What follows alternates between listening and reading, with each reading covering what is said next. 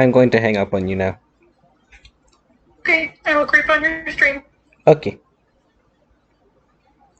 See you there then. Okay, Bye. bye.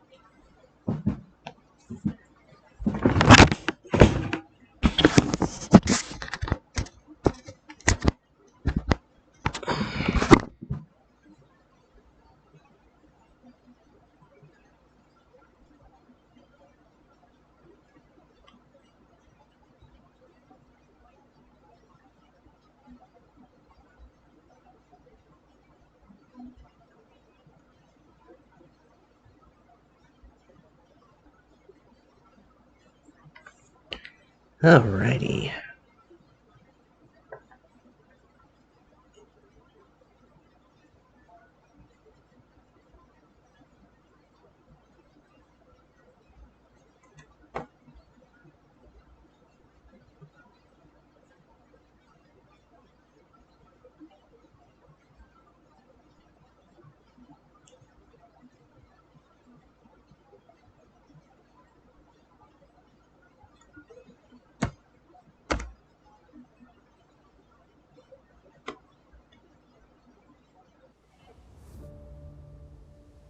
Some gates are better left unopened. Alright.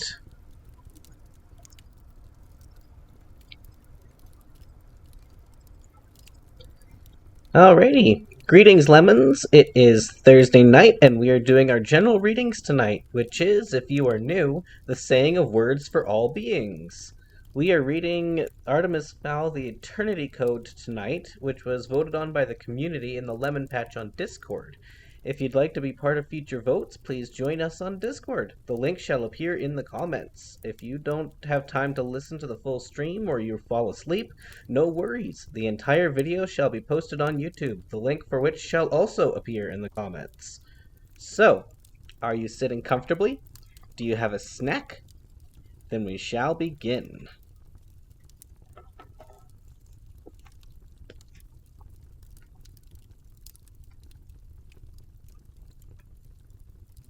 Alright. Prologue. Excerpt from Artemis Fowl's diary, Disc 2, encrypted. For the past 2 years, my business enterprises have thrived without parental interference. In this time, I have sold the pyramids to a Western businessman, forged and auctioned the lost diaries of Leonardo da Vinci, and separated the fairy people from a large portion of their precious gold. But my freedom to plot is almost at an end. As I write, my father lies in a hospital bed in Helsinki, where he is recovering after a 2-year imprisonment by the Russian mafia. He is still unconscious following his ordeal, but he will awaken soon and retake control of the Fowl finances. With 2 parents resident in Fowl Manor, it will be impossible for me to conduct my various illegal ventures undetected. Previously, this would not have been a problem, as my father was a bigger crook than I, but Mother is determined that the Fowls are going straight. However, there is time for one last job, something that my mother would not approve of. I don't think the fairy folk would like it much either, so I shall not tell them. Thank you, Charm. It is an excellent camera, isn't it? Much better. And thank you for financing it.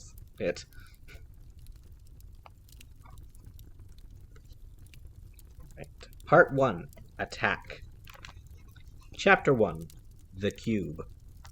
Knightsbridge, London. Artemis Fowl was almost content. His father would be discharged from Helsinki's University Hospital any day now. He himself was looking forward to a delicious lunch at Fin, a London seafood restaurant, and his business contact was due to arrive at any moment. All according to plan. His bodyguard, Butler, was not quite so relaxed. But then again, he was never truly at ease. One did not become one of the world's deadliest men by dropping one's guard. The giant Eurasian man flitted between the tables in the Knightsbridge bistro, hiding the usual security items and clearing exit routes. "Are you wearing the earplugs?" he asked his employer.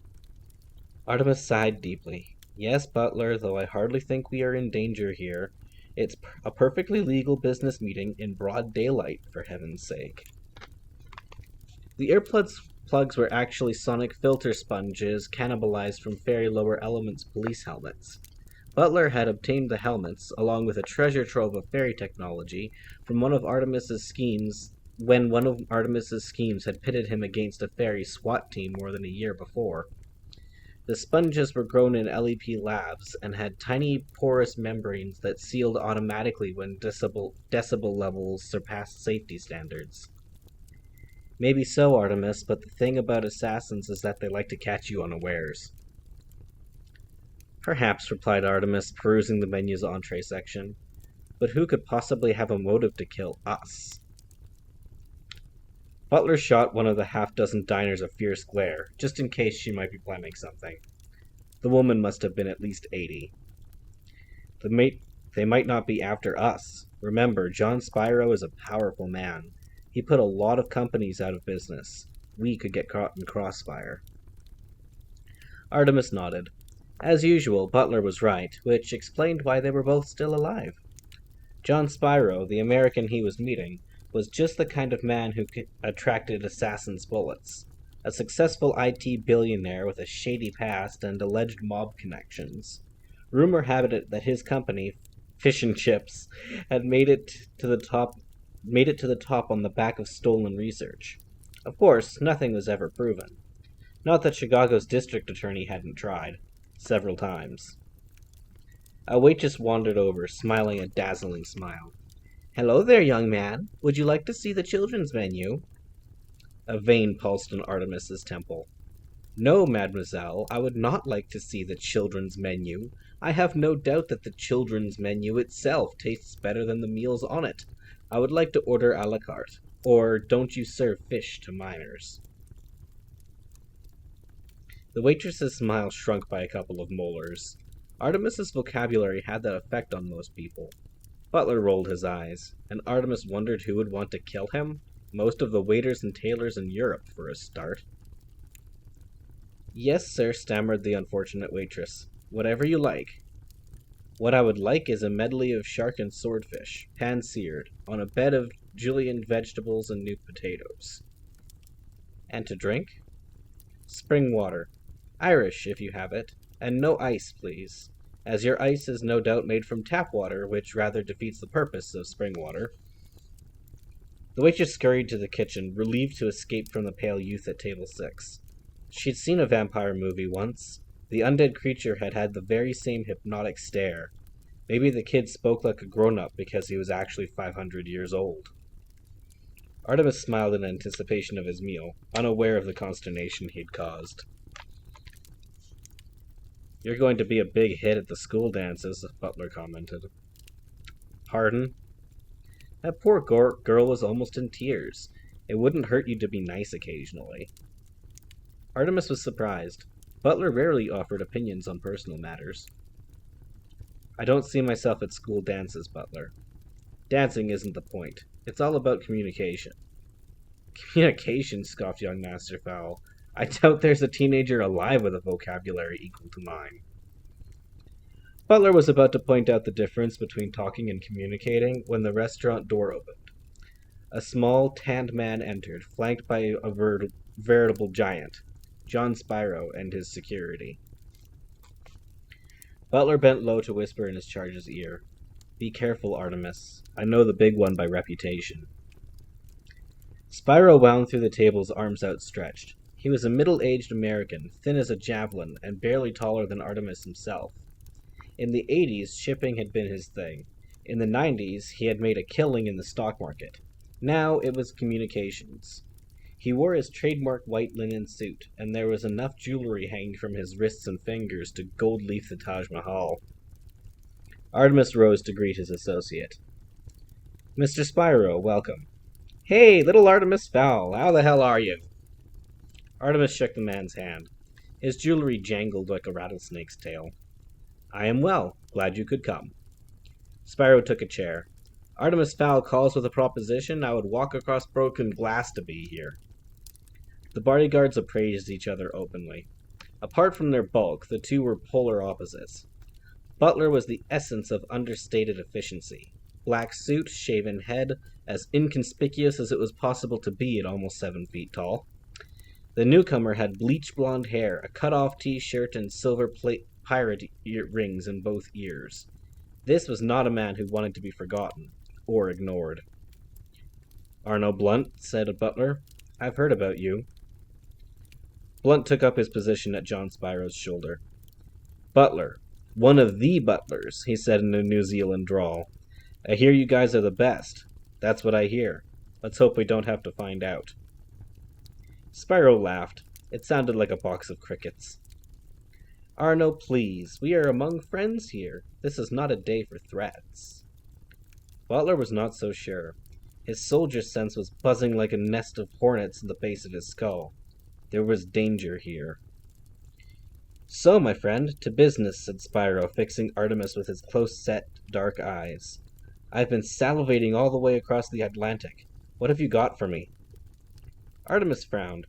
He'd hoped business could wait until after lunch. Wouldn't you like to see a menu?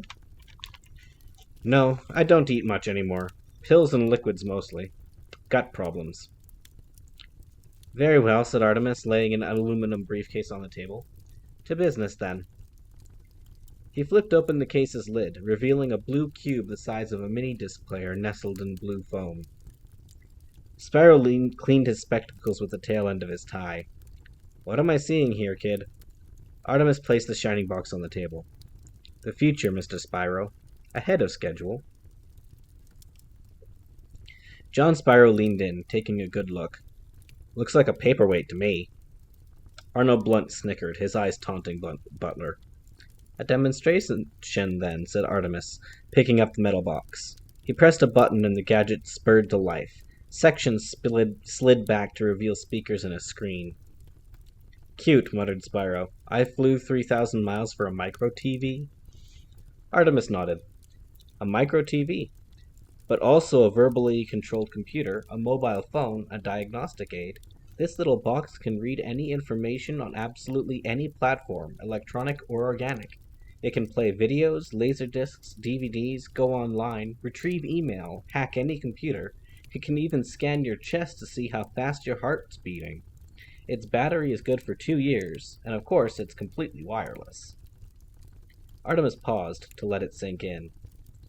Spyro's eyes grew huge behind his spectacles. You mean this box will render all other technology obsolete. Your computer plants will be worthless. The American took several deep breaths. But how? How? Artemis flipped the box over. An infrared sensor pulsed gently on the back. This is the secret, an omnisensor. It can read anything you ask it to, and if the source is programmed in, it can piggyback on any satellite you choose. Spyro wagged a finger. But that's illegal, isn't it? No, Artemis smiled. There are no laws against something like this, and there won't be for at least 2 years after it comes out. Look how long it took to shut down Napster. The American rested his face in his hands. It was too much. I don't understand. This is years, no, decades ahead of anything we have now. You're nothing but a 13-year-old kid. How did you do it? Artemis thought for a second. What was he going to say? That 16 months ago Butler had taken on a lower elements police retrieval squad and confiscated their ferry technology? Then he had taken the components and built this wonderful box? Hardly. Let's just say I'm a very smart boy, Mr. Spyro. Spyro's eyes narrowed. Maybe not as smart as you'd like us to think. I want a demonstration. Fair enough, Artemis nodded. Do you have a mobile phone? Naturally. Spyro placed his cell phone on the table. It was the latest fish and chips model. Secure, I take it. Spyro nodded arrogantly. 500-bit encryption, best in its class. You're not getting into the Fission 400 without a code. We shall see. Artemis pointed the sensor at the handset. The screen instantly displayed an image of the cell phone's workings. Download? Inquired a metallic voice from the speaker. Confirm. In less than a second, the job was done. Download complete, said the box, with a hint of smugness. Spyro was aghast. I don't believe it. That system cost $20 million. Worthless, said Artemis, showing him the screen. Would you like to call home? Or maybe move some funds around? You really shouldn't keep your bank account numbers on a SIM card. The American thought for several moments. It's a trick, he pronounced finally. You must have known about my phone. Somehow, don't ask me how, you got access to it earlier. That is logical, admitted Artemis. It's what I would suspect. Name your test. Spyro cast his eyes around the restaurant, fingers drumming the tabletop. Over there, he said finally, pointing to a video shelf above the bar. Play one of those tapes. That's it. It'll do for a start. Arnold Blunt made a huge show of flicking through the tapes, eventually selecting one without a label. He slapped it down on the table, bouncing the engraved silver cutlery half an inch into the air. Artemis resisted the urge to roll his eyes, placing the blue box directly onto the tape's surface. An image of the cassette's innards appeared in the tiny plasma screen. Download? Asked the box. Artemis nodded. Download, compensate, and play. Again, the operation was completed in under a second. An old episode of an English soap opera crackled into life. DVD quality, commented Artemis, regardless of the input. The C-cube will compensate. The what? The C-cube, repeated Artemis, the name I have given my little box. A tad obvious, I admit, but appropriate. The cube that sees everything. Spyro snatched the video cassette. Check it, he ordered, tossing the tape to Arnold Blunt.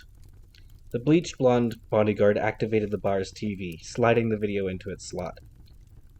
Coronation Street flickered across the screen.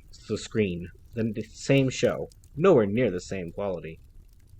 Convinced? Asked Artemis. The American tinkered with one of his many bracelets. Almost. One last test. I have a feeling that the government is monitoring me. Could you check it out? Artemis thought for a moment, then held the omnisensor close to his mouth. Cube, do you read any surveillance beams concentrated on this building? The machine whirred for a moment. The strongest ion beam is 80 kilometers due west, emanating from U.S. satellite code number ST1132W.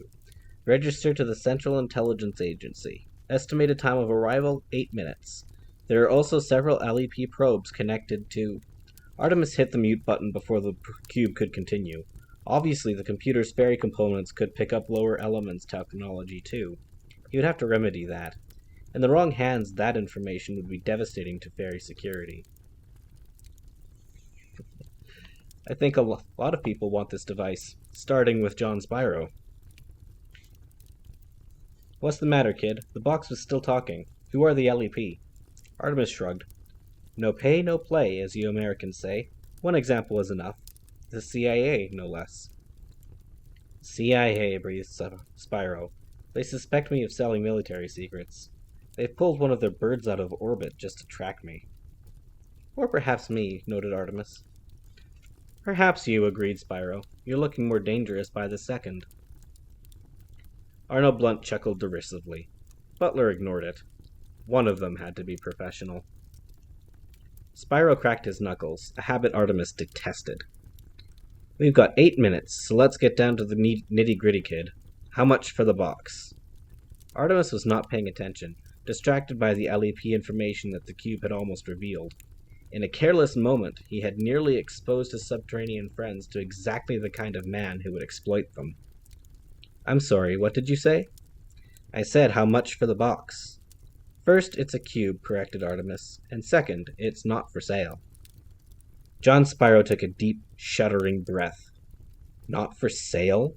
You brought me across the Atlantic to show me something you're not going to sell me? What's going on here?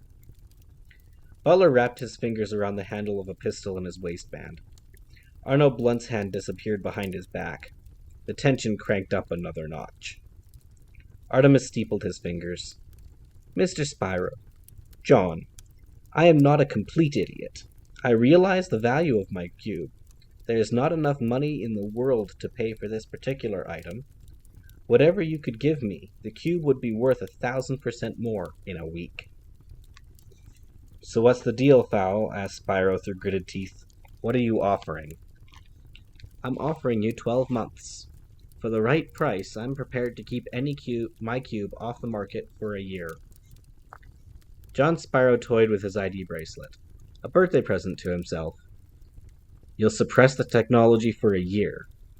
Correct. That should give you ample time to sell your stocks before they crash, and use the profits to buy into Fowl Industries. There is no Fowl Industries. Artemis smirked. There will be. Butler squeezed his employer's shoulder. It was not a good idea to bait a man like John Spyro. But Spyro hadn't even noticed the jibe. He was too busy calculating, twisting his bracelet like a string of worry beads. Your price? He asked eventually. Gold. 1 metric ton, replied the heir to the Fowl estate. That's a lot of gold. Artemis shrugged. I like gold. It holds its value. And anyway, it's a pittance compared to what this deal will save you. Spyro thought about it. At his shoulder, Arnold Blunt continued staring at Butler. The Fowl bodyguard blinked freely.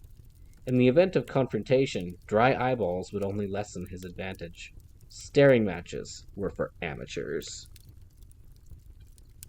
Let's say I don't like your terms, said John Spyro. Let's say I decide to take your little gadget with me right now. Arnold Blunt's chest puffed out another inch. Even if you could take the cube, Artemis smiled, it would be of little use to you. The technology is beyond anything your engineers have ever seen. Spyro smiled a thin, mirthless smile. Oh, I'm sure they could figure it out. Even if it took a couple of years, it wouldn't matter to you. Not where you're going. If I go anywhere, then the C-Cube secrets go with me. Its every function is coded to my voice patterns. It's quite a clever code. Butler bent his knees slightly, ready to spring. I bet we could break that code. I got one hell of a team assembled at Fish and Chips. Pardon me if I'm unimpressed by your one hell of a team, said Artemis. Thus far, you have been trailing several years behind Phonetics. Spyro jumped to his feet. He did not like the P word. Phonetics was the only communications company whose stock was higher than Fish and Chips. Okay, kid, you've had your fun. Now it's my turn. I have to go now, before the satellite beam gets here. But I'm leaving Mr. Blunt behind. He patted his bodyguard on the shoulder. You know what you have to do. Blunt nodded. He knew. He was looking forward to it. For the first time since the meeting began, Artemis forgot about his lunch and concentrated completely on the situation at hand. This was not going according to plan. Mr. Spyro, you cannot be serious. We are in a public place, surrounded by civilians. Your man cannot hope to compete with Butler. If you persist with these ludicrous threats, I will be forced to withdraw my offer and release the C-Cube immediately. Spyro placed his palms on the table. Listen, kid, he whispered. I like you. In a couple of years, you could have been just like me. But did you ever put a gun to somebody's head and pull the trigger? Artemis didn't reply. No, grunted Spyro. I didn't think so. Sometimes that's all it takes. Guts. And you don't have them. Artemis was at a loss for words. Something that had only ever happened twice since his 5th birthday. Butler stepped in to fill the silence. Unveiled threats were more his area. Mr. Spyro, don't try to bluff us. Blunt may be big, but I can snap him like a twig. Then there's nobody between me and you. And take my word for it, you don't want that. Spyro's smile spread across his nicotine-stained teeth like a smear of treacle. Oh, I wouldn't say there's nobody between us. Butler got that sinking feeling. The one you get when there are a dozen laser sights playing across your chest. They had been set up. Somehow, Spyro had outmaneuvered Artemis. Hey, Fowl, said the American. I wonder how come your lunch is taking so long. It was at that moment that Artemis realized just how much trouble they were in. It all happened in a heartbeat. Spyro clicked his fingers, and every single customer in End Fin drew a weapon from inside his or her coat. The 80-year-old lady suddenly looked a lot more threatening with a revolver in her bony fist. 2 armed waiters emerged from the kitchen wielding folding stock machine guns. Butler never even had time to draw a breath. Spyro tipped over the salt cellar. Check and mate. My game, kid. Artemis tried to concentrate. There must be a way out. There was always a way out. But it wouldn't come.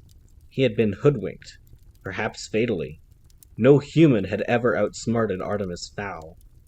Then again, it only had to happen once.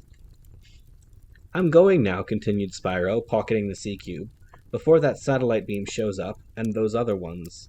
The LEP, I've never heard of that particular agency, but as soon as I get this gizmo working, they're going to wish they'd never heard of me. It's been fun doing business with you. On his way to the door, Spyro winked at his bodyguard. You got 6 minutes, Arno. A dream come true, eh? You get to be the guy who took out the great butler. He turned back to Artemis, unable to resist a final jibe. Oh, and by the way, Artemis. Isn't that a girl's name? And he was gone, into the multicultural throngs of tourists on the high street. The old lady locked the door behind him.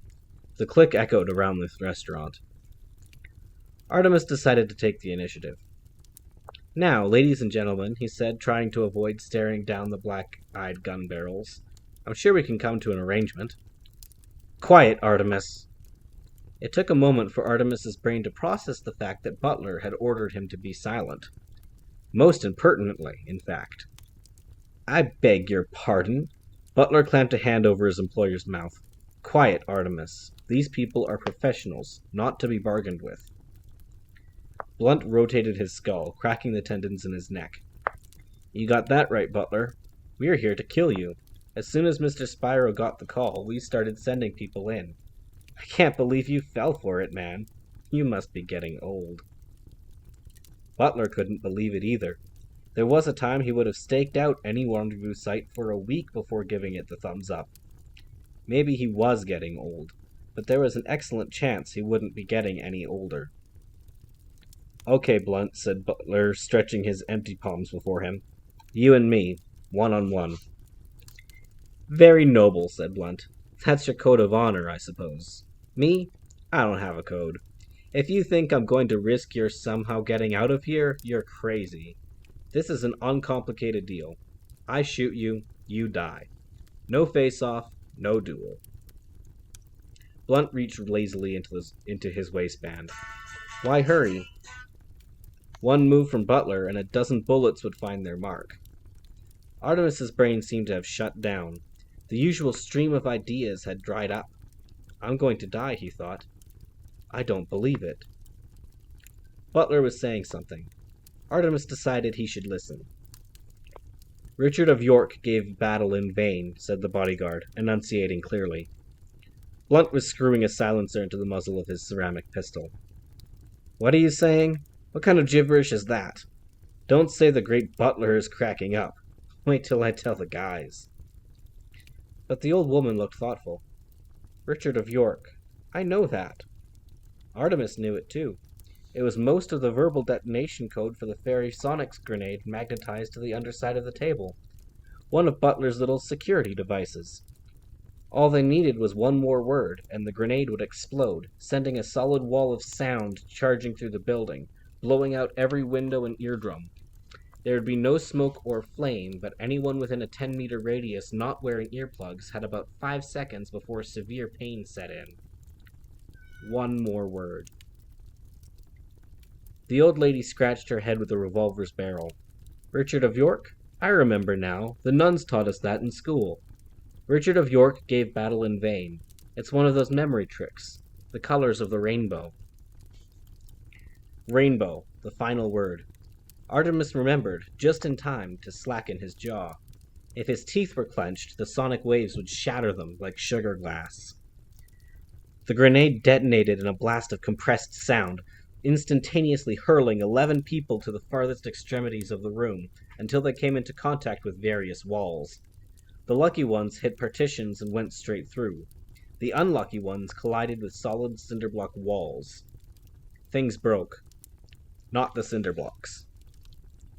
Artemis was safe in Butler's bear hug. The bodyguard had anchored himself against a solid door frame, folding the flying boy into his arms. They had several other advantages over Spyro's assassins. Their teeth were intact, and they did not suffer from any compound fractures, and the sonic filter sponge had sealed, saving their eardrums from perforation. Butler surveyed the room. The assassins were all down, clutching their ears. They wouldn't be uncrossing their eyes for several days. The manservant drew his Sig Sauer pistol from his shoulder holster. "Stay here," he commanded. "I'm going to check the kitchen." Artemis settled back into his chair, drawing several shaky breaths. All around was a chaos of dust and moans. But once again, Butler had saved them. All was not lost. It was even possible that they could catch Spyro before he left the country. Butler had a contact in Heathrow security, Sid Commons, an ex-Green Beret he had served with on bodyguard duty in Monte Carlo. A large figure blocked the sunlight. It was Butler, returned from his reconnoitering. Artemis breathed deeply, fleetingly uncharacteristically emotional. "Butler," he began, "we really must talk regarding your salary." But it wasn't Butler. It was Arnold Blunt. He had something in both hands. On his left palm, 2 tiny cones of yellow foam. "Earplugs," he spat through broken teeth. "I always wear 'em for a firefight.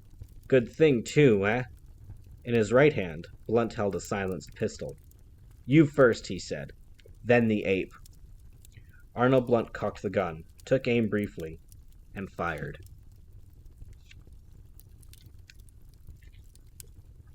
Alright, folks, we are going to pause there for a few minutes while I feed the screaming beast.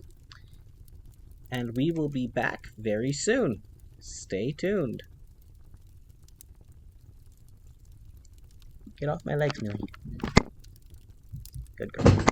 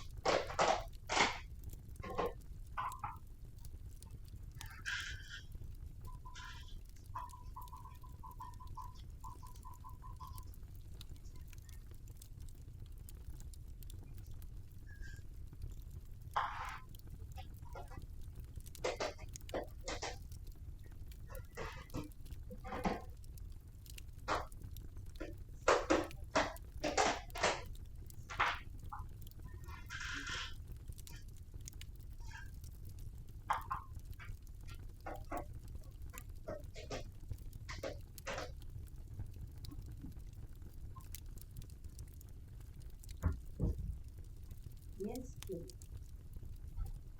Paper, yes.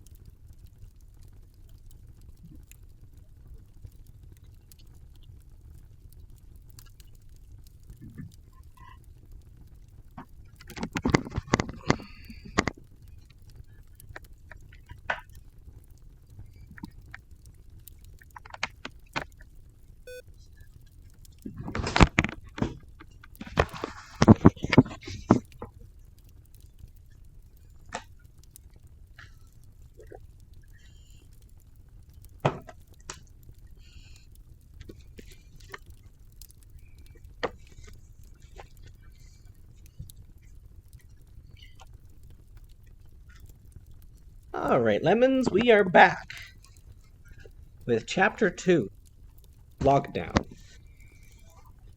Haven City, the lower elements. Though Artemis did not intend it, the cube's scan for surveillance beams was to have far-reaching repercussions. The search parameters were so vague that the cube sent probes into deep space, and, of course, deep underground. Below the surface, the lower elements police were stretched to their limits following the recent Goblin uprising. 3 months after the attempted Goblin takeover, most of the major players were in custody, but there were still isolated pockets of both the Wagon triad loping around Haven's tunnels with illegal soft-nosed lasers. Every available LEP officer had been drafted to help with Operation Mop Up before the tourist season got started. The last thing the city council wanted was tourists spreading their leisure gold. The last thing the city council wanted was tourists spending their leisure gold in Atlantis because Haven's pedestrianized Central Plaza was not safe to wander through. Tourism, after all, accounted for 18% of the capital's revenue. Captain Holly Short was on loan from Reconnaissance Squad. Generally, her job was to fly to the surface on the trail of ferries who had ventured above ground without a visa. If even one renegade ferry got himself captured by the Mudmen, then Haven would cease to be a haven. So, until every gang goblin was licking his eyeballs in Howler's Peak Correctional Facility, Holly's duties were the same as every other LEP officer: rapid response to any Bawakal alert. Today, she was escorting 4 rowdy goblin hoods to Police Plaza for processing. They had been found asleep in an insect delicatessen, stomachs distended by a night of gluttony. It was lucky for them that Holly had arrived when she did, because the deli's dwarf owner was on the point of lowering the scaly foursome into the deep fat fryer. Holly's ride-along for Operation Mop Up was Corporal Grub Kelp, little brother to the famous Captain Trouble Kelp, one of the LEP's most decorated officers. Grub did not share his brother's stoic personality.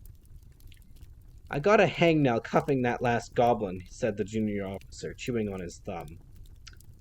"Painful," said Holly, trying to sound interested. They were driving along a magna strip to Police Plaza, with the perpetrators manacled in the rear of their LEP wagon. It wasn't actually a regulation wagon.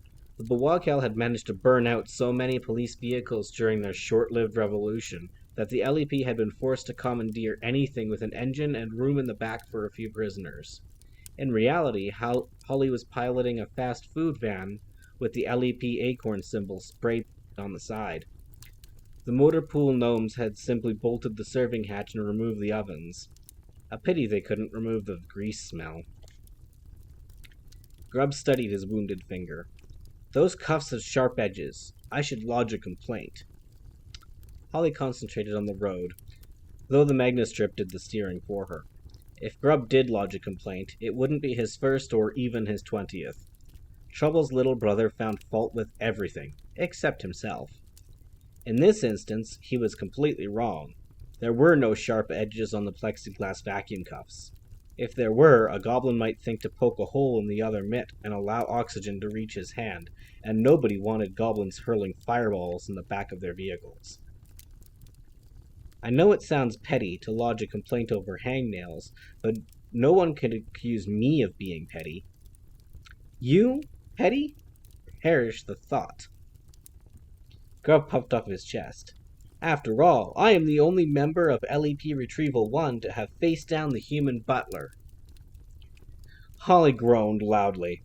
This, she fervently hoped, would dissuade Grub from telling his Artemis Fowl war story yet again. It grew longer and more fantastical each time. In reality, Butler had let him go, as a fisherman would a minnow. But Grub was not about to take a hint. "I remember it well," he began melodramatically. "It was a dark night." And, as though his very words carried immeasurable magic, every light in the city went out. Not only that, but the magnastrip's power failed, leaving them stranded in the middle lane of a frozen highway. "I didn't do that, did I?" whispered Grub. Holly didn't answer, already halfway out of the wagon door. Overhead, the sun strips that replicated surface light were fading to black. In the last moment of half-light, Holly squinted toward the northern tunnel, and sure enough, the door was sliding down, emergency lights revolving along its lower edge. 200 feet of solid steel separating Haven from the outside world. Similar doors were dropping at strategic arches all over the city. Lockdown. There were only 3 reasons that the Council would initiate a city-wide lockdown: flood, quarantine, or discovery by the humans. Holly looked around her. Nobody was drowning, nobody was sick. So the Mudmen were coming. Finally, every fairy's worst nightmare was coming true. Emergency lights flickered on overhead. The sunstrip's soft white glow was replaced by an eerie orange. Official vehicles received a burst of power from the Magnestrip, enough to get them to the nearest depot. Ordinary citizens were not so lucky. They would have to walk. Hundreds stumbled from their automobiles, too scared to protest. That would come later. Captain Short! Holly! It was Grub. No doubt he would be lodging a complaint with someone. Corporal, she said, turning back to the vehicle, this is no time for panic. We need to show an example. The lecture petered out of her throat because of what was happening to the wagon. All LEP vehicles would have received the regulation 10-minute burst of power from the Magnestrip to get them and their cargo to safety. This power would also keep the plexiglass cuffs vacuumed. Of course, they weren't using an official LEP vehicle, and so it hadn't been cleared for emergency power. Something the Goblins had obviously realized, because they were trying to burn their way out of the wagon. Grub stumbled from the cab, his helmet blackened by soot. They melted the cuffs off and started blasting the doors, he panted, retreating to a safe distance. Goblins. Evolution's little joke. Pick the dumbest creatures on the planet and give them the ability to conjure fire. If the Goblins didn't stop blasting the wagon's reinforced interior, they would be encased by molten metal. Not a nice way to go, even if you were fireproof. Holly activated the amplifier in the LEP helmet. You there, in the wagon. Cease fire. The vehicle will collapse and you will be trapped. For several moments, smoke billowed from the vents, then the vehicle settled on its axles. A face appeared in the grill, a forked tongue slithering through the mesh. You think we're stupid, Elf? We're gonna burn clean through this pile of junk. Holly stepped closer, turning up the speakers. Listen to me, Goblin. You are stupid, let's just accept that and move on. If you continue to fireball that vehicle, the roof will melt and fall on you like shells from a human gun. You may be fireproof, but are you bulletproof? The Goblin licked his lidless eyes, thinking it over. You lie, Elf. We will blow a hole right through this prison. You will be next. The wagon's panels began to lurch and buckle as the Goblins renewed their attack. Not to worry, said Grub from a safe distance. The fire extinguishers will get them. They would, corrected Holly, if the fire extinguishers weren't connected to the main power grid, which is shut down.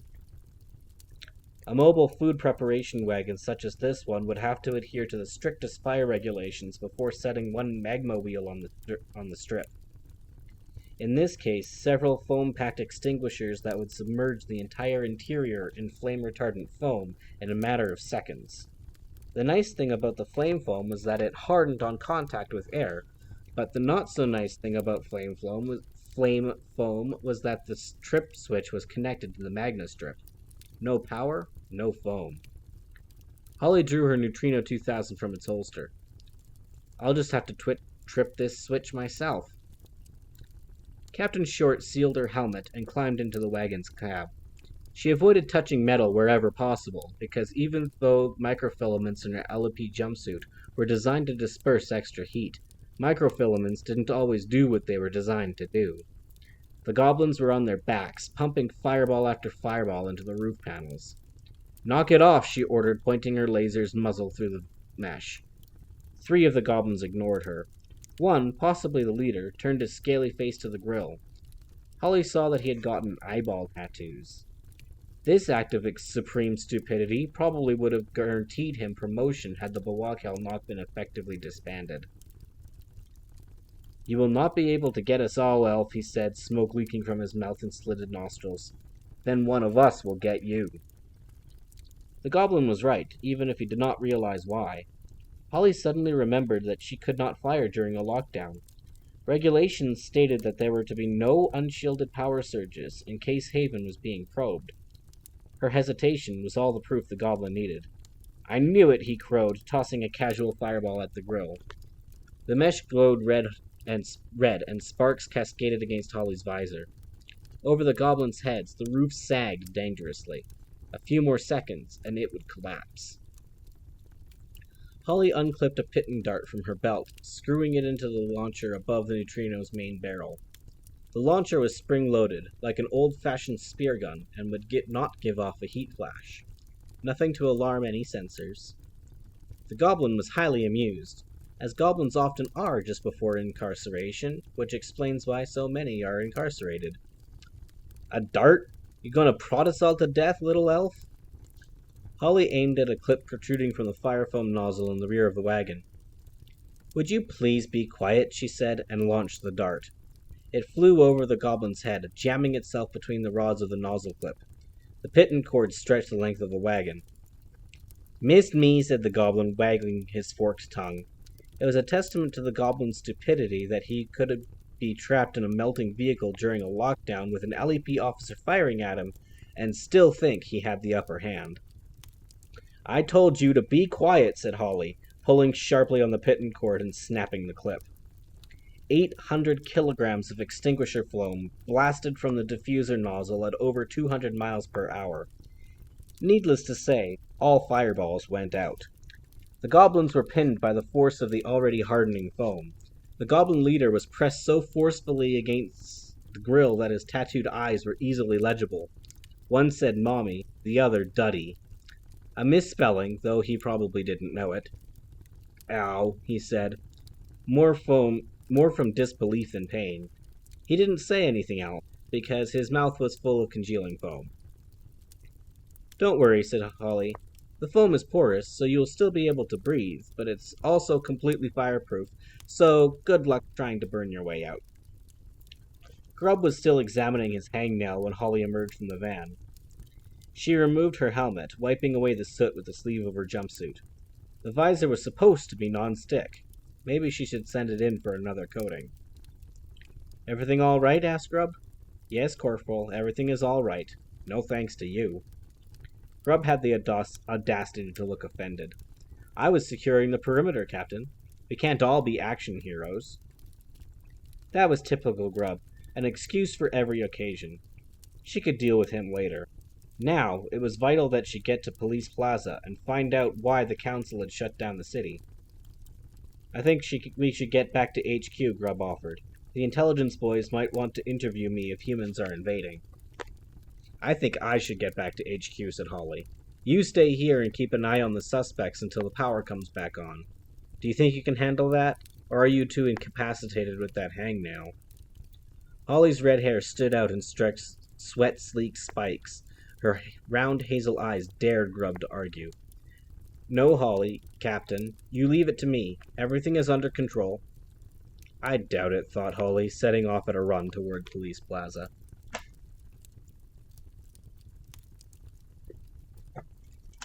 The city was in complete chaos. Every citizen was on the street staring at their dead appliances in disbelief. For some of the younger fairies, the loss of their cell phones was too much to bear. They sank to the streets, sobbing gently. Police Plaza was mobbed by inquiring minds, like moths drawn to light. In this case, one of the only lights in town. Hospitals and emergency vehicles would still have juice, but apart from those, the LEP headquarters was the only government building still functioning. Holly forced her way through the crowd, into the lobby area. The public service lines ran down the steps and out the door. Today, everyone was asking the same question. What's happened to the power? The same question was on Holly's lips as she burst into the Situation Room, but she kept it to herself. The room was already packed with the force's complement of captains, along with 3 regional commanders and all 7 council members. Ah, said Chairman Cartez, the last captain. I didn't get my emergency juiced, explained Holly. Non-regulation vehicle. Cartez adjusted his official colonial hat. No time for excuses, Captain. Mr. Foley has been holding off on his briefing until you got here. Holly took her seat at the captain's table, beside Trouble Kelp. Grub okay, he whispered. He gotta hang now. Trouble rolled his eyes. No doubt he'll make a complaint. Foley, a centaur, trotted through the doors, clutching armfuls of discs.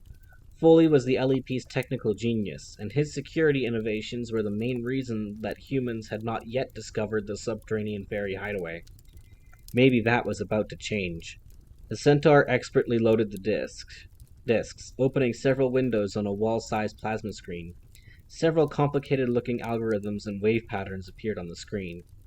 He cleared his throat noisily. I advised Chairman Cartez to initiate lockdown on the basis of these readings. Recon's Commander Root sucked on an unlit fungus cigar. I think I'm speaking for the whole room here, Foley, when I say that all I see is lines and squiggles. Doubtless it makes sense to a smart pony like yourself, but the rest of us are going to need some plain gnomish. Foley sighed. Simply put, really simply, we got pinged. Is that plain enough? It was. The room resonated with stunned silence. Pinged was an old naval term from back in the days when sonar had been the preferred method of detection. Getting pinged was slang for being detected. Someone knew the fairy folk were down here. Root was the first to recover his voice. Pinged. Who pinged us? Foley shrugged. Don't know. It only lasted a few seconds. There was no recognizable signature, and it was untraceable. What did they get? Quite a bit. Everything North European. Scopes, Sentinel, all our cam-cams. Downloaded information from every one of them. This was catastrophic news. Someone or something knew all about ferry surveillance in Northern Europe after only a few seconds. Was it human, asked Holly, or alien? Foley pointed to a digital representation of the beam. I can't say for certain. If it is human, it's something brand new. This came out of nowhere. No one has been developing technology like this, so far as I know. Whatever it is, it read us like an open book. My security encryptions folded like they weren't even there. Cartez took off his official hat, no longer concerned with protocol. What does this mean for the people? It's difficult to say. There are best and worst case scenarios. Our mysterious guest could learn all about us whenever he wishes and do with our civilization what he will. And a best case scenario? Asked Trouble. Foley took a breath. That was the best case scenario. Commander Root called Holly into his office. The room stank of cigar smoke in spite of the purifier built into the desk. Foley was already there, his fingers a blur over the commander's keyboard. The signal originated in London somewhere, said the centaur. We only know that because I happened to be looking at the monitor at the time. He leaned back from the keyboard, shaking his head. This is incredible. It's some kind of hybrid technology, almost like our ion systems, but not quite, just a hair's breadth away. The how is not important now, said Root. It's the who I'm worried about. What can I do, sir? Asked Holly. Root stood, walking to a map of London on the wall plasma screen. I need you to sign out a surveillance pack, go topside, and wait. If we get pinged again, I want someone on site ready to go. We can't record this thing, but we can certainly get a visual on the signal. As soon as it shows up on the screen, we'll feed you the coordinates and you can investigate. Holly nodded. When is the next hotshot? Hotshot was LEP speak for the magma flares that recon officers ride to the surface in titanium eggs. Pod pilots referred to this seat-of-the-pants procedure as riding the hotshots. No such luck, replied Foley. Nothing in the pipes for the next 2 days. You'll have to take a shuttle. What about the lockdown? I've restored power to Stonehenge and our satellite arrays. We'll have to risk it. You need to get above ground, and we need to stay in contact.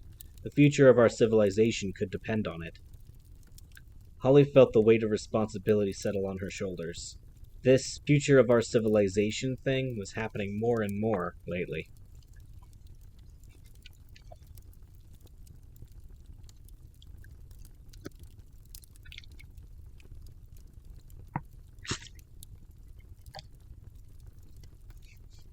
Chapter 3. On Ice. Knightsbridge. The sonic blast from Butler's grenade had crashed through the kitchen door, sweeping stainless steel implements aside like grass stalks. The aquarium shattered, leaving the flagstones slick with water, plexiglass, and surprised lobsters. They skittered through the debris, claws raised. The restaurant staff were on the floor, bound and soaking, but alive. Butler did not untie them. He did not need hysteria right now. Time enough to deal with them once all the threats had been neutralized. An assassin stirred, suspended halfway through a dividing wall. The manservant checked her eyes. They were crossed and unfocused. No threat there. Butler pocketed the old lady's weapon just the same. He couldn't be too careful. Something he was learning all over again. If Madame Co could have seen this afternoon's display, she would have had his graduation tattoo lasered off for sure. The room was clear, but still something was bothering the bodyguard. His soldier sense grated like two broken bones. Once again, Butler flashed on Madame Co, his sensei from the academy. The bodyguard's primary function is to protect his principal. The principal cannot be shot if you are standing in front of him. Madame Co always referred to employers as principals. One did not become involved with the principals. Butler wondered why this particular maxim had occurred to him. Out of the hundreds Madame Co had drummed into his skull, why this one? It was obvious, really. He had broken the first rule of personal protection by leaving his principal unguarded. The second rule, do not develop an emotional attachment to the principal, was pretty much in smithereens too. Butler had become so attached to Artemis that it was obviously beginning to affect his judgment. He could see Madame Co before him, nondescript in her khaki suit, for all the world like an ordinary Japanese housewife. But how many housewives of any nationality could strike so quickly that the air hissed? You are a disgrace, Butler. A disgrace to your name. It would better suit your talents to get a job mending shoes. Your principal has already been neutralized. Butler moved as though in a dream. The very air seemed to hold him back as he raced for the kitchen doors. He knew what would have happened. Arnold Blunt was a professional. Vain, perhaps, a cardinal sin among bodyguards, but a professional nonetheless. Professionals always inserted earplugs if there was any danger of gunfire. The tiles were slick beneath his feet, but Butler compensated by leaning forward and digging his rubber-soled toes into the surface. His intact eardrums picked up irregular vibrations from the restaurant. Conversation. Artemis was speaking with someone. Arnold Blunt, no doubt. It was already too late. Butler came through the service door at a speed that would have shamed an Olympian. His brain began calculating odds the moment pictures arrived from his retinas. Blunt was in the act of firing. Nothing could be done about that now. There was only one option. Without hesitation, Butler took it. In his right hand, Blunt held a silenced pistol. You first, he said, then the ape. Arnold Blunt cocked the gun, took aim briefly, and fired. Butler came from nowhere. He seemed to fill the entire room, flinging himself in the bullet's path. From a greater distance, the Kevlar in his bulletproof vest might have held, but at point-blank range, the Teflon-coated bullet drilled through the vest like a hot poker through snow. It entered Butler's chest half an inch below the heart. It was a fatal wound. The bodyguard's own momentum, combined with the force of the bullet, sent Butler crashing into Artemis, pinning him in the dessert trolley. Nothing of the boy was visible, save one Armani loafer. Butler's breathing was shallow and his vision gone, but he was not dead yet. Even though his brain's electricity was rapidly running out, the bodyguard held on to a single thought. Protect the principal. Arnold Blunt drew a surprised breath, and Butler fired 6 shots at the sound. He would have been disappointed with the spread had he been able to see it. But one of the bullets found its mark, clipping Blunt's temple. Unconsciousness was immediate, concussion inevitable. Arnold Blunt joined the rest of his team, on the floor. Butler ignored the pain squashing his torso like a giant fist. Instead, he listened for movement. There was nothing locally, just the scratch of lobster claws on the tiles. And if one of the lobsters decided to attack, Artemis was on his own. Nothing more could be done. Either Artemis was safe or he was not. If not, Butler was in no condition to fulfill the terms of his contract. This realization brought tremendous calm. No more responsibility. Just his own life to live, for a few seconds at any rate. And anyway, Artemis wasn't just a principal. He was his only true friend. Madame Co might not have liked this attitude, but there wasn't much she could do about it now. There wasn't much anybody could do.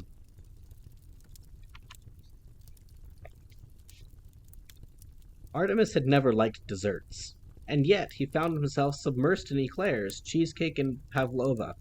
His suit would be absolutely destroyed. Of course, Artemis's brain was only throwing up these facts so that he could avoid thinking about what had happened. But a 200-pound deadweight is a hard thing to ignore.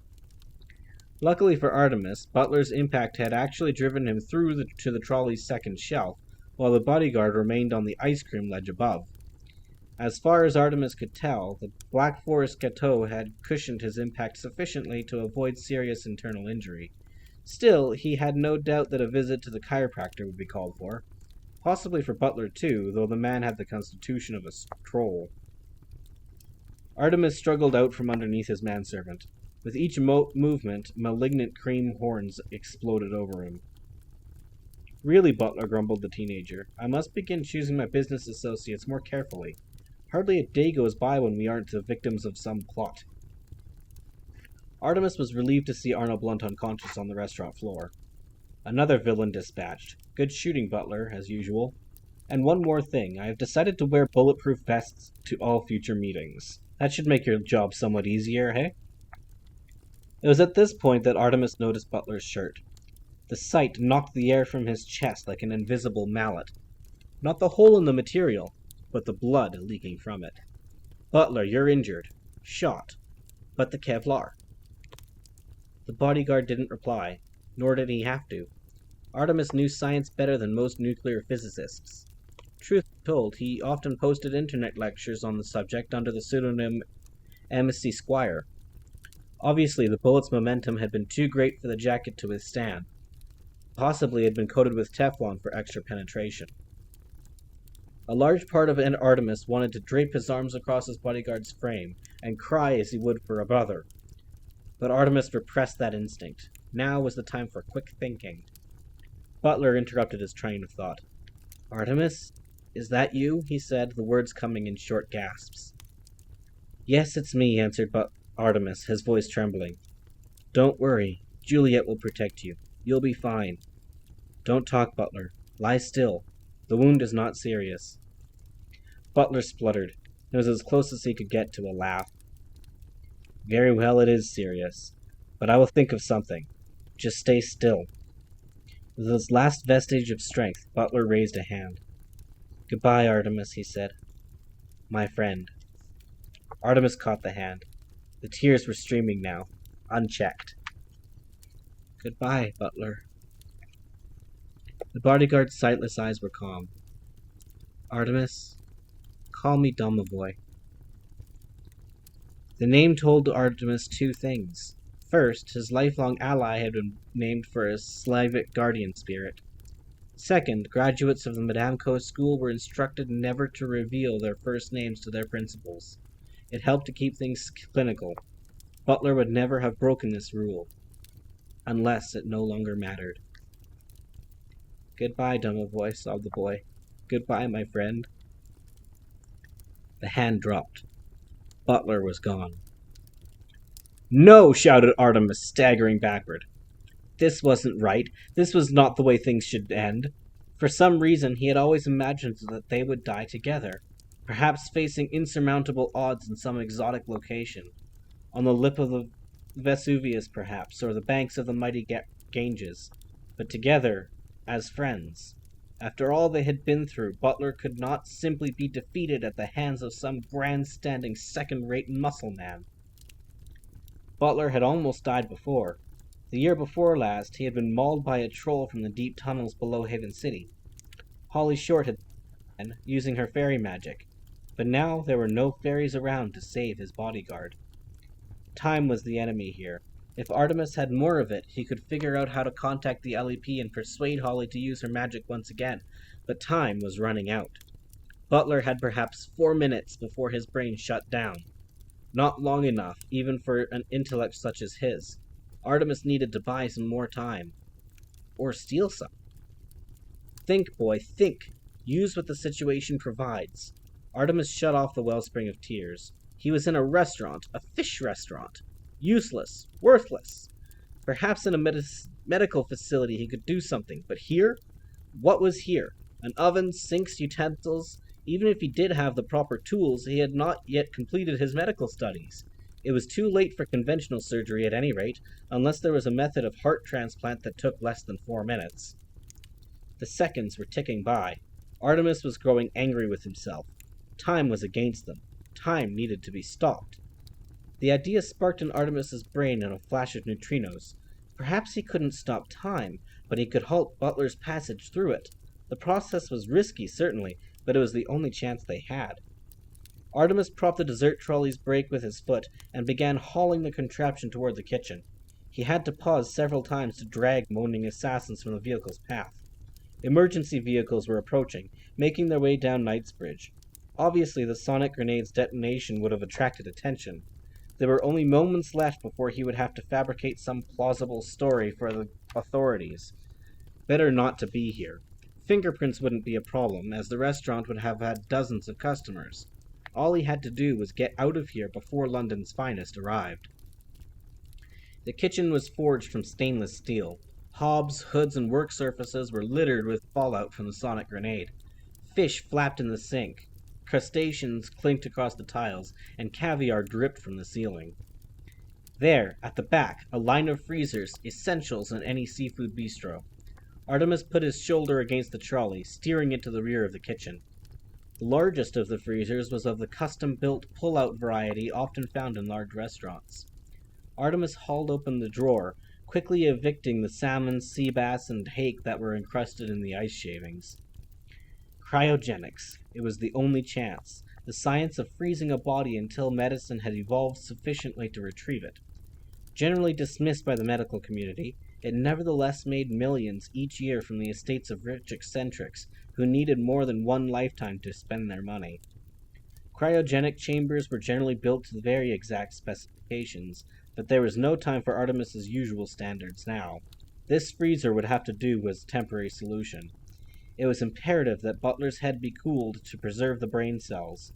So long as his brain functions were intact, he could, theoretically, be revived, even if there were no heartbeat. Artemis maneuvered the trolley until it overhung the open freezer. Then, with the help of a silver platter, he levered Butler's body into the steaming ice. It was tight, but the bodyguard fit with barely a bend of the legs. Artemis heaped loose ice on top of his fallen comrade, and then adjusted the thermostat to 4 degrees below freezing, to avoid tissue damage. Butler's blank eyes stared at him through a layer of ice. "I'll be back," the boy said. "Sleep well." The sirens were close now. Artemis heard the screech of tires. "Hold on, Domovoy," whispered Artemis, closing the freezer drawer. Artemis left through the back door, mingling with the crowds of locals and sightseers. The police would have someone photographing the crowd, so he did not linger, or even glance back toward the restaurant. Instead, he made his way to Harrod's, and found himself a table at the Gallery Café. Once he had assured the waitress that he was not looking for his mummy, and produced sufficient cash to pay for his pot of Earl Grey tea, Artemis pulled out his cell phone, selecting a number from the speed dial menu. A man answered on the second ring. "Hello, make it quick, whoever you are. I'm very busy at the moment." The man was Detective Inspector Justin Barr of New Scotland Yard. Barr's gravelly tones were caused by a hunting knife across the gullet during a bar fight in the 90s. If Butler hadn't been on hand to stop the bleeding, Justin Barr would never have risen beyond sergeant. It was time to call in the debt. "Detective Barr, this is Artemis Fowl." "Artemis, how are you? And how's my old partner, Butler?" Artemis kneaded his forehead. "Not well at all, I'm afraid. He needs a favor." "Anything for the big man. What can I do?" "Did you hear something about a disturbance in Knightsbridge?" There was a pause. Artemis heard paper rip as fax was torn off the roll. "Yes, it just came in. A couple of windows were shattered in some restaurant. Nothing major. Some tourists got a bit shell-shocked. Preliminary reports say it was some kind of localized earthquake, if you can believe that. They've got 2 cars there right now. Don't tell me Butler was behind it." Artemis took a breath. "I need you to keep your men away from the freezers." That's a strange request, Artemis. What's in the freezers that I shouldn't see? Nothing illegal, promised Artemis. Believe me when I say, this is life or death for Butler. Barr didn't hesitate. This is not exactly my jurisdiction, but consider it done. Do you need to get whatever I'm not supposed to see out of the freezers? The detective had read his mind. As soon as possible. 2 minutes are all I need. Barr chewed it over. Okay, let's synchronize schedules. The forensics team is going to be in there for a couple of hours. Nothing I can do about that. By 6:30, I can guarantee there won't be anyone on duty. You have 5 minutes. That'll be more than sufficient. Good, and tell the big man that we're even. Artemis kept his voice even. Yes, Detective Barr, I'll tell him. If I get the opportunity, he thought.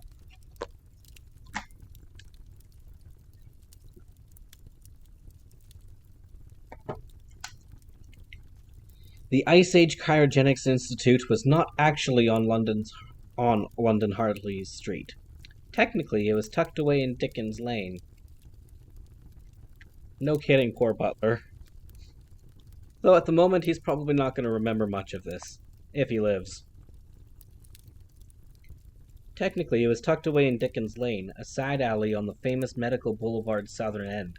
But this did not stop the facility's MD, one Dr. Constance Lane, from putting Harley Street on all Ice Age stationery. You couldn't buy credibility like that.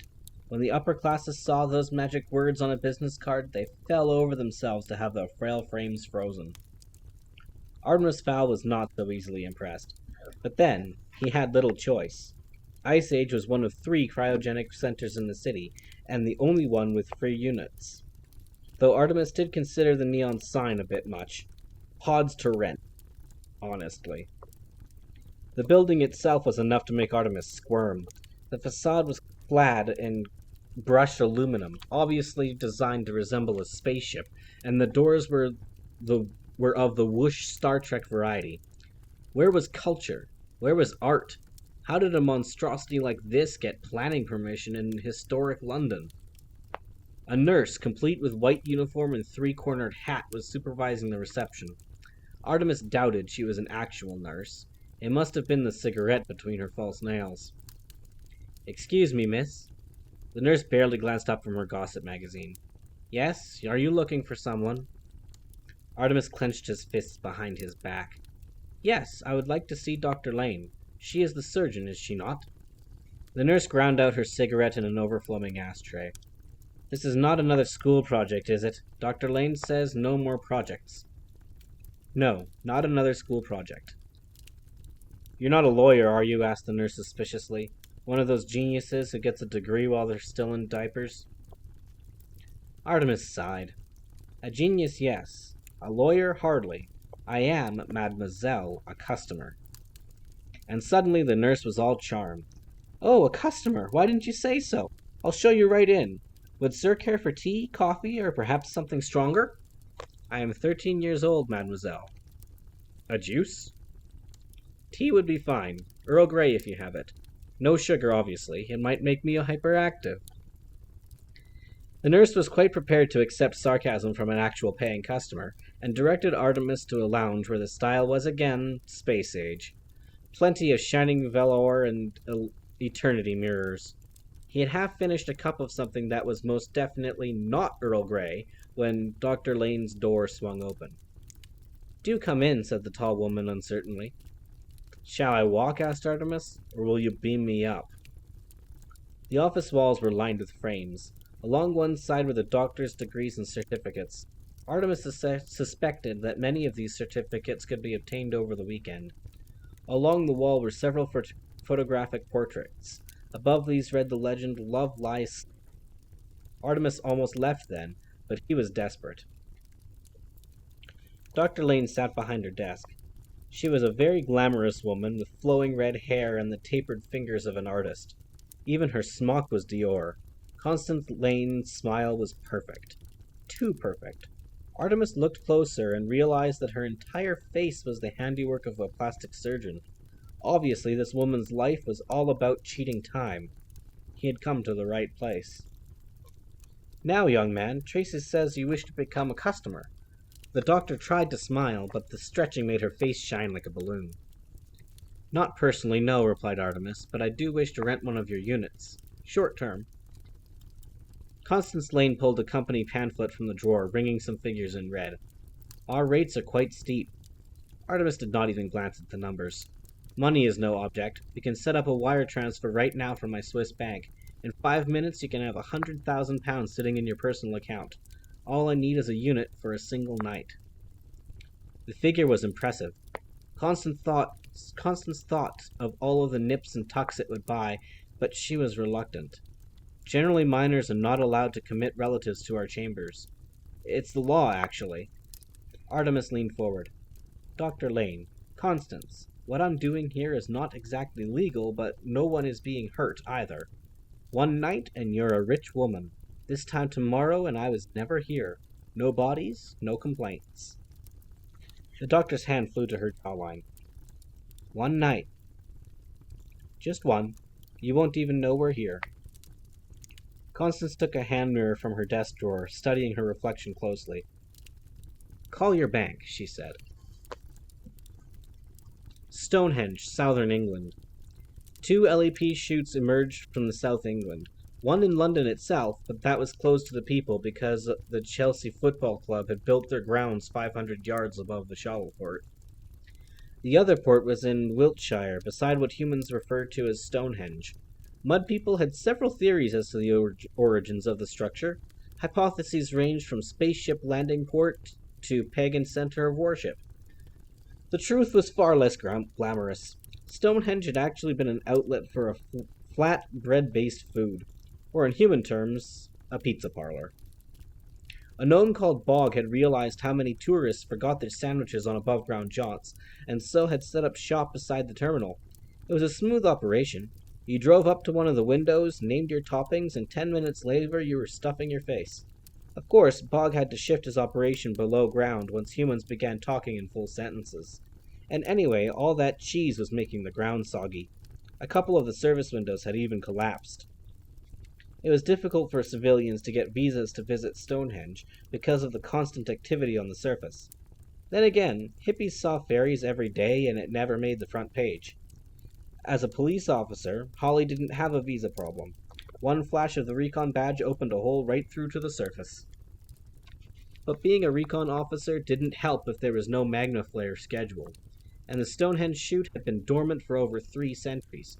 Not a spark. In the absence of a hotshot to ride, Holly was forced to travel aboard a commercial shuttle. The first available shuttle was heavily booked, but luckily there was a late cancellation, so Holly wasn't forced to bump a passenger. The shuttle was a 50-seater luxury cruiser. It had been commissioned especially by the Brotherhood of Bog to visit their patron's site. These fairies, mostly gnomes, dedicated their lives to pizza, and every year on the anniversary of Bog's first day in business, they chartered a shuttle and took a picnic above ground. The picnic consisted of pizza, tuber beer, and pizza-flavored ice cream. Needless to say, they did not remove their rubber pizza bonnets for the entire day. So, for 67 minutes, Holly sat wedged between 2 beer-swilling gnomes singing the pizza song. "Pizza, pizza, fill your face, the thicker the pastry, the better the base." There were 114 verses, and it didn't get any better.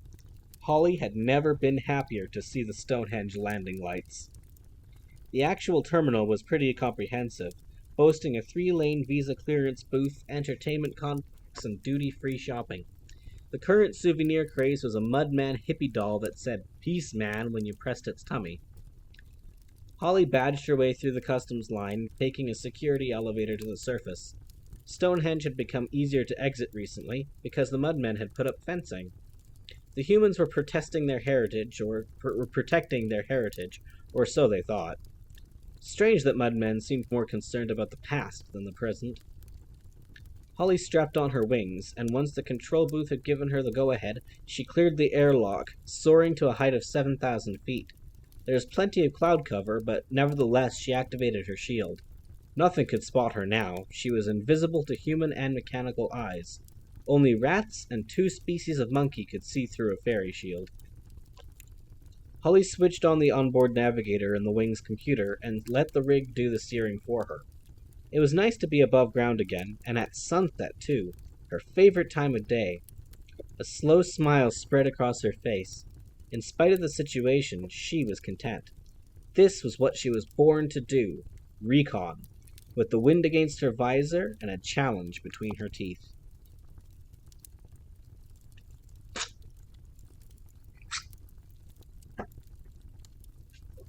Knightsbridge. It had been almost 2 hours since Butler had been shot. Generally, the grace period between heart failure and brain damage was about 4 minutes, but that period can be extended if the patient's body temperature is lowered sufficiently. Drowning victims, for example, can be resuscitated for up to an hour after their apparent death.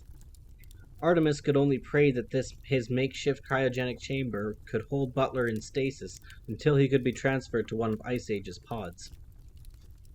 Ice Age Cryogenics had a mobile unit for transporting clients from the private clinics where they expired. The van was equipped with its own generator and full surgery. Even if cryogenics was considered crackpot medicine by many physicians, the vehicle itself would meet the strictest standards of equipment and hygiene. These units cost almost £1 million apiece, Dr. Constance Lane informed Artemis as they sat in the stark white surgery.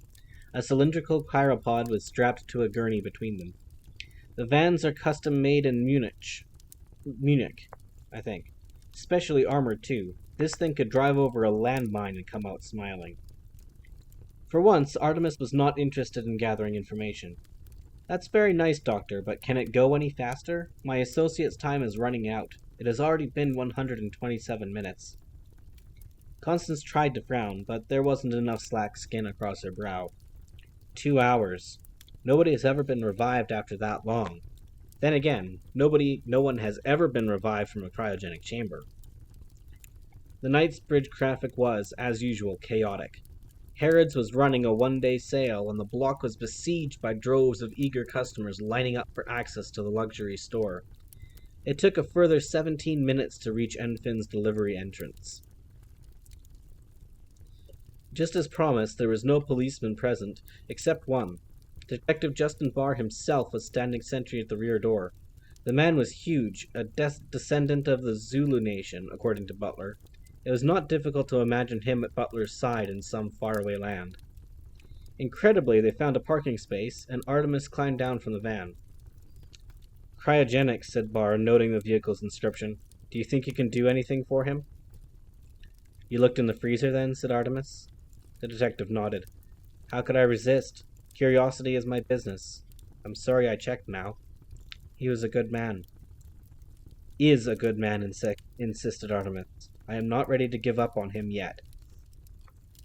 Barr stood aside to admit 2 uniformed Ice Age paramedics.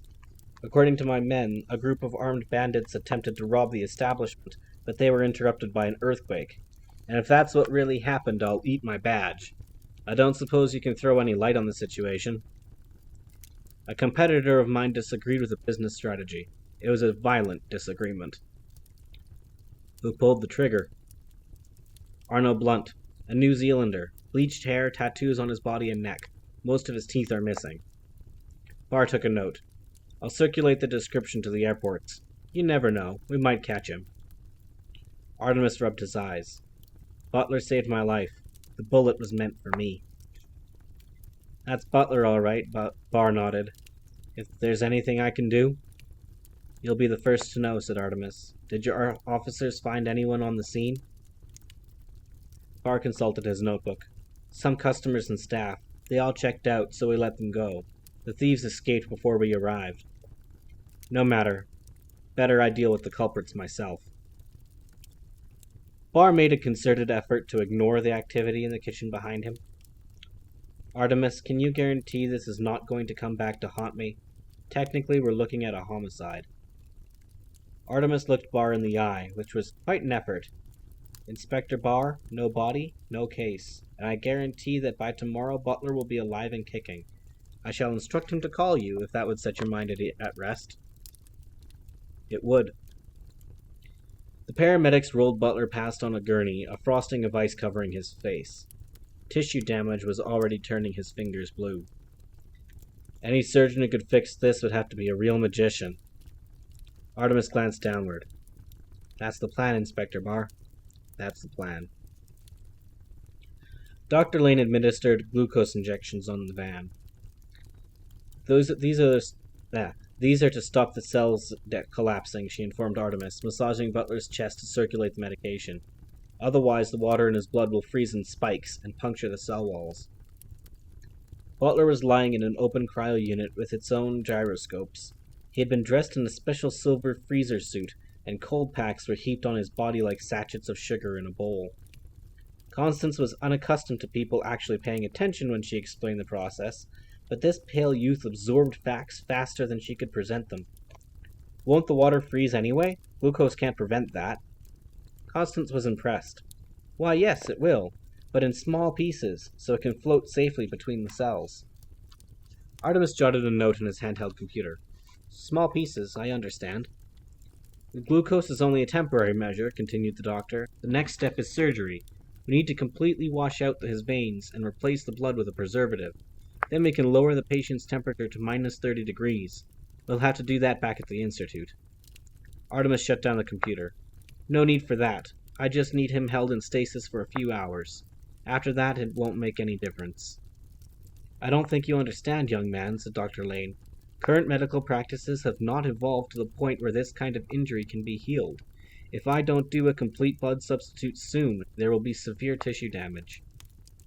The van jolted as the wheel crashed into one of London's numerous potholes. Butler's arm jerked, and for a moment Artemis could pretend that he was alive. Don't worry about that, Doctor. But, 100,000 pounds, Doctor. Just keep repeating that figure to yourself. Park the mobile unit outside and forget all about us. In the morning we'll be gone. Both of us. Dr. Lane was surprised. Park outside? You don't even want to come in? No, Butler stays outside, said Artemis. My surgeon has a problem with dwellings. But may I enter for a moment to use your phone? I need to make a rather special phone call. London airspace. The lights of London were spread out below Hawley like the stars of some turbulent galaxy. England's capital was generally a no-fly area for recon officers because of the 4 airports feeding planes into the sky. 5 years ago, Captain Trouble Calp had narrowly missed being impaled by a Heathrow JFK Airbus. Since then, all flight plans involving cities with airports had to be cleared personally by Foley. Holly spoke into her helmet mic. Foley, any flights coming in I should know about? Let me just bring up the radar. Okay, let's see. I'd drop down to 500 feet if I were you. There's a 747 coming in from Malaga in a couple of minutes. It won't hit you, but your helmet computer could interfere with its navigation systems. Holly tipped her flaps until she was at the correct altitude. Overhead, the giant jet screamed across the sky. If it hadn't been for Holly's sonic filter sponges, both her eardrums would have popped. Okay, 1 jet full of tourists successfully avoided. What now? Now we wait. I won't call again unless it's important. They didn't have to wait long. Less than 5 minutes later, Foley broke radio silence. Holly, we got something. Another probe? No, something from Sentinel. Hold on, I'm sending the file to your helmet. A sound file appeared in Holly's visor. Its wave resembled a seismograph readout. What is it, a phone tap? Not exactly, said Foley. It's one of a billion throwaway files that Sentinel sends us every day. The Sentinel system was a series of monitoring units that Foley had piggybacked onto obsolete US and Russian satellites. Their function was to monitor all human telecommunications. Obviously, it would be impossible to review every phone call made each day, so the computer was programmed to pick up on certain key words. If, for example, the words ferry, haven, and underground appeared in a conversation, this call would be flagged by the computer. The more people-related phrases that appeared, the more urgent the rating. This call was made in London minutes ago. It's loaded with keywords. I've never heard anything like it. Play, said Holly clearly, using voice command. A vertical line cursor began scrolling across the sound wave. People, said a voice hazy with distortion. LEP, Magic, Haven, Shuttleport, Sprites, Bawakel, Trolls, Timespot, Recon, Atlantis. That's it? That's not enough? Whoever made that call could be writing our biography. But it's just a string of words. It makes no sense. Hey, there's no point arguing with me, said the centaur. I just collect information. But there has to be a connection to the probe. Two things like this don't just happen on the same day. Okay, do we have an exact location? The call came from a cryogenics institute in London. Sentinel quality was not enough to run a voice recognition scan. We just know it came from inside the building. Who was our Mr. Mudman calling? Strange thing, he was calling the Times newspaper crossword hotline. Maybe those words were the answers to today's crossword? Said Holly hopefully. No, I checked the correct solution. Not a fairy-related word in sight. Holly set her wings to manual. Okay, time to find out what our caller is up to. Send me the Institute's coordinates.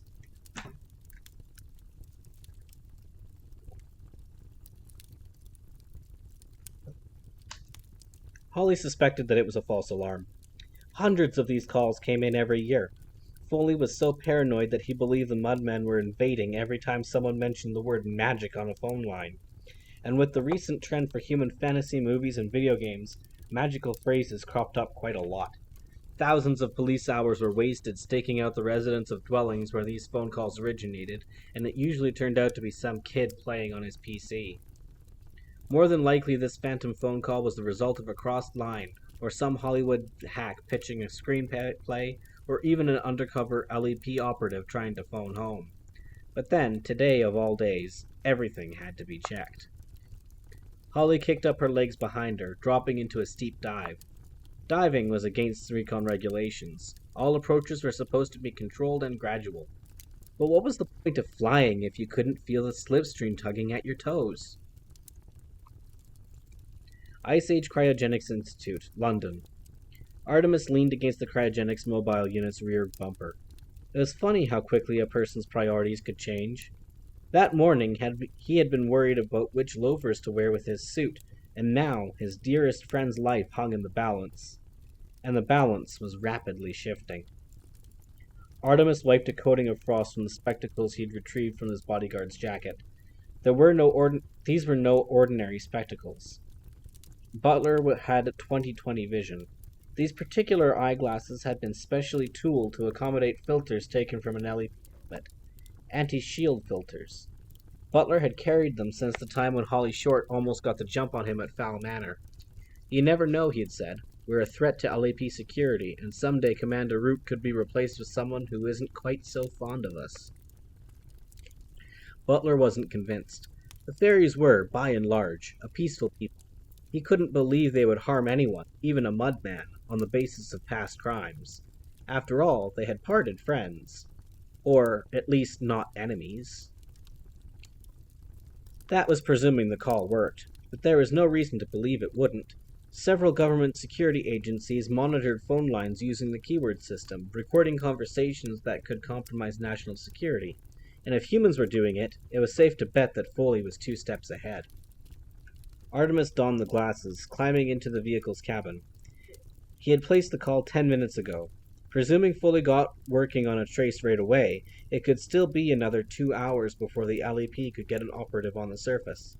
That would make it almost 5 hours since Butler's heart had stopped.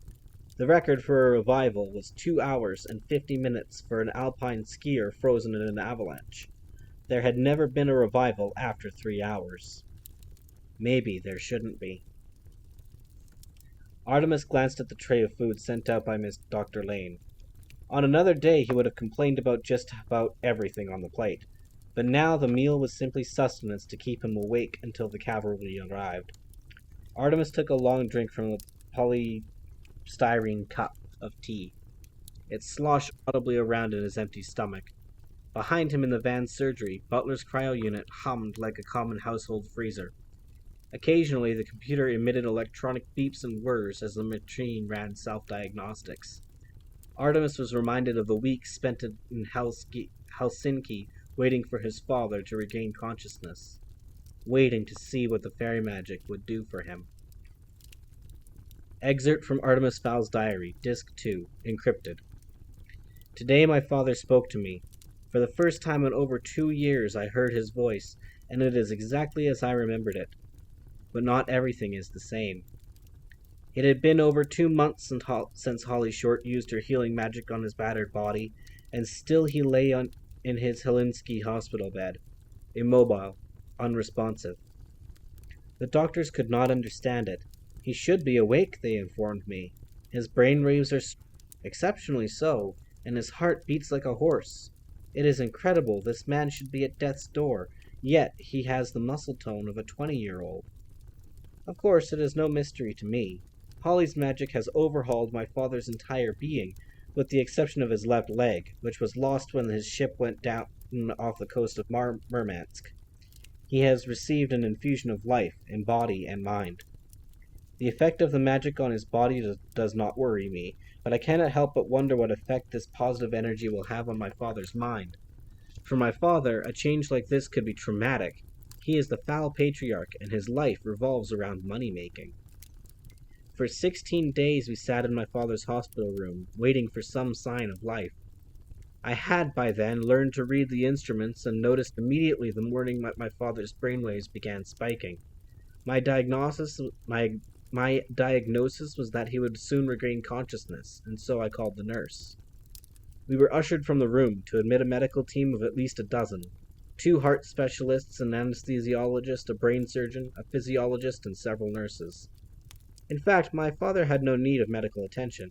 He simply sat up, rubbed his eyes, and uttered one word. Angeline. Mother was admitted. Butler, Juliet, and I were forced to wait for several more agonizing minutes until she appeared at the door. Come in, everyone, she said. He wants to see you. And suddenly I was afraid. My father, the man whose shoes I had been trying to fill for 2 years, was awake. Would he still live up to my expectations? Would I live up to his? I entered hesitantly. Artemis Fowl the first was propped up by several pillows. The first thing that I noticed was his face. Not the scar traces, which were already almost completely healed, but the expression. My father's brow, usually a thunderhead of moody contemplation, was smooth and carefree. After such a long time apart, I did not know what to say. My father had no such doubts. Artie, he cried, stretching his arms toward me. You're a man now. A young man. I ran into his embrace, and while he held me close, all plots and schemes were forgotten. I had a father again. Ice Age Cryogenics. Artemis's memories were interrupted by a sly movement on the wall above. He fixed his gaze on the spot, watching through filtered eyes. There was a fairy crouching on a 3rd-story windowsill. A recon officer, complete with wings and helmet. After only 15 minutes? His ruse had worked. Foley had intercepted the call and sent someone to investigate. Now all that remained was to hope this particular fairy was full to the brim with magic, and willing to help. This had to be handled sensitively. The last thing he wanted to do was to spook the recon officer. One wrong move and he'd wake up in 6 hours, with absolutely no recollection of the day's events. And that would be fatal for Butler. Artemis opened the van door slowly, stepping into the yard. The fairy cocked its head, following his movements. To his dismay, Artemis saw the creature draw a platinum handgun. Don't shoot, said Artemis, raising his hand. I am unarmed, and I need your help. The fairy activated its wings, descending slowly until its visor was level with Artemis's eyes. Do not be alarmed, continued Artemis. I am a friend to the people. I helped to defeat the Bawakel. My name is... The fairy unshielded, her opaque visor sliding up. I know what your name is, Artemis, said Captain Holly Short. Holly, said Artemis, grasping her by the shoulders. It's you! Holly shrugged off the human's hands. I know it's me. What's going on here? I presume you made the call? Yes, no time for that now. I can explain later. Holly opened the throttle on her wings, rising to a height of 10 feet. No, Artemis, I want an explanation now.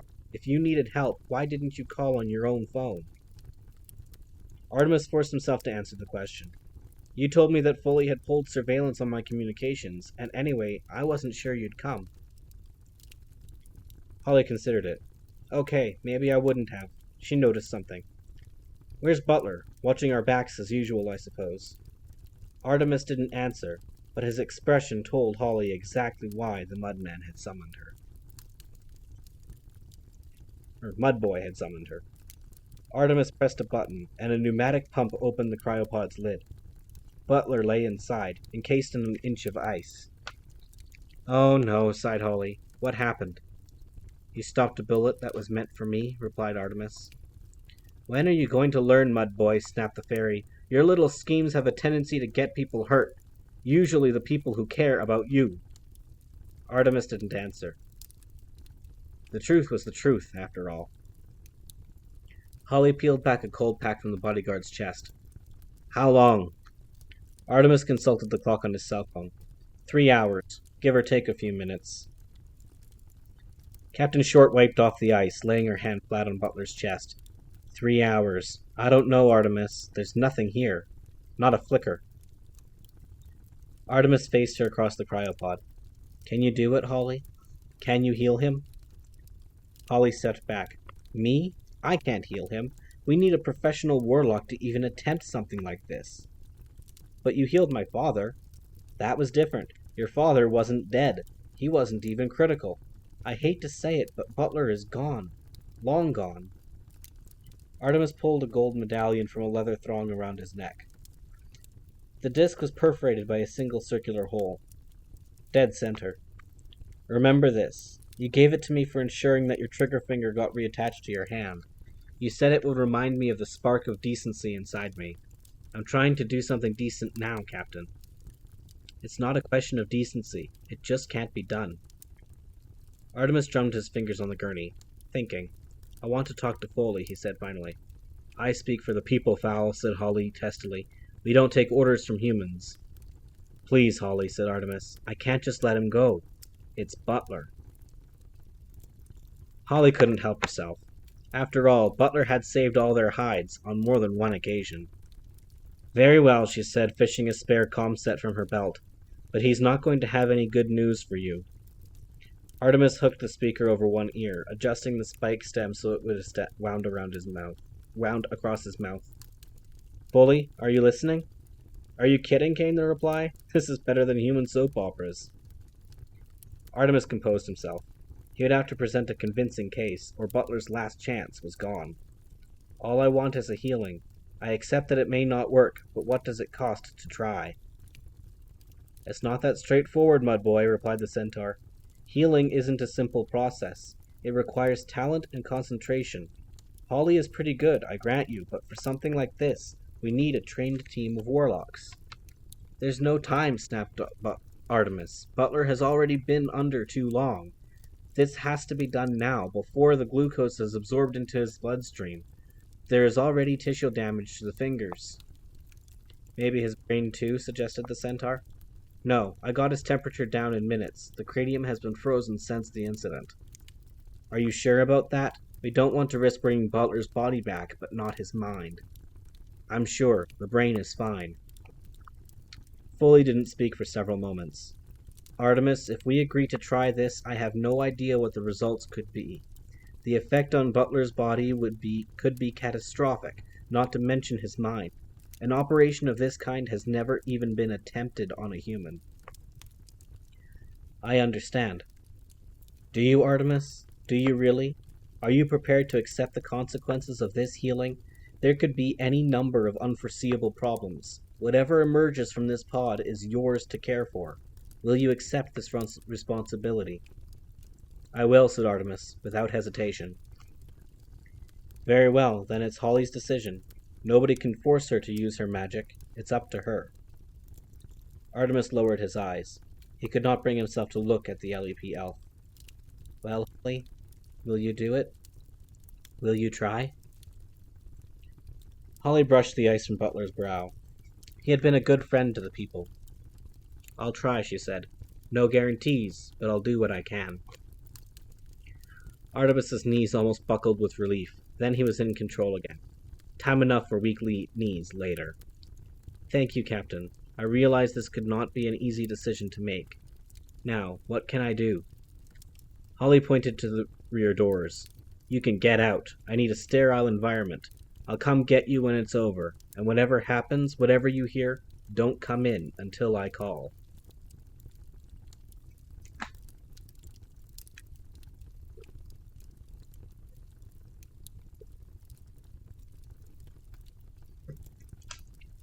Holly unclipped her helmet camera, suspending it from the cryopod's lid to give Foley a better view of the patient. "How's that?" "Good," replied Foley. "I can see the whole upper body. Cryogenics. That Fowl is a genius for a human. Do you realize that he had less than a minute to come up with this plan? That's one smart mud boy." Holly scrubbed her hands thoroughly in the medisink. "Not smart enough to keep himself out of trouble. I can't believe I'm doing this. A 3-hour healing. This has got to be a first." "Technically, it's only a 2-minute healing if you got the brain down to below 0 straight away. But what?" asked Holly, rubbing her fingers briskly with a towel. "But the freezing interferes with the body's own biorhythms and magnetic fields, things even the people don't understand fully. There's more than skin and bone at stake here. We have no idea what a trauma like this could do to Butler." Holly stuck her head under the camera. "Are you sure this is a good idea, Foley?"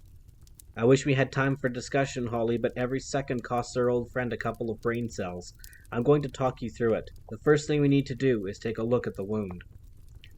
Holly peeled off several cold packs, unzipping the foil suit. The entry wound was small and black, hidden in the center of a pool of blood, like a flower's bud. "He never had a chance. Right under the heart. I'm going to zoom in."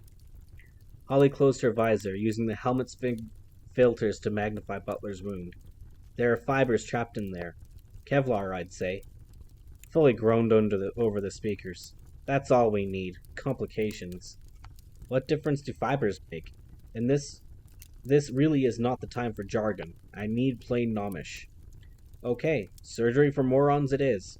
If you poke your fingers into that wound, the magic will reproduce Butler's cells, complete with their new strands of Kevlar. He'll be dead, but completely bulletproof." Holly could feel tension creeping up her back. "So I need to do what?" "You need to make a new wound and let the magic spread from there." "Oh, great," thought Holly. "A new wound. Just slice him open." "But he's hard as a rock." "Well, then you're going to have to melt him down a little. Use your Neutrino 2000, low setting, but not too much. If that brain wakes up before we want it to, he's finished." Holly drew her neutrino, adjusting the output to minimum. "Where do you suggest I melt?" "The other pectoral. Be ready to heal. That heat is going to spread rapidly. Butler needs to be healed before oxygen gets to his brain."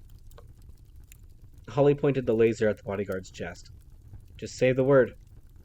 "In a bit closer. 6 inches approximately. A 2-second burst." Holly raised her visor, taking several deep breaths. A Neutrino 2000 being used as a medical instrument. Who would have thought it?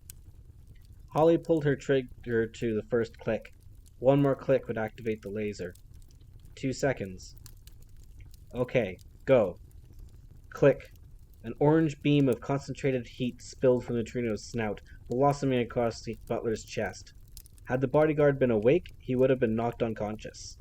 A neat circle of ice evaporated, rising to condense on the surgery ceiling. "Now," said Foley, his voice high-pitched with urgency, "narrow the beam and focus it." Holly manipulated the gun controls expertly with her thumb. Narrowing the beam would intensify its power, but the laser would have to be focused at a certain range to avoid slicing right through Butler's body. "I'm setting it for 6 inches. Good, but hurry, that heat is spreading." The color had returned to Butler's chest, and the ice was melting across his body. Holly pulled the trigger again, this time carving a crescent-shaped slit in Butler's flesh. A single drop of blood oozed from between the wound's edges. "No steady flow," said Foley. "That's good." Holly holstered her weapon. "Now what?" "Now get your hands in deep and drive it. Give it every drop of magic you've got. Don't just let it flow. Push the magic out." Holly grimaced. She never liked this bit. No matter how many healings she performed, she could never get used to sticking her fingers into other people's insides. She lined her thumbs up, back to back, and slid them into the incision. "Heal," she whispered, and the magic scurried down her fingers. Blue sparks hovered over Butler's wound, then disappeared inside like shooting stars diving behind the horizon. "More," Holly urged Foley. "Another shot." Holly pushed again, harder. The flow was thick at first, a roiling mass of blue streaks. Then, as her magic ebbed, the flow grew weaker. "That's it," she panted. "I've barely enough left to shield on the way home." "Well then," said Foley, "stand back until I tell you, because all hell is about to break loose." Holly backed up to the wall. Nothing much happened for several moments. Then Butler's back arched, throwing his chest into the air. Holly heard a couple of vertebrae groaning. That's the heart started, noted Foley. That easy bit. Butler flopped back on into the pod, blood flowing from his most recent wound. The magical sparks knitted together, forming a vibrating lattice over the bodyguard's torso. Butler hopped on the gurney like a bead in a rattle as the magic reshaped his atoms. His pores vented mist and toxins were expelled from his system. The coating of ice dissolved instantly, causing clouds of steam and then rain as the water particles condensed on the metal ceiling. Cold packs popped like balloons, sending crystals ricocheting around the surgery. It was like being in the center of a multicolored storm. "You need to get in there now," said Foley in Holly's ear. "What?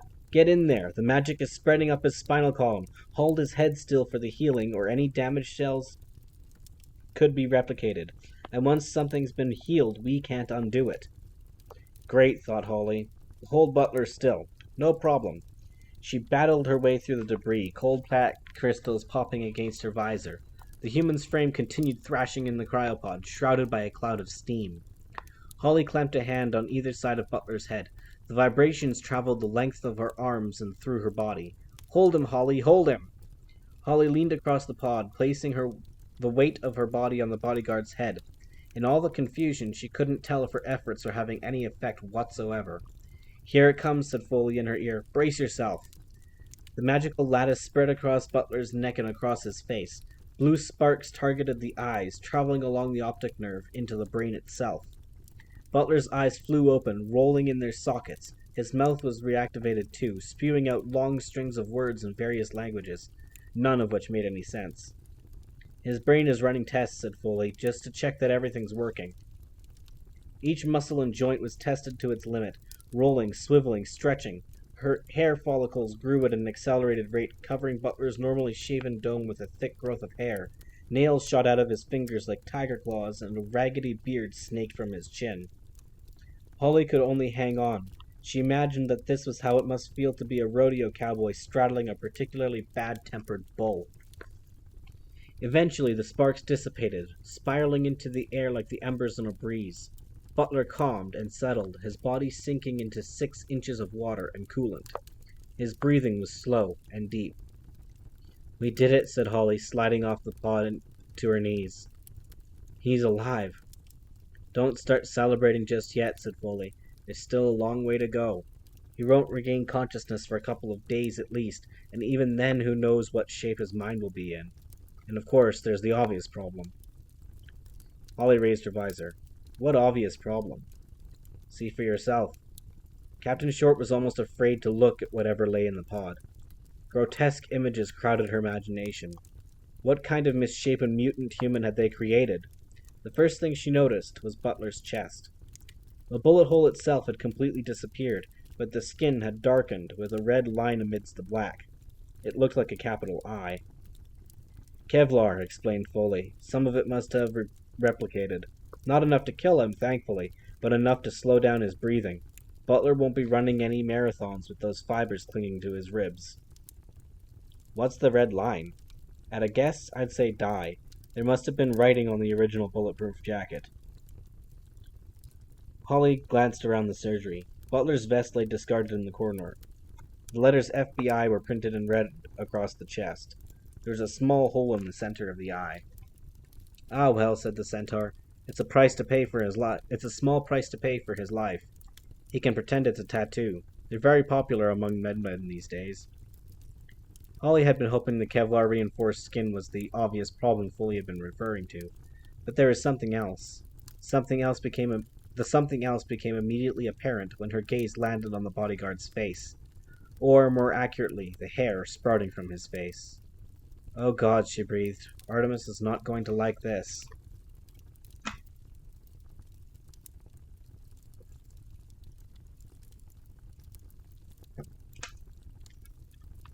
Artemis paced the yard while his bodyguard underwent magical surgery. Now that his plan was actually in progress, doubts began to chew on the edges of his mind, like slugs on a leaf. Was this the right thing to do? What if Butler wasn't himself? After all, his father had been undeniably different on the day he had finally come back to them. He would never forget that first conversation. Excerpt from Artemis Fowl's diary, Disc 2, encrypted. The doctors in Helsinki were determined that they would pump my father full of vitamin supplements. He was just as determined that they would... The doctors in Helsinki were determined that they would pump my father full of vitamin supplements. He was just as determined that they wouldn't. And a determined fowl usually gets his way. I am perfectly fine, he insisted. Please allow me some time to reacquaint myself with my family. The doctors withdrew, disarmed by his personality. I was surprised by this approach. Charm had never been my father's weapon of choice. He had previously achieved his aims by bulldozing over anybody stupid enough to stand in his way.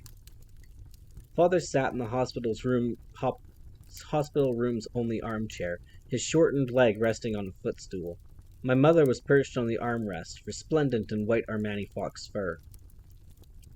Father caught me looking at his leg. "Don't worry, Artie," he said. "I'm being measured for a prosthesis tomorrow. Dr. Herman Gruber is being flown in from Dortmund." I had heard of Gruber. He worked with the German Special Olympics squad. The best. "I'm going to ask for something sporty, maybe with speed stripes." A joke. That wasn't like my father. Angeline ruffled her husband's hair. "Stop teasing, darling. This is difficult for Artie, you know. He was only a baby when you left." "Hardly a baby, Mother," I said. "I was 11, after all." My father smiled at me fondly. Perhaps now would be an appropriate time for us to talk, before his good mood wore off to be replaced by the usual gruffness. "Father, things have changed since your disappearance. I have changed." Father nodded solemnly. "Yes, you are right. We need to talk about the business." Ah yes, back to business. This was the father that I remembered. "I think you will find that the family bank accounts are healthy, and I trust you will approve of the stock portfolio. It has yielded an 18% return of the past financial year. 18% is quite exemplary at the current market. I haven't failed you." "I have failed you, son," said Artemis Sr. "If you think bank accounts and stocks are all that's important, you must have learned that from me." He pulled me close to him. "I haven't been the perfect father, Artie. Far from it. Too busy with the family business. I was always taught that it was my duty to carry on the foul empire. A criminal empire, as we both know. If any good has come out of my abduction, it's that I have reassessed my priorities. I want a new life for us all." I could not believe what I was hearing. One of my most persistent memories was of Father repeatedly quoting the family motto, "Aurum est potestas," gold is power. And now, here he was, turning his back on foul principles. What had the magic done to him? "Gold isn't all important, Artie," he continued. "Neither is power. We have everything we need right here, the three of us." I was utterly surprised, but not unpleasantly so. "But, Father, you have always said, this isn't you. You're a new man." Mother joined the conversation. "No, Artie, not a new man. An old one. The one I fell in love with and married, before the foul empire took over. And now I have him back. We're a family again." I looked at my parents, now how happy they were together. A family? Was it possible that the Fowls could be a normal family? Ice Age Cryogenics. Artemis was yanked back to the present by a commotion from inside the Ice Age mobile unit. The mobile unit began to rock on its axles, blue light crackling from beneath the door. Artemis did not panic. He had seen healings before. Last year, when Holly had reattached her index finger, the magical fallout had shattered half a ton of ice, and that was for one little finger. Imagine the damage Butler's system could do repairing a critical injury. The pandemonium continued for several minutes, popping two of the van's tires and completely wrecking the suspension. Luckily, the Institute was locked up for the night, or Dr. Lane would certainly be adding automobile repairs to her bill. Eventually, the magical storm subsided, and the vehicle settled like a roller coaster car after the ride. Holly opened the rear door, leaning heavily against the frame. She was exhausted and drained. A sickly pallor glowed through her coffee-colored complexion. Well, demanded Artemis, is he alive? Holly didn't answer. A strenuous healing often resulted in nausea and fatigue. Captain Short took several deep breaths, resting on the rear bumper. Is he alive? Repeated the youth. Holly nodded. Alive. Yes, he's alive, but... But what, Holly? Tell me. Holly tugged off her helmet. It slipped from her fingers, rolling across the yard. I'm sorry, Artemis. I did the best I could. It was possibly the worst thing she could have said.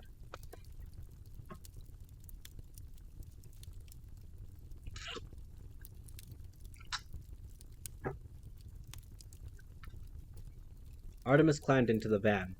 The door was slick with water and colored crystals.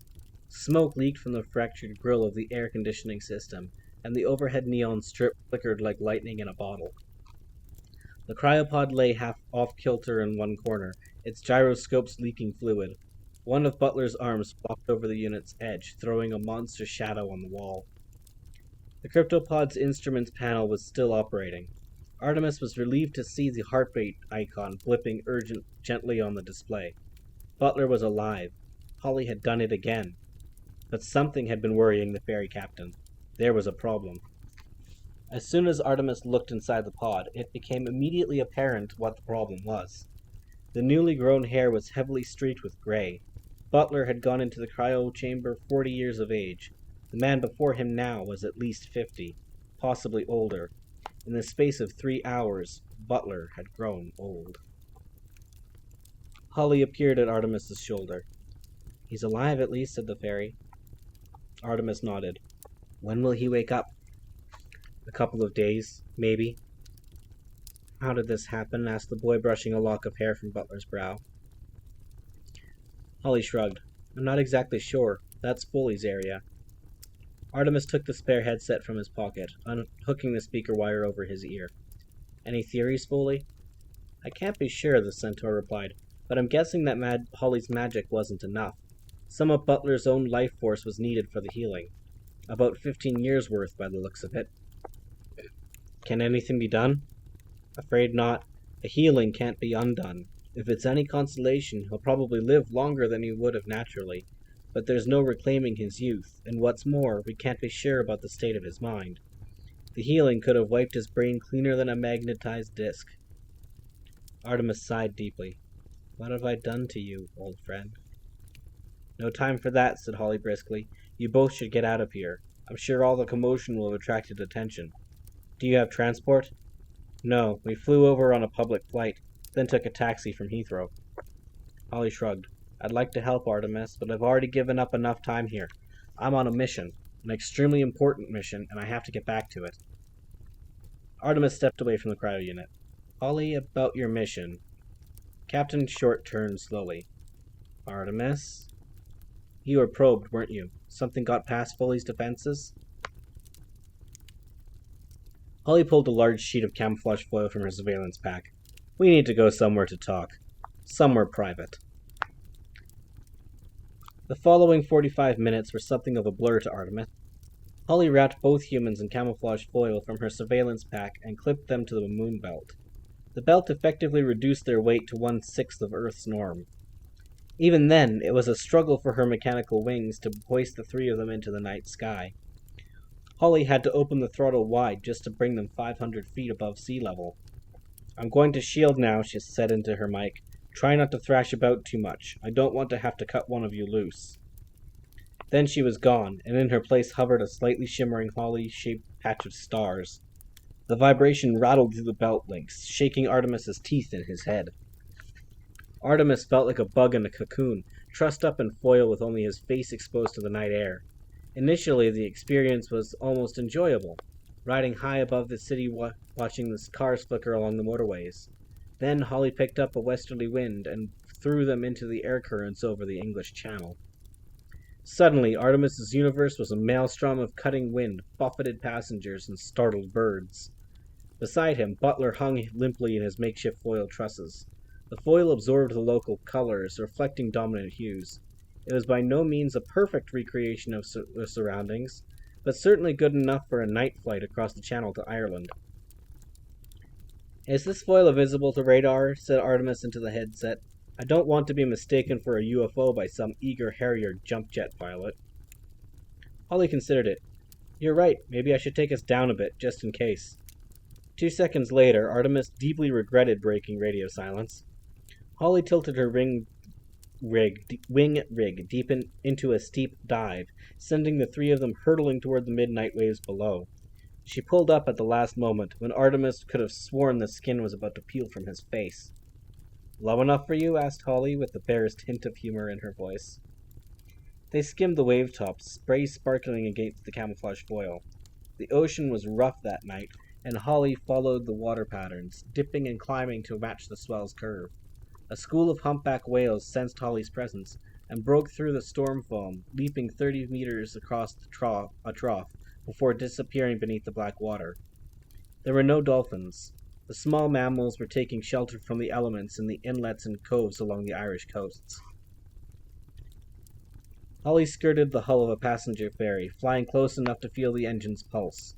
On deck, scores of passengers vomited over the railings, narrowly missing the travelers below. Charming, muttered Artemis. Don't worry, said Holly's voice out of thin air. Almost there. They passed Roselaire's ferry terminal, following the coastline northward, over Wicklow Mountains. Even in his disoriented state, Artemis could not help but marvel at their speed. Those wings were a fantastic invention. Imagine the money that could be made for a patent like that. Artemis stopped himself. Selling ferry technology was what had got Butler hurt in the first place. They slowed sufficiently for Artemis to make out individual landmarks. Dublin squatted to the east, an aura of yellow light buzzing over its highway system. Holly skirted the city, heading for the less populated north of the country. In the center of a large dark patch sat a single building, painted white by external spotlights. Artemis's ancestral home, Fowl Manor.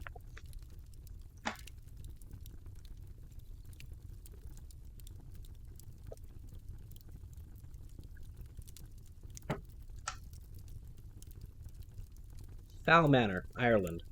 Now, explain yourself, said Holly, once they had floated Butler safely to bed. She sat on the great stairway's bottom step. Generations of fowls glared down at her from oil portraits. The LEP captain activated her helmet mic. Foley, record this, would you? I have a feeling we're going to want to hear it again. This entire incident began at a business meeting this afternoon, began Artemis. Go on. I was meeting John Spyro, an American industrialist. Holly heard keys being tapped in her ear. Undoubtedly, Foley running a background check on this Spyro character. John Spyro, said the centaur almost immediately. A shady character, even by human standards. Mudman security agencies have been trying to put this guy away for 30 years. His companies are eco-disasters, and that's only the tip of the pyramid. Industrial espionage, pollution, abduction, blackmail, mob connections, you name it, he's gotten away with it. That's the guy, said Artemis. I set up a rendezvous with Mr. Spyro. What were you selling? Interrupted Foley. A man like Spyro doesn't cross the Atlantic for tea and muffins. Artemis frowned. I wasn't exactly selling him anything, but I did offer to suppress some revolutionary technology. For a price, of course. Foley's voice was cold in his ear. What revolutionary technology? Artemis hesitated for a beat. Do you remember those helmets Butler took from Retrieval Squad? Holly groaned. Oh, no. I deactivated the helmet's auto-destruct mechanisms and constructed a cube from the sensors and chips. The C-Cube, a mini-computer. It was a simple matter to install a fiber optic blocker so you couldn't take control of the cube if you detected it. You gave fairy technology to a man like John Spyro? I quite obviously didn't give it to him, snapped Artemis. He took it. Holly pointed a finger at the youth. Don't bother playing the victim, Artemis. It doesn't suit you. What did you think, that John Spyro was going to walk away from the technology that could make him the richest man on the face of the planet?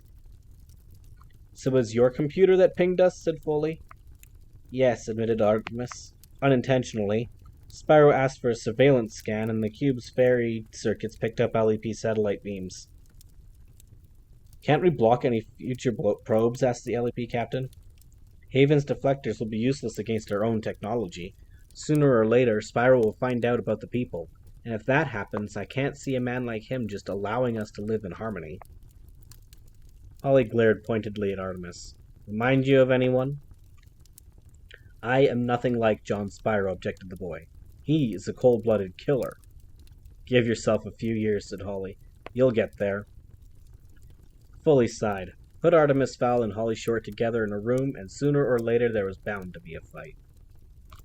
Okay, Holly, said the Centaur. Let's try to act like professionals. Step 1 is to call off the lockdown. Our next priority is to retrieve the cube before Spyro can unlock its secrets. We do have some time, said Artemis. The cube is encrypted. How encrypted? I built an eternity code into its hard drive. An eternity code, said Foley. I'm impressed. It wasn't that difficult. I invented an entirely new base language, so Spyro will have no frame of reference.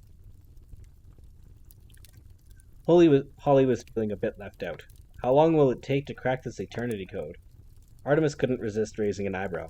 Eternity, he said, in theory, but with Spyro's resources, quite a bit less.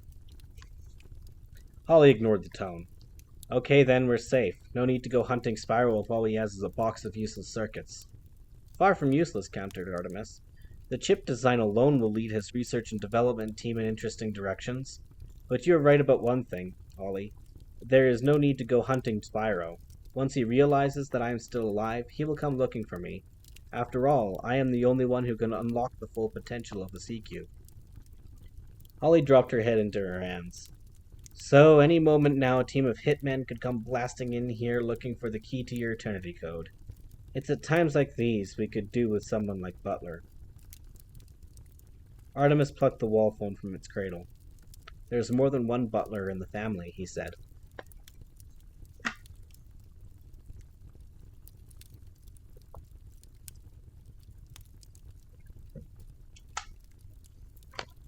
Chapter 4. Running in the Family.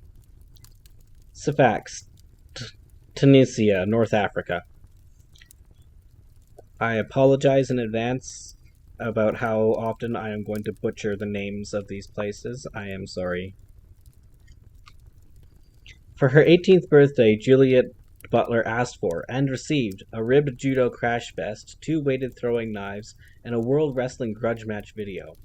Items that did not generally feature on the average teenage girl's wish list. Then again, Juliet Butler was not the average teenage girl. Juliet was an... I'm sure you do. Then again, Juliet Butler was not the average teenage girl. Juliet was extraordinary in many ways. For one thing, she could hit a moving target with any weapon you cared to name, and for another, she could throw most people a lot further than she trusted them. Of course, she didn't learn all of this by watching wrestling videos. Juliet's training began at age 4. After kindergarten each day, Domovoy Butler would escort his little sister to the Fowl Estate dojo, where he instructed her in the various forms of martial arts. By the time she was 8, Juliet was a third Dan black belt in 7 disciplines. By 10 years of age, she was beyond belts. Traditionally, all Butler males enrolled in Madame Cope's Personal Protection Academy on their 10th birthday, spending 6 months of every year learning the bodyguard's craft, and the other 6 guarding a low-risk principal. The female butlers generally went into service for various wealthy families around the world. Juliet decided she would combine both roles, spending half a year with Angeline Fowl, and the other half honing her martial skills in Madame Co's camp. She was the first Butler female to have enrolled in the academy, and only the 5th female ever to make it past the physical exam. The camp was never located in the same country for more than 5 years. Butler had done his training in Switzerland and Israel, but his younger sister had received her instruction in... Oh, good God, this word is long. Utukushigara Highlands in Japan. Utukushigara, I think. No idea. Highlands in Japan. Madame Co's dormitory was a far cry from the luxurious accommodations in Fowl Manor. In Japan, Juliet slept on a straw mat, owned nothing apart from 2 rough cotton robes, and consumed only rice, fish, and protein shakes. The day began at 5:30 when Juliet and the other acolytes ran 4 miles to the nearest stream and caught fish with their bare hands. Having cooked and presented the fish to their sensei, The acolytes strapped empty 20-gallon barrels to their backs and climbed to the snow line. When their barrels were filled with snow, the acolytes would roll them back to the base camp and then pound the snow with their bare feet until it melted and could be used by the sensei to bathe. Then the day's training could begin. Lessons included Kostapa, a martial art developed by Madame Ko herself, specially tailored for bodyguards, whose primary aim was not self-defense, but defense of the principal. Acolytes also studied advanced weaponry, information technology, vehicular maintenance, and hostage negotiation techniques. By her 18th birthday, Juliet could break down and reassemble 90% of the world's production weapons blindfolded, operate any vehicle, do her makeup in under 4 minutes, and, in spite of her stunning Asian and European gene mix, blend into any crowd like a native. Her big brother was very proud. The final step in her training was a field simulation in a foreign environment. If she passed this test, Madame Ko would have Juliet's shoulder marked with a blue diamond tattoo. The tattoo, identical to the one on Butler's shoulder, symbolized not only the graduate's toughness, but the multifaceted nature of his training. In personal protection circles, a bodyguard bearing the blue diamond needed no further reference. Madame Ko had chosen the city of Sfax in Tunisia for Juliet's final assessment.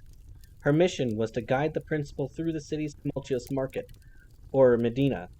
Generally, a bodyguard would advise the principal against venturing into such a densely populated area, but Madame Ko pointed out that principals rarely listened to advice, and it was best to be prepared for every eventuality. And if Juliet wasn't under enough pressure, Madame Ko herself had decided to act as surrogate principal. It was exceptionally hot in North Africa. Juliet squinted through her wraparound sunglasses, concentrating on following the diminutive figure bobbing through the crowd before her. "Hurry," snapped Madame Ko, "you will lose me." "In your dreams, madame," replied Juliet, unperturbed. Madame Ko was simply trying to distract her with conversation, and there was already enough distractions in the local environment. Gold hung in shimmering ropes from a dozen stalls. Tunisian rugs flapped from wooden frames, the perfect cover for an assassin. Locals pressed uncomfortably close, eager for a look at this attractive female, and the terrain was treacherous. One false step would lead to a twisted ankle and failure. Juliet processed all this information automatically, factoring it into every move. She placed a firm hand on the chest of a teenager grinning at her, skipped over an oily puddle reflecting rainbow patterns, and followed Madame Ko down yet another alley in the Medina's endless maze. Suddenly, there was a man in her face, one of the market traders. "I have good carpets," he said in broken French. "You come with me, I show you." Madame Ko kept going. Juliet attempted to follow her, but the man blocked her path. "No, thank you. I am not interested. I live outdoors." "Very funny, mademoiselle. You make good joke. Now come and see Ahmed's carpets." The crowd began to take notice, swirling to face her like tendrils of a giant organism. Madame Ko was drawing further away. She was losing the principal. "I said no. Now back off, Mr. Carpet Man. Don't make me break a nail." The Tunisian man was unaccustomed to taking orders from a female, and now his friends were watching. "I give good bargain," he persisted, pointing at his stall. "Best rugs in Sfax." Juliet dodged to one side, but the crowd moved to cut her off. It was at this point Ahmed lost all sympathy Juliet might have had for him. Up until now, he had simply been an innocent local in the wrong place at the wrong time. But now... "Let's go," said the Tunisian, wrapping an arm around the blonde girl's waist. Not an idea that would make his top 10 of good ideas. "Oh, bad move, Carpet Man." Faster than the eye could blink, Ahmed was wrapped in the folds of a nearby carpet, and Juliet was gone. Nobody had a clue what had happened until they replayed the incident on the screen of a Kamal the Chicken Man's camcorder. In slow motion, the traders saw the girl hoist Ahmed by the throat and belt and lob him bodily into a carpet stall. It was a move that one of the gold merchants recognized as a slingshot, a maneuver made popular by the American wrestler Papa Hogg. The traders laughed so much that several of them became hydrated. It was the funniest thing to happen all year. The clip even won a prize on Tunisia's version of the world's funniest home videos. 3 weeks later, Ahmed moved to Egypt. Back to Juliet. The bodyguard in training ran like a sprinter out of the blocks, dodging around stunned merchants and hanging a hard right down an alley. Madame Ko couldn't have gone far. She could still complete her assignment. Juliet was furious with herself. This was exactly the kind of stunt her brother had warned her about. Watch out for Madame Co, Butler had advised. You never know what she'll cook up to for a field assignment. I heard that she once stampeded a herd of elephants in Kaluta just to distract an acolyte. The trouble was that you couldn't be sure. That carpet merchant may have been in Madame Co's employ, or he may have been an innocent civilian who happened to stick his nose where it didn't belong. The alley narrowed so the human traffic ran single file. Makeshift clotheslines zigzagged at head height. Gutras and abias hung limp and streaming in the heat. Juliet ducked below the laundry, dodging around sprawling shoppers. Startled turkeys hopped as far out of the way as their string leads would allow. And suddenly she was in a clearing, a dim square surrounded by 3-story houses. Men lounged in the upper balconies, puffing on fruit-flavored water pipes. Underfoot was a priceless chipped mosaic depicting a Roman bath scene. In the center of the square, lying with her knees hugged to her chest, was Madame Co. She was being assaulted by 3 men. These were no local traders. All 3 wore Special Forces black and attacked with the assuredness and accuracy of trained professionals. This was no test. These men were actually trying to kill her sensei. Juliet was unarmed. This was one of the rules. To be caught smuggling arms into the African country would automatically mean life imprisonment. Luckily, it seemed as though her adversaries were also without weapons, though hands and feet would certainly be sufficient for the job they had in mind. Improvisation was the key to survival here. There was no point in attempting its straight assault. If these 3 had subdued Madame Co, then they would be more than a match for her in regular combat. Time to try something a bit unorthodox. Juliet leapt on the run, snagging a clothesline on her way past. The ring resisted for a second, then popped out of the dry plaster. The cable played out behind her, sagging with its load of rugs and headscarves. Juliet veered left as far as the line's other anchor would allow, and then swung around toward the men. "Hey boys," she yelled, not from bravado, but because her maneuver would work better head on. The men looked up just in time to get a faceful of sopping camel hair. The heavy rugs and garments wrapped themselves around their flailing limbs, and the nylon cable caught them below their chins. In less than a second, 3 were down. Juliet made certain they stayed down with pinches to the nerve clusters at the base of the neck. "Madame Co," she cried, searching the laundry for her sensei. The old woman lay shuddering in an olive dress, a plain headscarf covering her face. Juliet helped the woman to her feet. "Did you see that move, madame? I totally decked those morons. Bet they never saw anything like that before. Improvisation. Butler always says it's the key. You know, I think my eyeshadow distracted them. Glitter green. Never fails." Juliet stopped talking because there was a knife at her throat. The knife was wielded by Madame Co herself, who was in fact not Madame Co, but some other tiny Asian lady in an olive dress. A decoy. "You are dead," said the lady. "Yes," agreed Madame Co, stepping from the shadows. "And if you are dead, then the principal is dead. And you have failed." Juliet bowed low, joining her hands. "That was a sly trick, madame," she said, trying to sound respectful. Her sensei laughed. "Of course, that is the way of life. What did you expect?" "But those assassins, I defeated them comprehensively." Madame Co dismissed the claim with a wave. "Luck. Fortunately for you, these were not assassins, but 3 graduates of the academy. What was that nonsense with the wire?" "It was a wrestling trick," said Juliet. "It's called the clothesline." "Unreliable," said the Japanese lady. "You succeeded because fortune was with you. Fortune is not enough in our business." "It wasn't my fault," protested Juliet. "There was this guy in the market, totally in my face. I had to put him to sleep for a while." Madame Co tapped Juliet between the eyes. "Quiet, girl. Think for once. What should you have done?" Juliet bowed an inch lower. "I should have incapacitated the merchant immediately." "Exactly. His life means nothing. Insignificant compared to the principal's safety." "I can't just kill innocent people," protested Juliet. Madame Co sighed. "I know, child, and that is why you are not ready. You have all the skill, but you lack focus and resolve. Perhaps next year." Juliet's heart plummeted. Her brother had earned the Blue Diamond at 18 years of age, the youngest graduate in the Academy's history. She had been hoping to equal that feat. Now she would have to try again in 12 months. It was pointless to object any further. Madame Co never reversed a decision.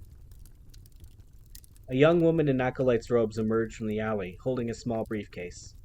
Madame, she said, bowing, there is a call for you on the satellite phone. Madame Co took the offered handset, listening intently for several moments. A message from Artemis Fowl, she said eventually. Juliet itched to straighten from her bow, but it would be an unforgivable breach of protocol. Yes, madame? The message is, Domovoy needs you. Juliet frowned. You mean, Butler needs me? No, said Madame Co without a trace of emotion. I mean, Domovoy needs you. I am just repeating what was told to me. And suddenly Juliet could feel the sun pounding on her neck, and she could hear the mosquitoes whining in her ear like dentist drills, and all she wanted to do was straighten up and run all the way to the airport. Butler would never have revealed his name to Artemis. Not unless... No, she couldn't believe it. She couldn't even allow herself to think it. Madame Co tapped her chin thoughtfully. You are not ready. I should not let you leave. You are too emotionally involved to be an effective bodyguard. Please, madame, said Juliet. Her sensei considered it for 2 long minutes. Very well, she said. Go. Juliet was gone before the word finished echoing around the square, and heaven help any carpet merchant who blocked her path.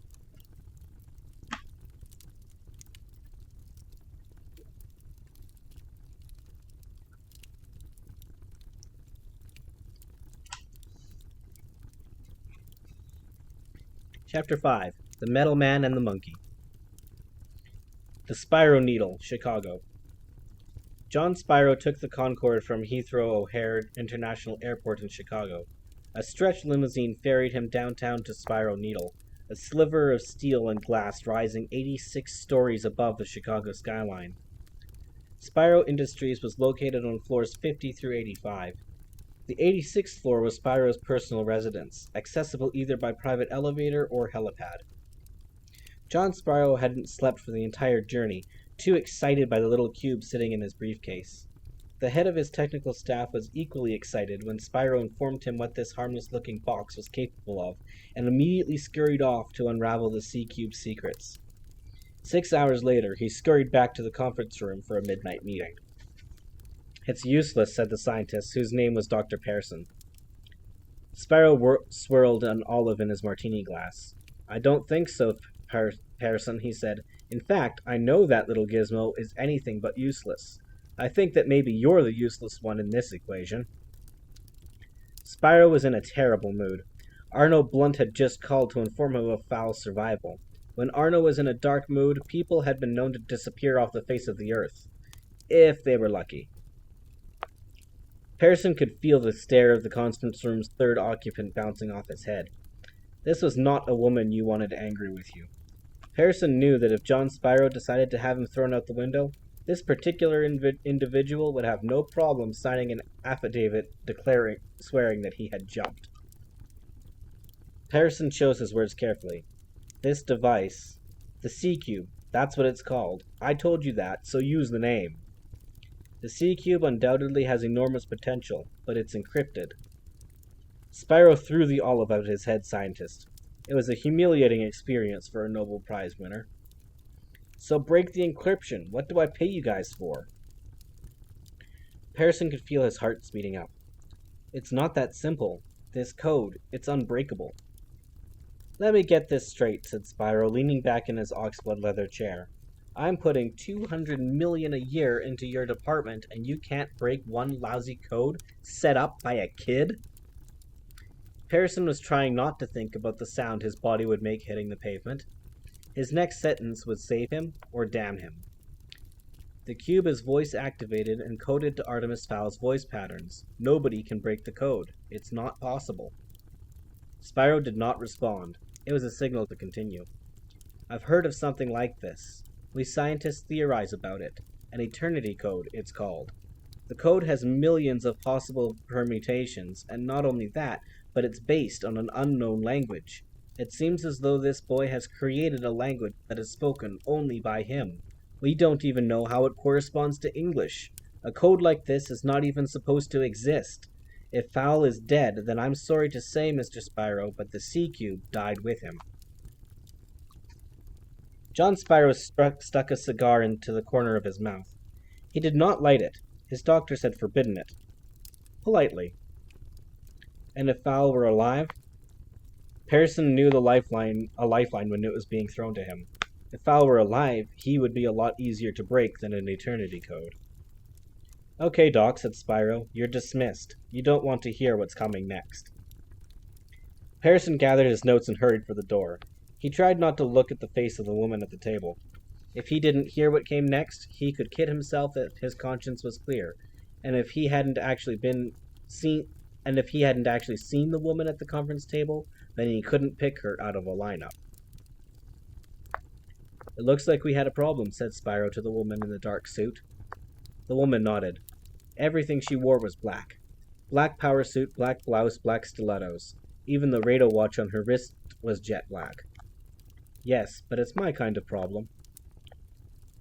Carla Frazzetti was goddaughter to Spats Antonelli, who ran the downtown branch of the Antonelli crime family.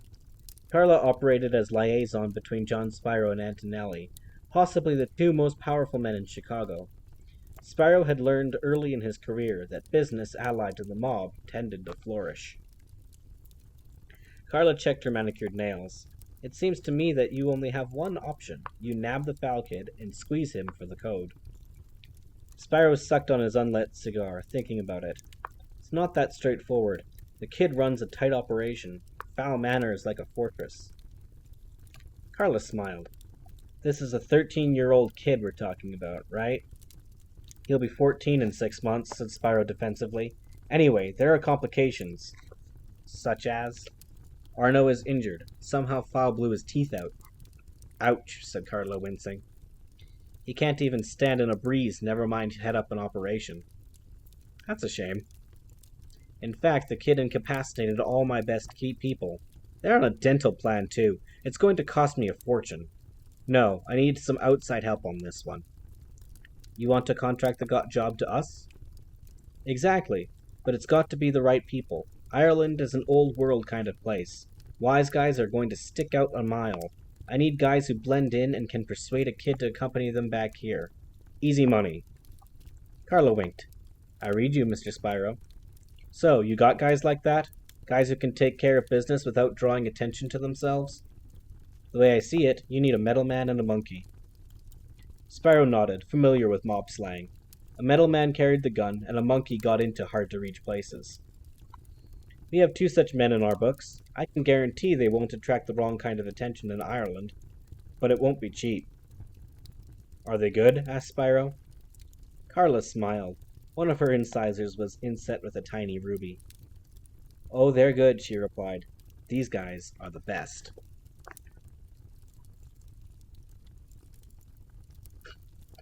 Oh, that is very sad, Charm.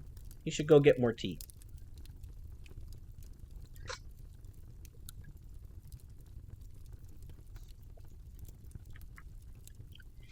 The Inkblot Tattoo Parlor, downtown Chicago. Loafers McGuire was having a tattoo done.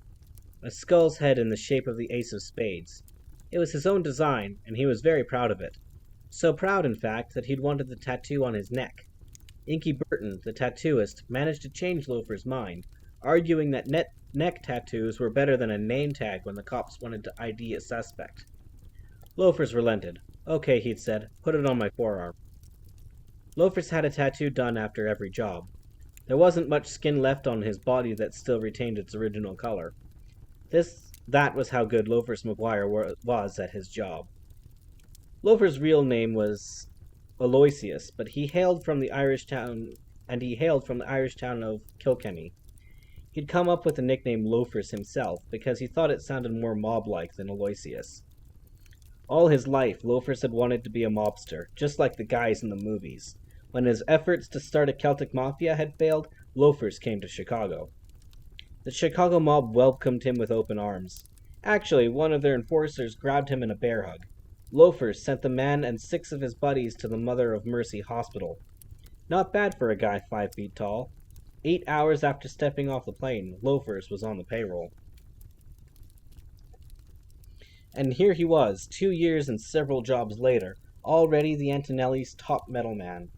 His specialties were robbery and debt collection.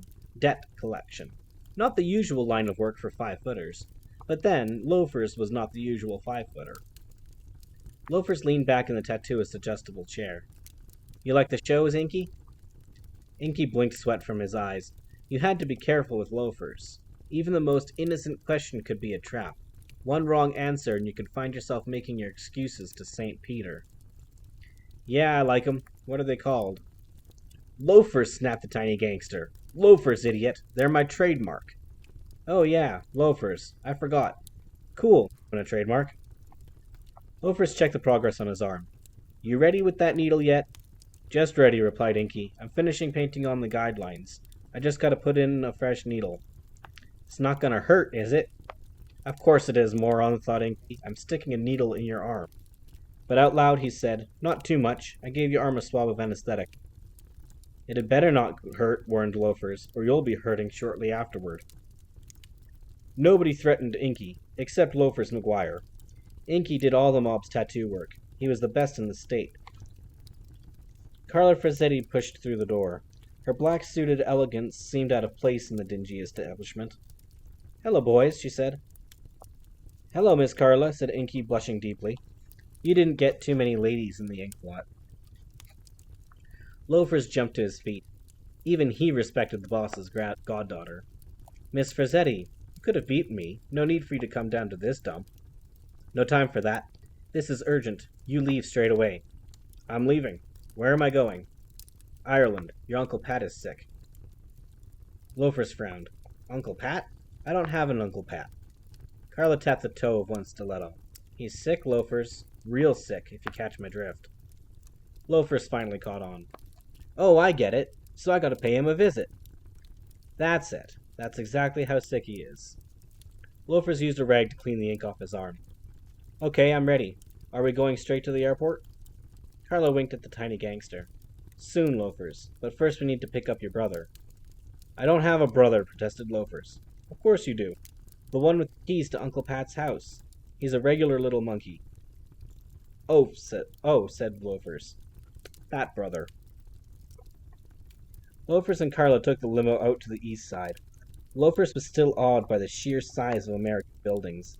In Kilkenny there was nothing over 5 stories, and Loafers himself had lived all his life in a suburban bungalow. Not that he would ever admit that to his mob friends. For their benefit, he had reinvented himself as an orphan who had spent his youth in and out of various foster homes. Who's the monkey? He asked. Carla Frazzetti was fixing her jet black hair in a compact mirror. It was short and slicked back. A new guy.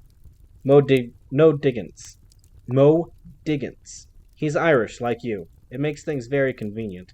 No visas, no passports, no elaborate cover story. Just 2 short guys home for the holidays. Loafers bristled. What do you mean, 2 short guys? Carla snapped the compact shut. Who are you talking to, McGuire? Because you couldn't be talking to me. Not in that tone. Loafers paled, his life flashing before him. I'm sorry, Miss Frazzetti. It's just the short thing. I've been listening to it my whole life. What do you want people to call you? Lofty? You're short, Loafers. Get over it. That's what gives you your edge. My godfather always says, there's nothing more dangerous than a short guy with something to prove. That's why you've got a job. I suppose. Carla patted him on the shoulder.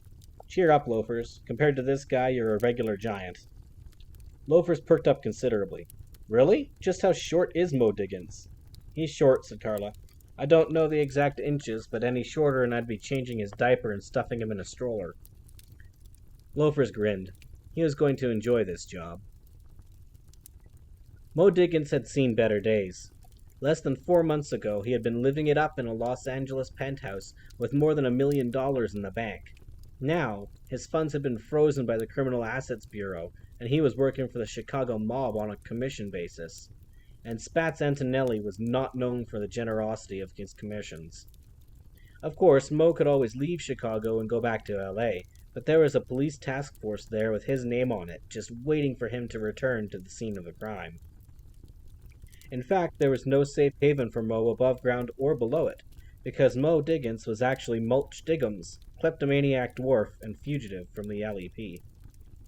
Mulch was a tunnel dwarf who had decided that a life in the mines was not for him, and put his mining talents to another use, namely, relieving mudmen of their valuables and selling them on the fairy black market. Of course, entering another's dwelling without permission meant forfeiting your magic, but Mulch didn't care. Dwarves didn't have that much power anyway, and casting spells had always made him nauseous. Dwarves have several physical features that make them ideal burglars. They can dislocate their jaws, ingesting several kilos of dirt a second. The dirt is stripped of any beneficial minerals, then ejected at the other end. They have also developed the ability to drink through their pores, an attribute that can be very handy during cave-ins. It also transforms the pores into living suction cups, a convenient tool in any burglar's arsenal. Finally, dwarf hair is actually a network of living antennae, similar to feline whiskers, that can do everything from trap beetles to bounce sonar waves off a tunnel wall. Mulch had been a rising star in the fairy underworld until Commander Julius Root got a hold of his file. Since then, he had spent more than 300 years in and out of prison. He was currently on the run for stealing several gold bars from the Holly Short Ransom Fund. There is no safe haven below ground anymore, even among his own kind. So Mulch was forced to pass himself off as a human, and take whatever work he could get from the Chicago mob. There were hazards associated with impersonating a human. Of course, his size drew attention from everyone who happened to glance downward, but Mulch quickly discovered that mudmen could find a reason to distrust almost anyone. Height, weight, skin color, religion. It was almost safer to be different in some way. The sun was a bigger problem. Dwarves are generally photosensitive, with a burn time of 3 minutes. Luckily, Mulch's job generally involved night work, but when he was forced to venture abroad in daylight hours, the dwarf made certain that every inch of exposed was covered with long-lasting sunblock. Mulch had rented a basement apartment in an early 20th century brownstone. It was a bit of a fixer-upper, but this suited the dwarf just fine. He had stripped out the floorboards in the bedroom, dumping 2 tons of topsoil and fertilizer into the rotten foundations. There was already mold and damp climbing the walls, so no need to remodel anything there. In a matter of hours, insect life was thriving in the room. Mulch would lie back in his pit and snag cockroaches with his beard hair. Home sweet home. Not only was the apartment beginning to resemble the tunnel cave, but if the LEP came a-callin', he could be 50 yards below ground in the blink of an eye. In the coming days, Mulch would come to regret not taking that route as soon as he heard the knock at the door. There was a knock at the door. Mulch crawled out of his tunnel bed and checked the video buzzer. Carla Frazzetti was checking her hair in the brass knocker. The boss's goddaughter? In person? This must be a big job. Perhaps the commission would be enough to set him up in another state. He'd been in Chicago for nearly 3 months now, and it was only a matter of time before the LEP picked up his trail. He would never leave the U.S., though. If he had to live above ground, it might as well be somewhere with cable TV and a lot of rich people to steal from. Mulch pressed the intercom panel. "Just a minute, Miss Frazzetti. I'm getting dressed." "Hurry it up, Mo," snapped Carla, her voice crackly through the cheap speakers. "I'm getting old here." Mulch threw on a robe he had fashioned from old potato sacks. He found the texture of the cloth, reminiscent of Haven Penitentiary pajamas, to be weirdly comforting. He gave his beard a quick comb to dislodge any straggling beetles, and answered the door. Carla Frazzetti swept past him into the lounge, settling into the room's only armchair. There was another person on the doorstep, hidden beneath the camera's field. Mulch made a mental note. Redirect the CCTV lens. A fairy could sneak right in under the lens, even if he wasn't shielded. The man gave Mulch a dangerous squint. Typical mob behavior. Just because these people were murdering gangsters didn't mean they had to be rude. "Don't you have another chair?" asked the small human, following Miss Rossetti into the lounge. Mulch closed the door. "I don't get many visitors. Actually, you're the first. Usually Bruno beeps me and I come to the chop shop." Bruno the Cheese was the mob's local supervisor. He ran his business from a local hot car warehouse. Legend had it that he hadn't been out from behind his desk during work hours in 15 years. "Quite a look you've got going here," said Loafer sarcastically. "Mold and wood lice. I like it." Mulch ran a fond finger along a green strip of damp. That mold was just sitting behind the wallpaper when I moved in. Amazing what people cover up. Carla Frazzetti took a bottle of White Petals perfume from her bag, spraying the air around her person. Okay, enough conversation. I have a special job for you, Mo. Mulch forced himself to stay calm. This was his big chance. Maybe he could find a nice damp hellhole and settle down for a while. Is this the kind of job where there's a big payoff if you do it right? No, replied Carla. This is the kind of job where there's a painful payoff if you do it wrong. Mulch sighed. Didn't anyone ask nicely anymore? So why me? Carla Frazzetti smiled, her ruby winking in the gloom. I'm going to answer that question, Mo, even though I'm not used to explaining myself to the hired help, especially not a monkey like yourself. Mulch swallowed. Sometimes he forgot how ruthless these people were. Never for long. You've been chosen for this assignment, Mo, because of the outstanding job you did with that Van Gogh. Mulch smiled modestly. The museum alarm had been child's play. There hadn't even been any dogs. But also because you have an Irish passport. A gnome fugitive hiding out in New York City had run him up Irish papers on a stolen LEP copier. The Irish had always been Mulch's favorite humans, so he had decided to become one. He should have known it would lead to trouble. This particular job is in Ireland, which might be a problem generally, but for you two, it'll be like a paid holiday. Mulch nodded at Loafers. Who's the mutt? Loafers' squint narrowed. Mulch knew that if Miss Frazzetti gave the word, the man would kill him on the spot. The mutt is Loafers McGuire, your partner. He's a metal man. It's a two-tier job. You open the doors, Loafers escorts the mark back here.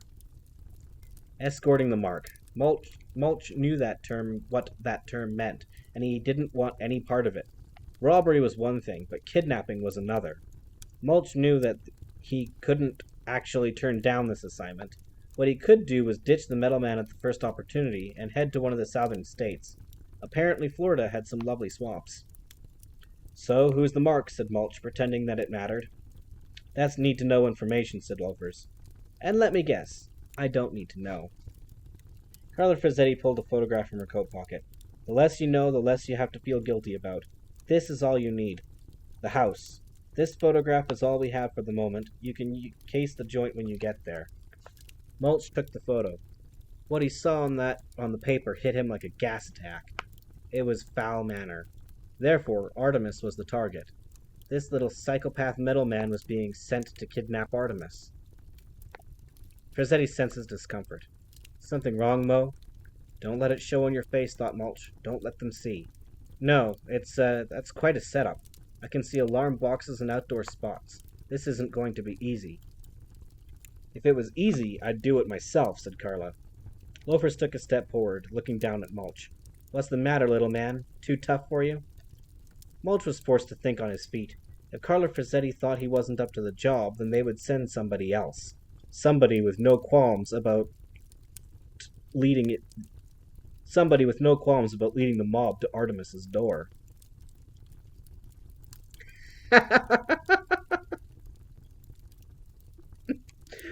Yeah, that's one way to put it, Charm.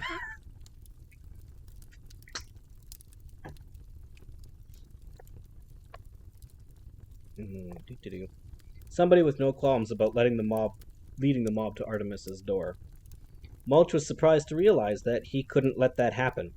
The Irish boy had saved his life during the Goblin Rebellion, and was the closest thing he had to a friend. Which was pretty pathetic when you thought about it. He had to take the job, if only to make sure that it didn't go according to plan. Hey, don't worry about me. The building hasn't been built that Mo Diggins can't crack. I just hope Loafers is man enough for the job. Loafers grabbed the dwarf by the lapels. What's that supposed to mean, Diggins? Mulch generally avoided insulting people who were likely to kill him, but it might be useful to establish Loafers as a hothead now, especially if he was going to blame him for things going wrong later. It's one thing being a midget monkey, but a midget middleman? How good can you be at close quarters? Loafers dropped the dwarf, ripping open his own shirt. His chest was a rippling tapestry of tattoos. That's how good I am, Diggins. Count the tattoos. Count 'em. Mulch shot Carla a loaded look. The look said, "You're going to trust this guy?" "That's enough," said Carla. "The testosterone in here is starting to stink worse than the walls. This is a very important job. If you two can't handle it, I'll bring in another team." Loafers buttoned his shirt. "Okay, Miss Frazzetti, we can handle it. This job is as good as done." Carla stood, brushing a couple of centipedes from the hem of her jacket. The insects didn't bother her unduly. She'd seen a lot worse in his 25 years. "Glad to hear it. Mo, put some clothes on and grab your monkey kit. We'll wait in the limo." Loafers poked Mulch in the chest. 5 minutes, then we're coming in to get you." Mulch watched them go. This was his last chance to duck out. He could chew through the bedroom foundations and be on a southbound train before Carlo Frazzetti knew he was gone. Mulch thought about it seriously. This kind of thing was totally against his nature. It wasn't that the dwarf was a bad fairy, it was simply that he wasn't accustomed to helping other people. Not unless there was something in it for him. Deciding to help Artemis Fowl was a completely selfless act. Mulch shuddered. A conscience was the last thing he needed right now. Next thing you knew, he'd be selling cookies for the Girl Scouts. Chapter 6. Assault on Fowl Manor. Excerpt from Artemis Fowl's diary, Disc 2, encrypted. My father had finally regained consciousness. I was, of course, relieved, but his last words to me that day were chasing themselves around my mind. "Gold isn't all important, Artie," he had said. "Neither is power. We have everything we need right here. The three of us." Was it possible that the magic had transformed my father? I had to know. I needed to speak to him alone. So, at 3 a.m. the following morning, I had Butler bring me back to Helsinki's University Hospital in the rented Mercedes. Father was still awake, reading War and Peace by lamplight. "Not many laughs," he commented. "More jokes." I tried to smile, but my face just wasn't in the mood. Father closed the book. "I've been expecting you, Artie. We need to talk. There are a few things we have to straighten out." I stood stiffly at the foot of the bed. "Yes, Father, I agree." Father's smile was tinged with sadness. So formal. I remember being the same with my own father. I sometimes think that he didn't know me at all, and I worry the same thing will happen to us. So I want us to talk, son, not about bank accounts, not stocks and shares, not corporate takeovers. I don't want to talk business. I want to talk about you. I had been afraid of this. Me? You are the priority here, Father. Perhaps, but I cannot be happy until your mother's mind is put at rest. At rest? I asked, as though I didn't know where this was going.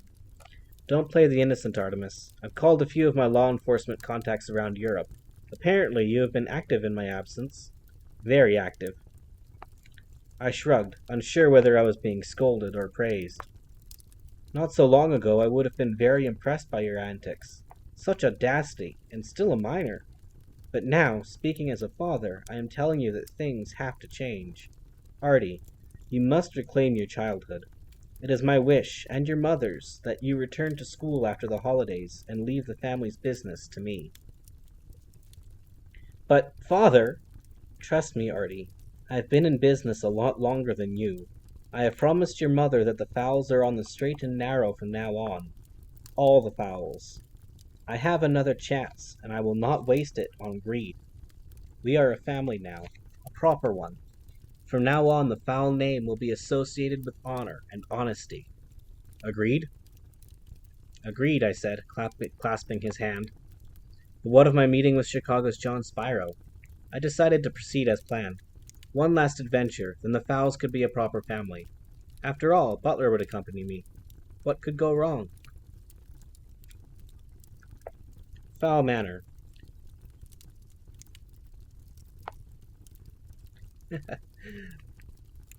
Point taken, Charm. I will do that after stream tonight, I think.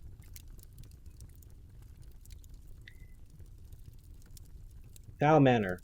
Butler opened his eyes. He was home. Artemis was asleep on the armchair beside the bed. The boy looked 100 years old. It wasn't surprising, after all he'd been through. That life was over now, though, all of it. "Anybody home?" said the manservant.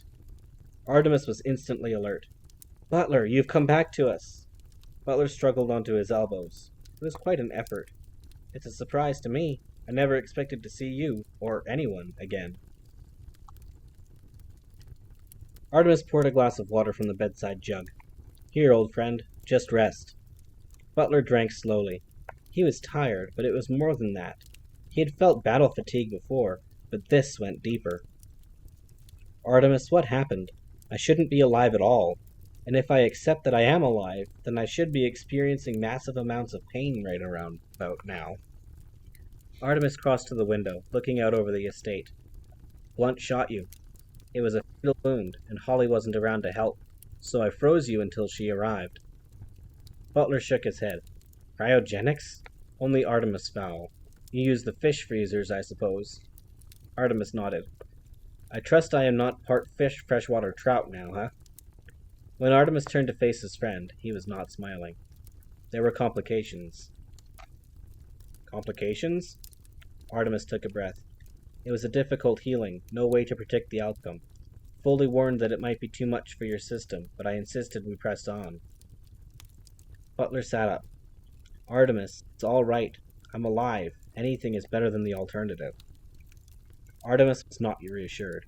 He took a pearl-handled mirror from the locker. Prepare yourself, and take a look. Butler took a deep breath and looked. He stretched his jaw and pinched the bags beneath his eyes. Just how long was I out? He asked. Aboard a transatlantic Boeing 747. Mulch had decided that the best way to undermine the mission was to antagonize loafers until he went crazy.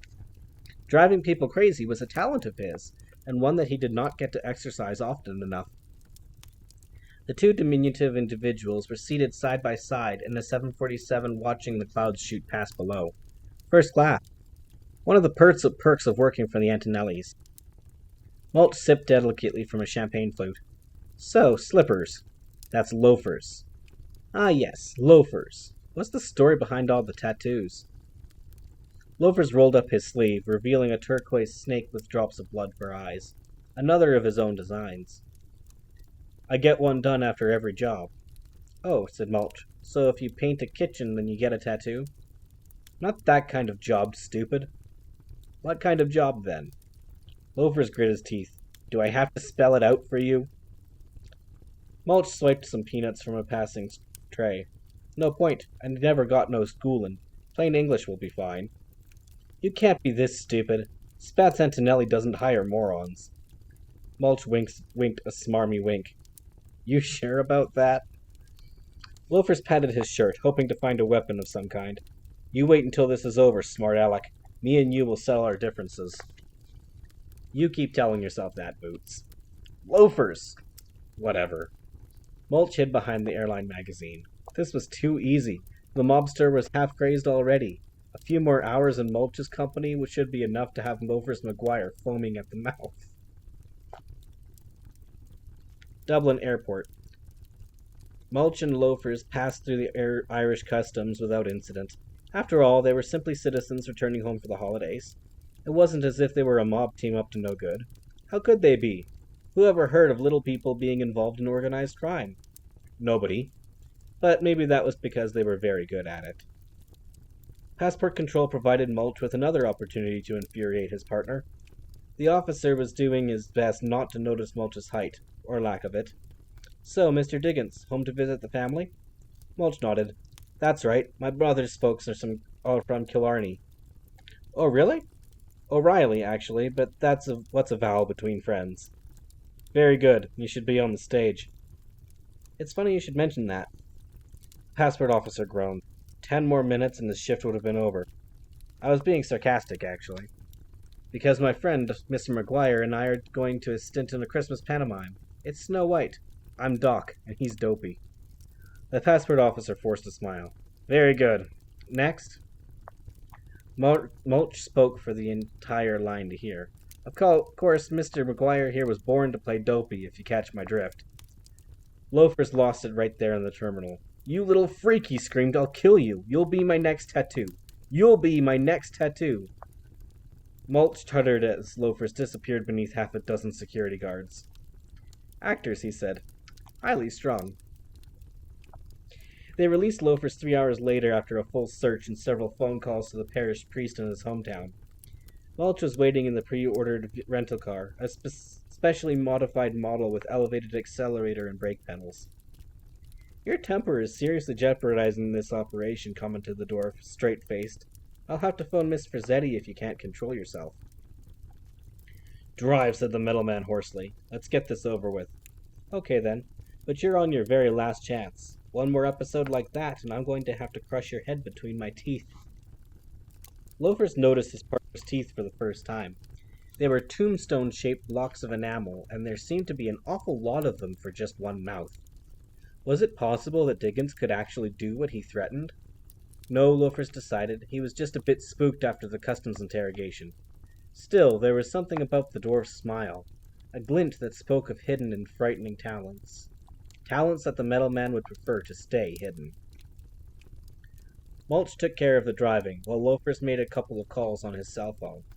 It was a simple matter for him to contact a few old associates and arrange for a weapon, silencer, and 2 headsets to be left in a duffel bag behind the highway exit sign for Fowl Manor.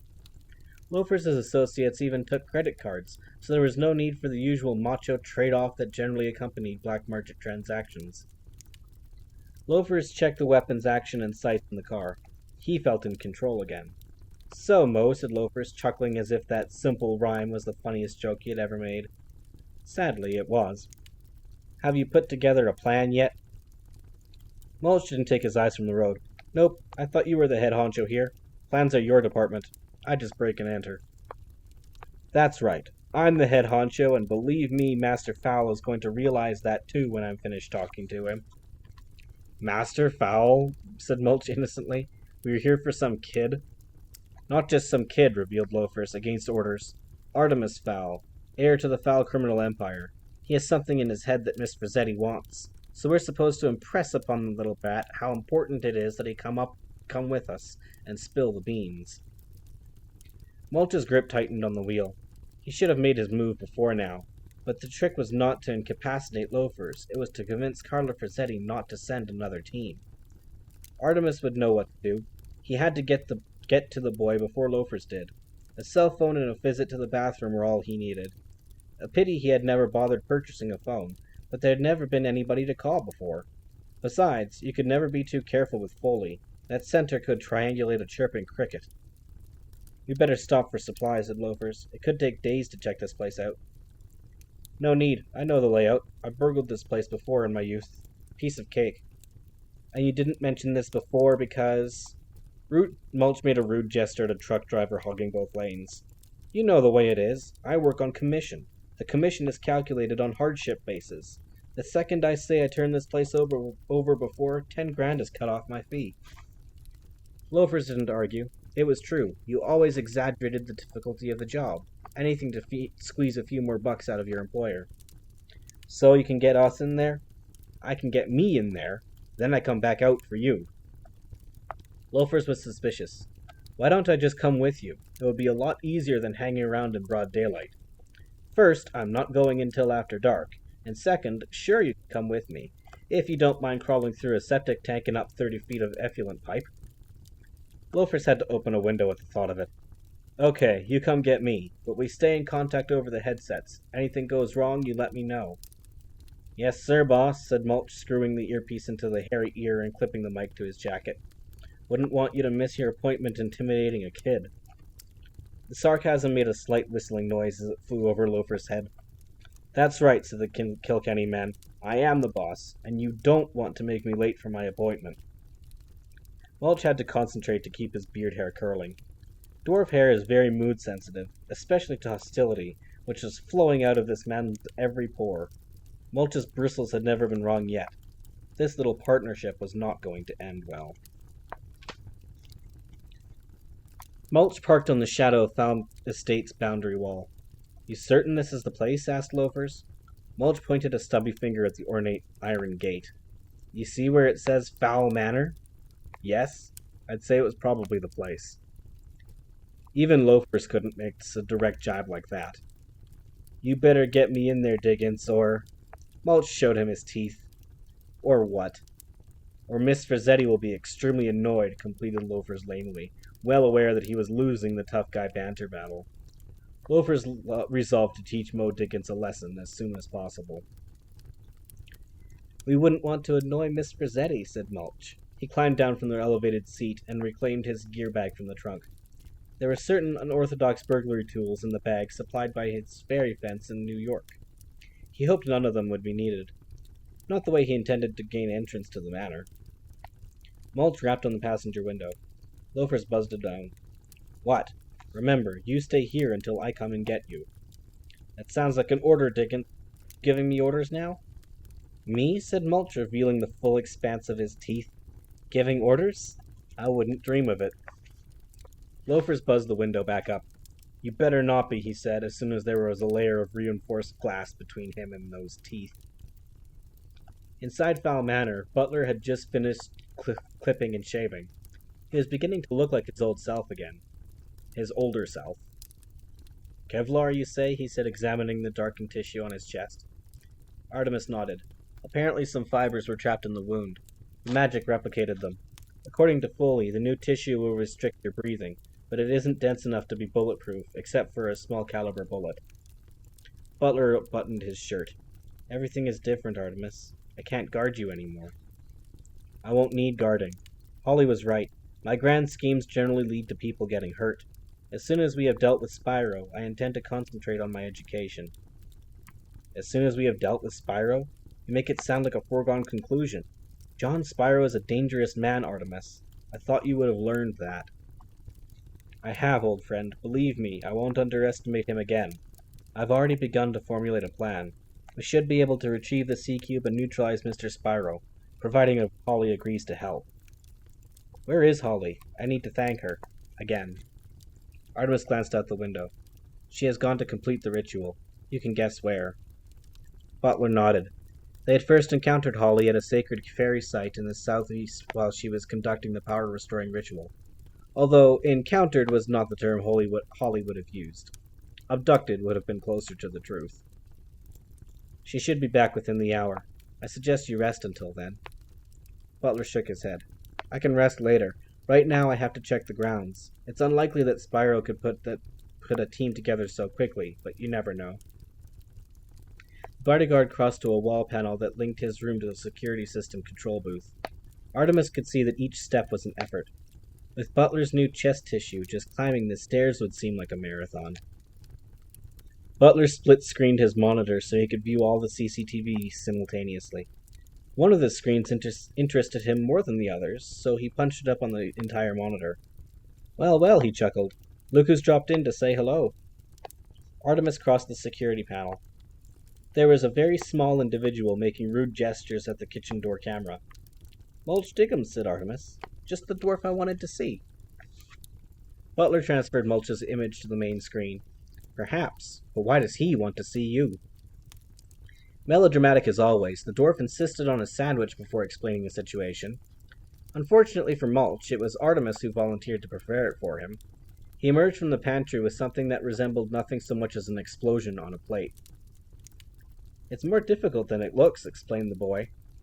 Mulch cranked open his massive jaws, pouring the whole pile down in one swallow. After several minutes chewing, he reached an entire hand into his mouth, dislodging a chunk of roast turkey. "Next time more mustard," he said, brushing some crumbs from his shirt, in the process inadvertently switching on the microphone clipped there. "You're welcome," said Artemis. "You should be thanking me, mud boy," said Mulch. "I came all the way from Chicago to save your life. Surely that's worth one lousy sandwich. And when I say sandwich, I mean it in the loosest sense of the word." "Chicago? John Spyro sent you?" The dwarf shook his head. "Possibly, but not directly. I work for the Antonelli family. Of course, they have no idea that I am an actual fairy dwarf, and they think I'm simply the best cat burglar in the business. Chicago's district attorney has linked the Antonellis to Spyro in the past. Or rather, he's tried to. Whatever. Anyway, the plan is that I break in here, and then my partner encourages you to accompany us to Chicago." Butler was leaning against the table. "Where is your partner now, Mulch?" "Outside the gate. He's the small, angry one. Glad to see you're alive, by the way, big man. There was a rumor going round the underworld that you were dead." "I was," said Butler, heading to the security booth. "But I'm better now."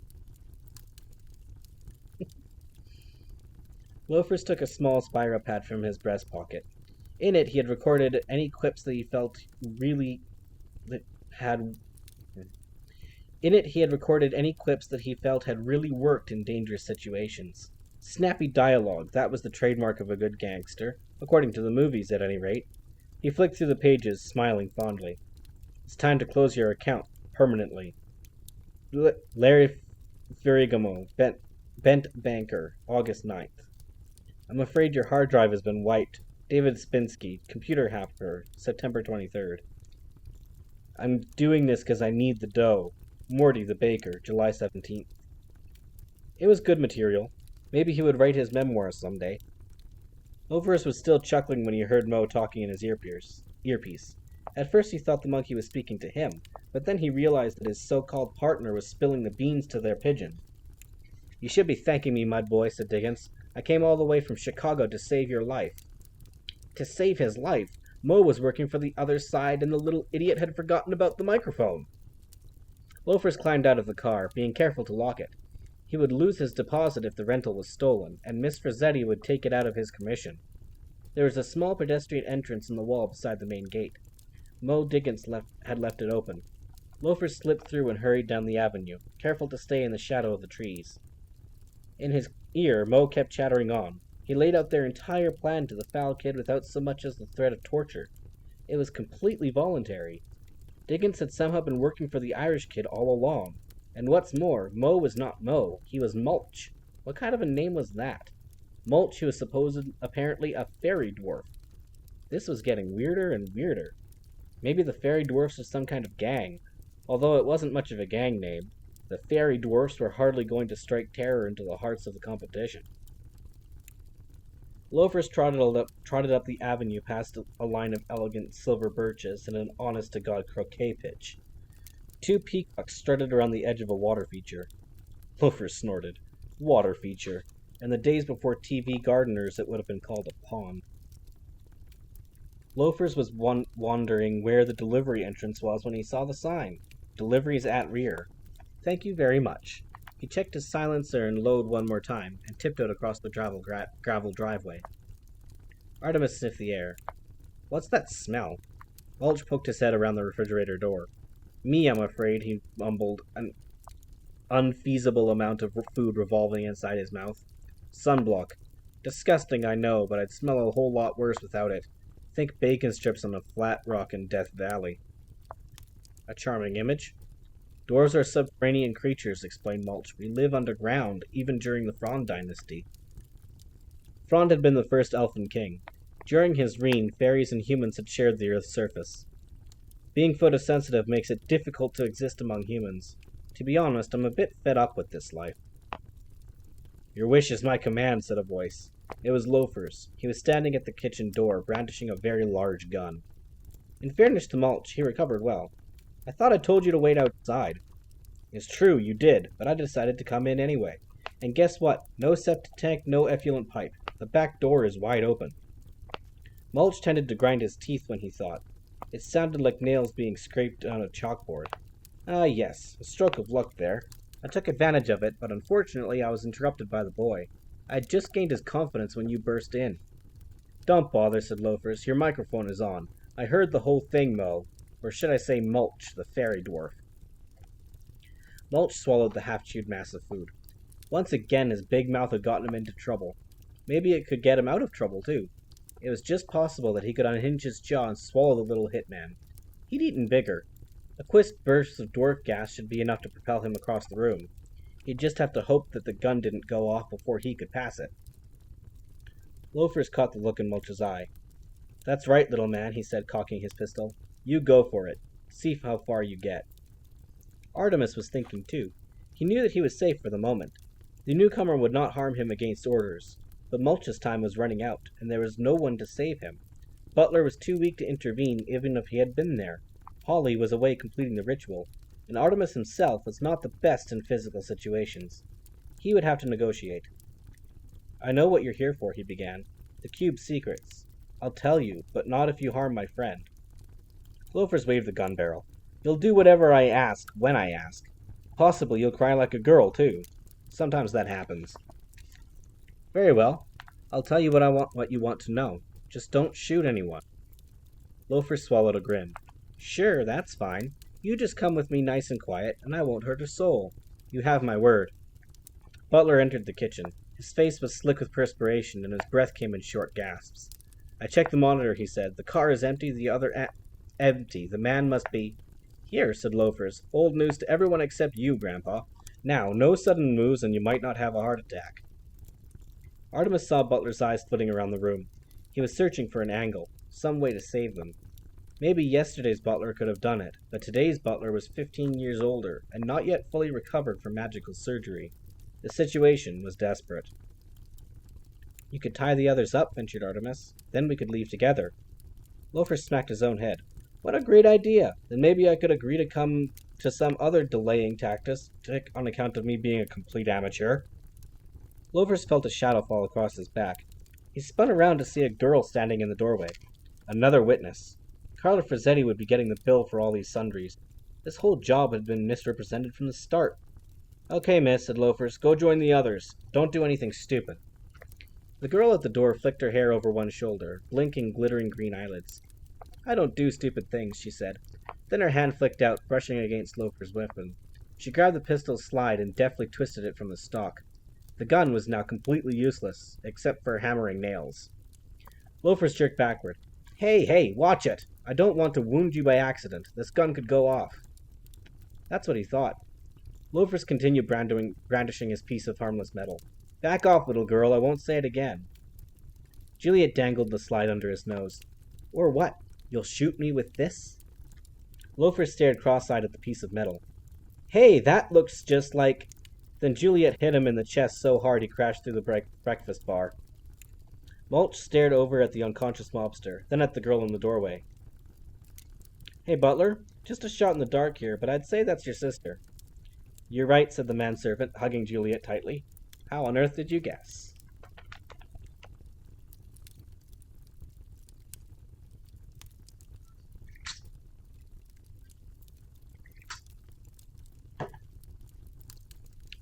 Chapter 7.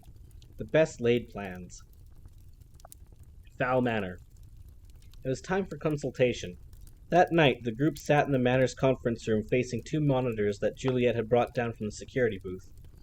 Foley had hijacked the monitor's frequency and was broadcasting live images of Commander Root and himself. Much to his own annoyance, Mulch was still present. He had been attempting to weasel some kind of reward from Artemis when Holly returned and cuffed him to a chair.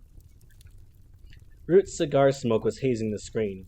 Looks like the gang's all here, he said, using the fairy gift of tongues to speak English. And guess what? I don't like gangs.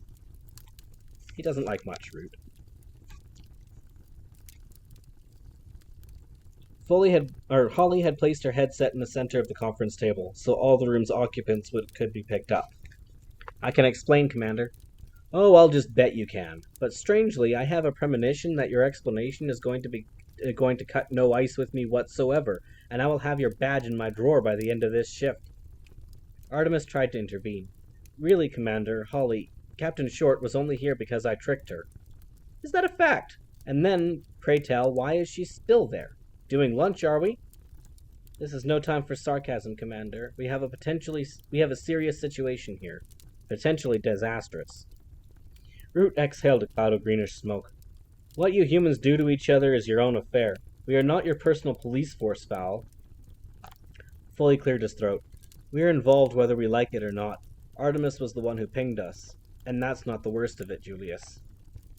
Root glanced across at the centaur. Foley had called him by his first... Things must be serious.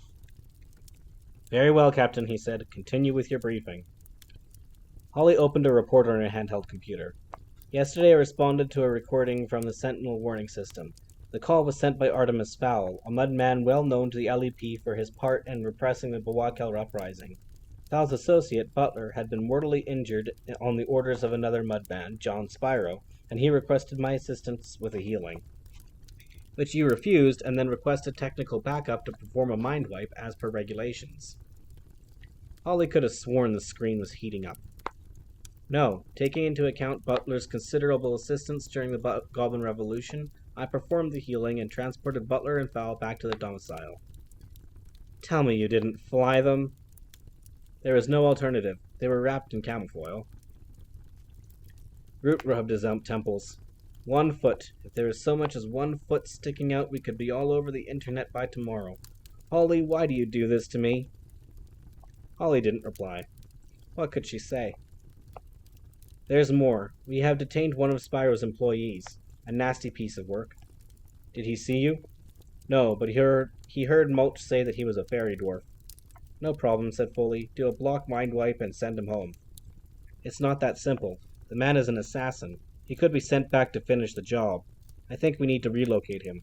Believe me, he won't be missed here. Okay, said Foley. Sedate him, do the wipe, and get rid of anything that might trigger his memories. Then send him someplace where he can't do any harm.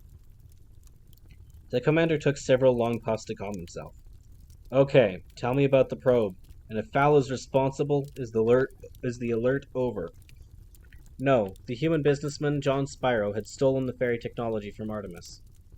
Which Artemis stole from us, noted Foley. This Spyro character is determined to acquire the technology's secret, and he's not particular how he gets it. And who knows the secret? Artemis is the only one who can operate the C-Cube. Do I want to know what a C-Cube is? Foley took up the narrative. Artemis cobbled a microcomputer together from old LEP technology. Most of it is obsolete below ground, but by human standards it's approximately 50 years ahead of their developmental schedule.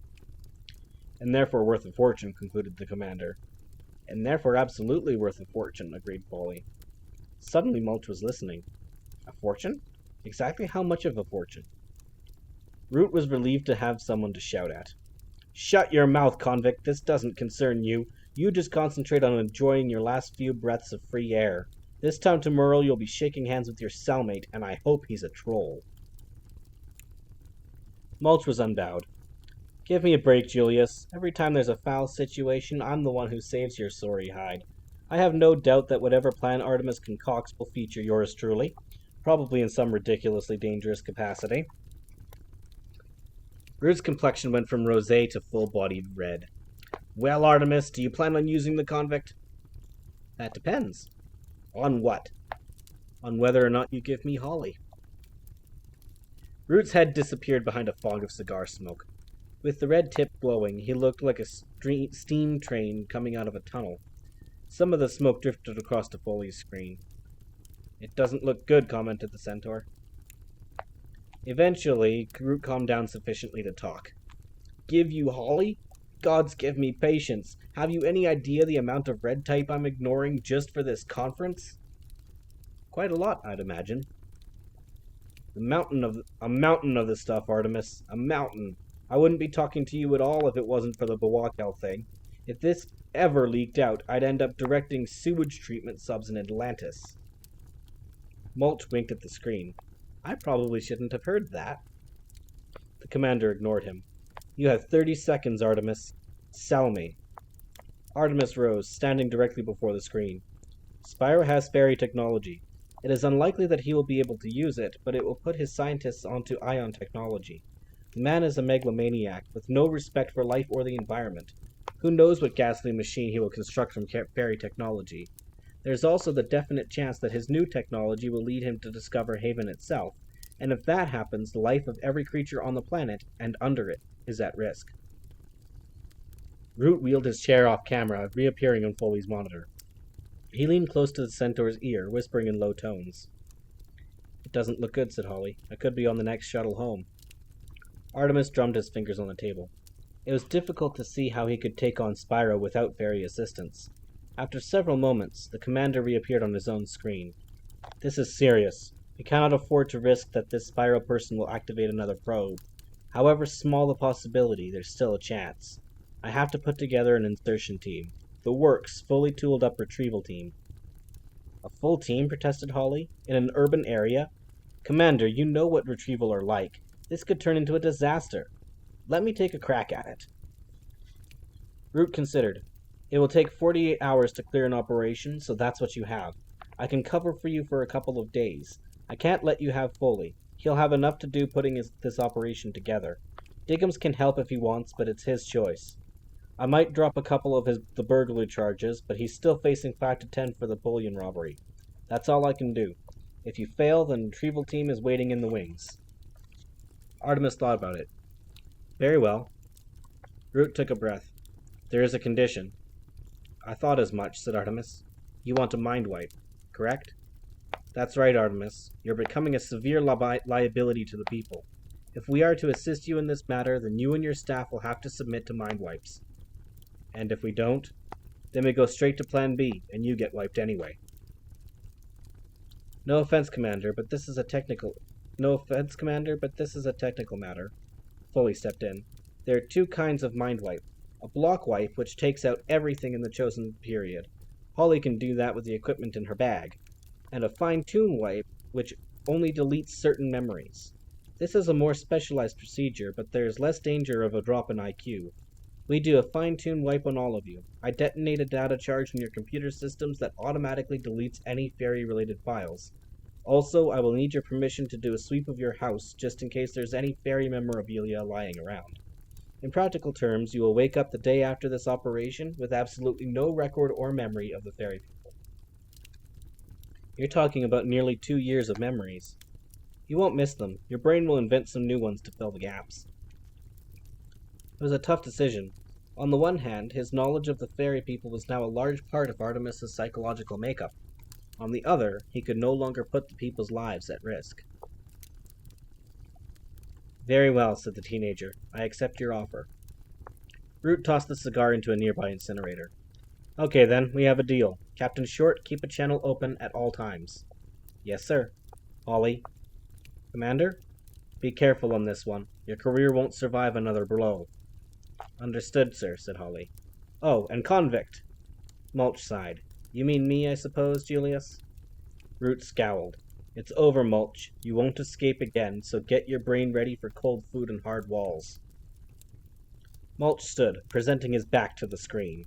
Somehow the bum flap on his specially adapted tunneling trousers flopped open, presenting the commander with a lovely view of his rear end. In the dwarf world, presenting your behind was the ultimate insult, as it is in most cultures. Commander Root terminated the link. After all, there was no comeback after an affront like that.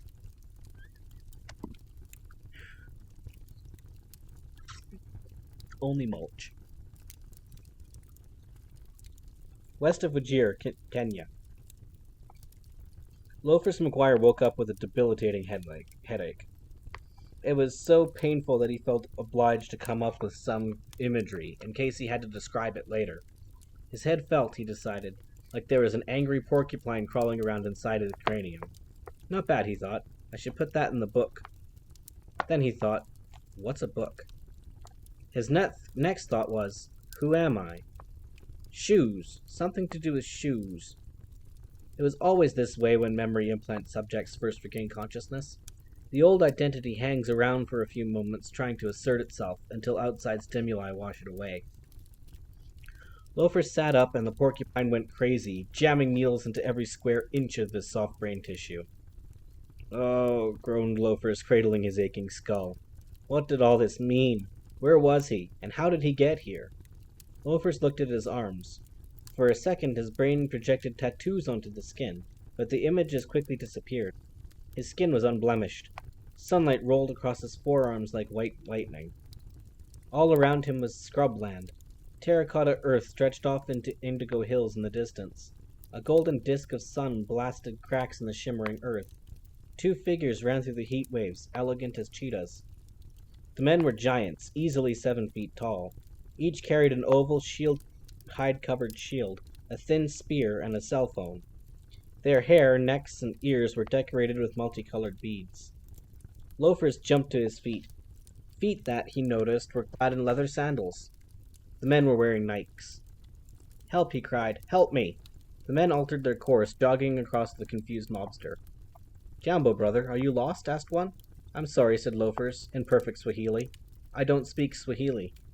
The man glanced at his partner. I see. And what is your name? Loafers, said Loafer's brain. Nuru, said his mouth. Well, Nuru. Untoka Wapi? Where are you from? The words were out before Loafers could do anything about it. I don't know where I'm from, but I want to go with you. To your village. That's where I should be. The Kenyan warriors stared down at the little stranger. He was the wrong color, true, but he seemed sane enough. The taller of the two unhooked a cell phone from his leopard skin belt. He punched in the village chieftain's number. Jambo Chief, this is Bobby. The Earth Spirits have left us another one. Bobby laughed, looking loafers up and down. Yes, he's tiny, but he looks strong, and he's got a smile bigger than a peeled banana. Loafers stretched his smile, just in case it was a factor. For some reason, all he wanted in this world was to go to the village and live a productive life. Okay, Chief, I'll bring him in. He can have the missionary's old hut. Bobby clipped the cell phone into his belt. Very well, Brother Nuru, you're in. Follow us and try to keep up. The warriors set off at a brisk run. Loafers, henceforth to be known as Nuru, raced after them, his leather sandals flapping beneath his feet. He really would have to see about getting a pair of Nikes. 50 meters over their heads, Captain Holly Short hovered, shielded from view, recording the entire incident. Relocation complete, she said into her helmet mic. The subject has been adopted successfully.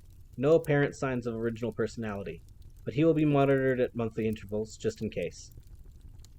Foley was on the other end of the line. Excellent, Captain. Return to shuttle port E-77 immediately. If you open the throttle, you might just make the evening shuttle. We'll have to take you back to Ireland. We'll have you back in Ireland in a couple of hours. Holly did not need to be told twice. It wasn't often you got clearance for a speed run. She activated her radar in case of buzzards and set the stopwatch on her visor. Now, she said, let's see if we can't break the airspeed record. A record that had been set 80 years before by Julius Root.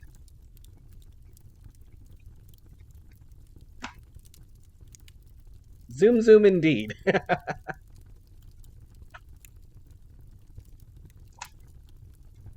Part 2. Counterattack. Chapter 8. Hooks, Lines, and Sinkers. Excerpt from Artemis Fowl's diary, Disc 2, encrypted. Today, Father was fitted for his prosthetic limb. He joked throughout the entire process, as though he were being measured for a new suit on Grafton Street. I must admit, his good humor was infectious, and I found myself making excuses just to sit in the corner of the hospital room and enjoy his presence. It wasn't always this way. In the past, one needed valid grounds to visit my father.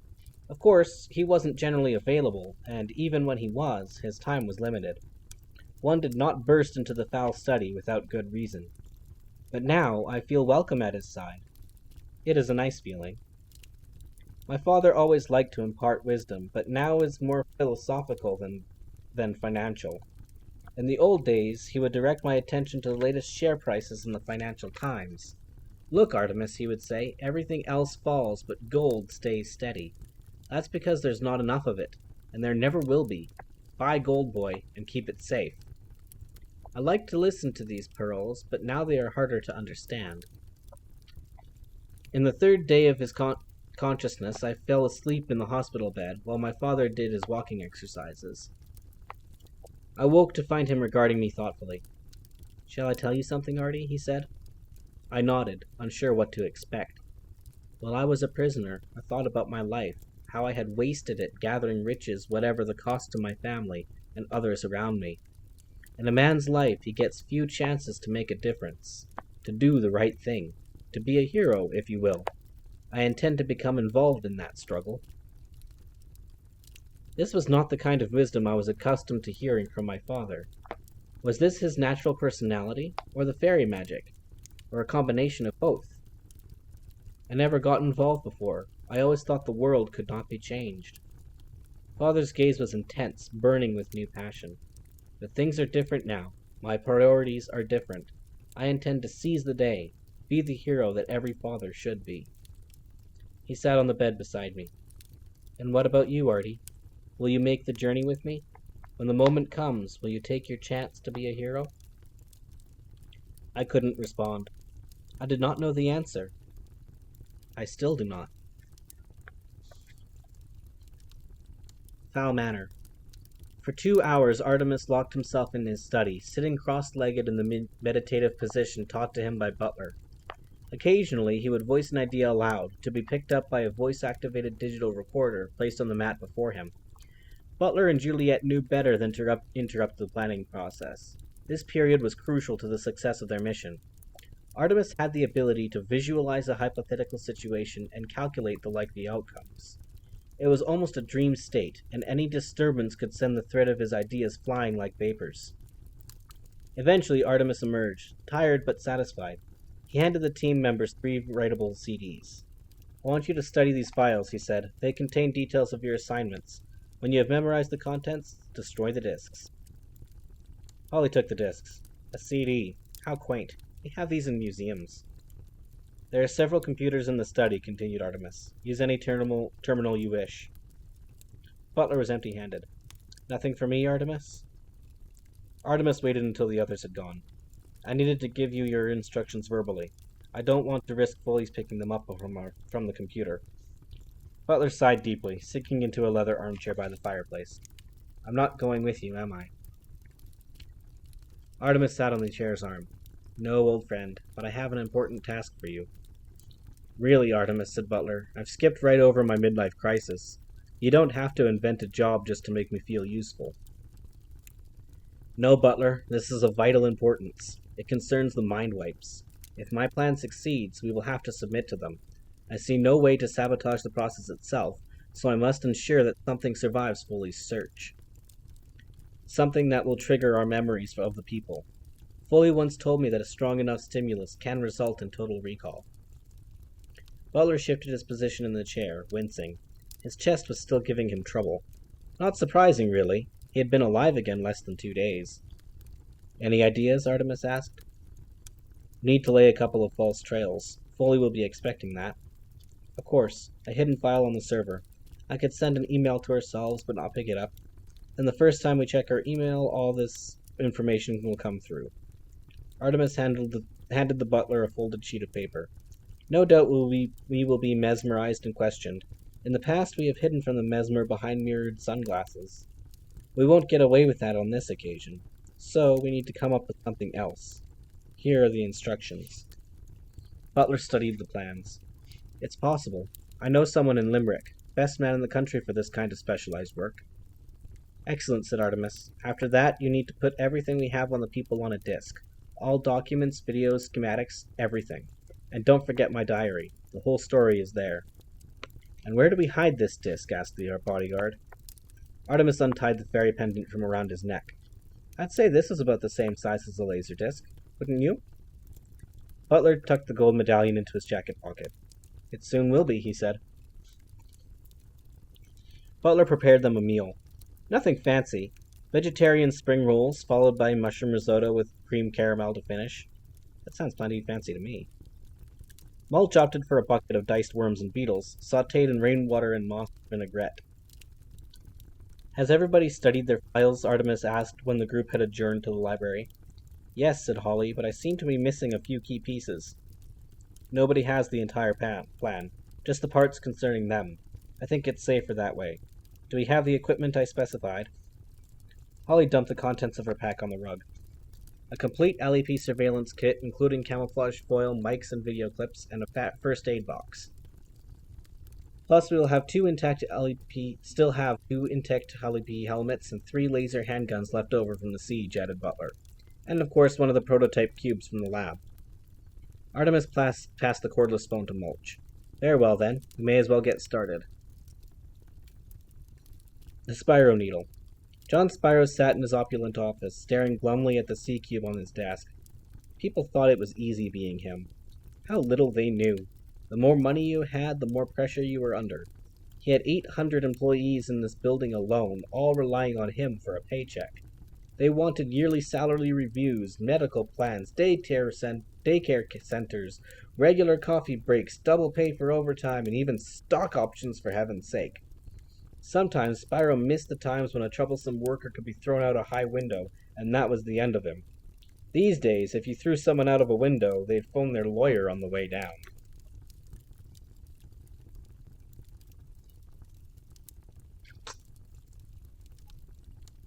But this cube could be the answer to his prayers. A once-in-a-lifetime deal, the brass ring. If he could get this weird little gizmo working, the sky was the limit. Literally. The world's satellites would be his to command. He would have complete control over spy satellites, military lasers, communications networks, and most important of all, television stations. He could feasibly rule the world. His secretary buzzed from reception. "Mr. Blunt to see you, sir." Spyro jabbed the intercom button. "Okay, Marlene, send him in, and tell him he better look sorry." Blunt did indeed look sorry when he pushed through the double doors. The doors themselves were imposing enough. Spyro had them stolen from the ballroom of the sunken Titanic. They were a perfect example of power gone mad. Arnold Blunt was not quite so cocky as he had been in London. Then again, it is difficult to look arrogant when your forehead is a mass of bruises and your mouth is full of gums and nothing else. Spyro winced at the sight of his sunken cheeks. "How many teeth did you lose? Blunt touched his jaw gingerly. "All of them. Dentures shed, the roots were shattered." "It serves you right," said Spyro matter-of-factly. "What do I gotta do, Arno? Hand you Artemis Fowl on a platter, and you mess it up. Tell me what happened, and I don't want to hear about any earthquakes. I want the truth." Blunt wiped a blob of drool from the corner of his mouth. "I don't understand it. Something exploded. I don't know what. Some kind of sound grenade. But I tell you something. Butler is dead. I shoot him in the heart. No way is he getting up after that." "Oh, shut up," snapped Spyro. "You're giving me a headache. The sooner you get those new teeth, the better." "My gums will be healed sufficiently by this afternoon." "I thought I told you to shut up." "Sorry, Bosch." "You've put me in a very difficult situation, Arno. Because of your incompetence, I had to hire a team from the Antonellis. Carla is a smart girl. She could decide that they deserve a percentage. It could cost me millions." Arnold tried his best to look remorseful. "And don't bother with the puppy dog look, Blunt. It doesn't cut any ice with me. If this deal goes south, you'll be losing a lot more than a couple of teeth." Arnold decided to change the subject. "So, did your scientist get the goob working?" "No," said Spyro, twisting his gold identity bracelet. "Fowl has it sealed up tight. An eternity code or some such thing. That idiot Pearson couldn't get a peep out of it." It was at that moment, dramatically enough, that a voice emanated from the C-Cube's microspeaker mesh. "Mr. Spyro," said the voice, "this is Ireland calling. Do you read, Mr. Spyro?" John Spyro was not a man who spooked easily. He hadn't seen a horror movie yet that could make him jump in his seat, but the voice coming out of that speaker almost knocked him off his chair. The quality was incredible. Close your eyes and you'd swear that the person speaking was standing right in front of you. "You want me to answer that? I told you to shut up. Anyway, I don't know how to answer this thing." "I can hear you, Mr. Spyro," said the voice. "You don't need to do anything. Just talk. The box does the rest." Spyro noticed that a digital wave meter had appeared on the cube's screen. When he spoke, it registered. "Okay then, we got communication. Now, who the hell are you? And how did you get this box working?" "The name is Mo Dickens, Mr. Spyro. I'm the monkey parlor for Zeddy's team. I don't know what kind of box you have at your hand. I just have a plain old telephone." "Well, who dialed the number then?" "A little kid I have here by the scruff of the neck. I impressed upon him how important it was that I talk to you." "And how did you know that to talk to me? Who gave you my name?" "Again, the kid. He was very eager to tell me everything after he saw what I did to the Metal Man." Spyro sighed. If the Metal Man was damaged, he would have to pay the Antonellis a fine. "What did you do to the Metal Man?" "Nothing permanent, but he won't be aiming any guns at kids for a while." "Why did you feel it necessary to damage your own partner, Diggins?" There was a pause on the other end, while Mulch got the supposed sequence of events sorted out. "It was like this, Mr. Spyro. Our instructions were to escort the kid across to the U.S., but Loafers goes crazy and starts waving a gun around. I figured this was the wrong way to go, so I stopped him. Forcibly. Anyway, the kid gets so scared that he tells me everything I want to know. And here I am now, having a conversation with you." Spyro rubbed his hands together. You did the right thing, Diggins. There'll be a bonus in this for you. I'll see to it personally. Thanks, Mr. Spyro. Believe me, the pleasure was mine. Is the Fowl Kid there? Right beside me. A little pale, but not a scratch on him. Put him on, ordered Spyro, all traces of depression vanishing. Spyro, it's me, said Artemis's voice was aloof, but with an unmistakable tremor. Spyro squeezed the air as though it were Artemis's neck. Not so cocky now, kid. It's like I told you, you don't have the guts for this job. Me, on the other hand, if I don't get what I want, then I'll have Mo put you out of my misery. Do we understand each other? Yes, loud and clear. Good, said Spyro, clamping a huge Cuban cigar between his teeth. It would be chewed to a pulp, but not lit. Now, talk. What do I have to do to get this cube working? Artemis's voice sounded even shakier than before. It's not that simple, Mr. Spyro. The C-cube is encrypted, something called an eternity code.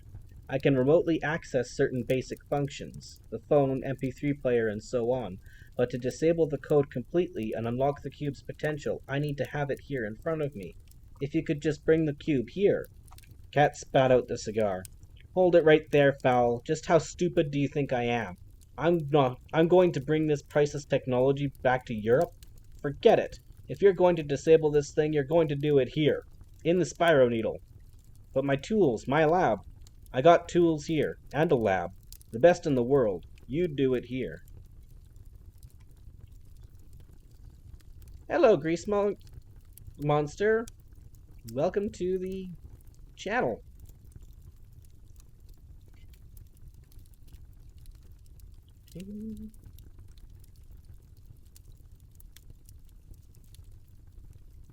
Welcome to the Lemon Patch where the insomniacs of the world gather for story time.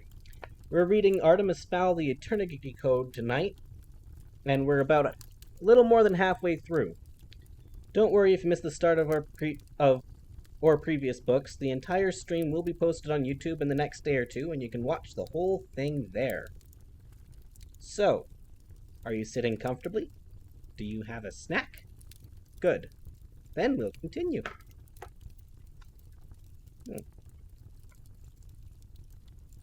Insomniac Lemon, and it will be showing up in the chat section soon. You've got an onion. Congratulations. You can now cry.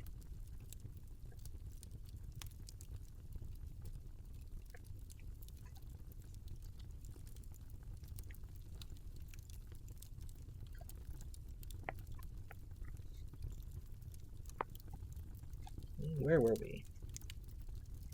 Ah, here we go.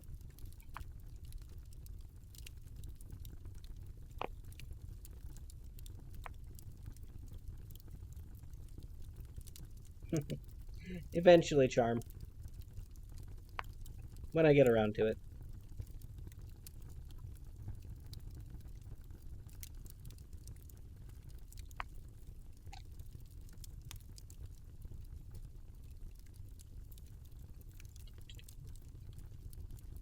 Here we go.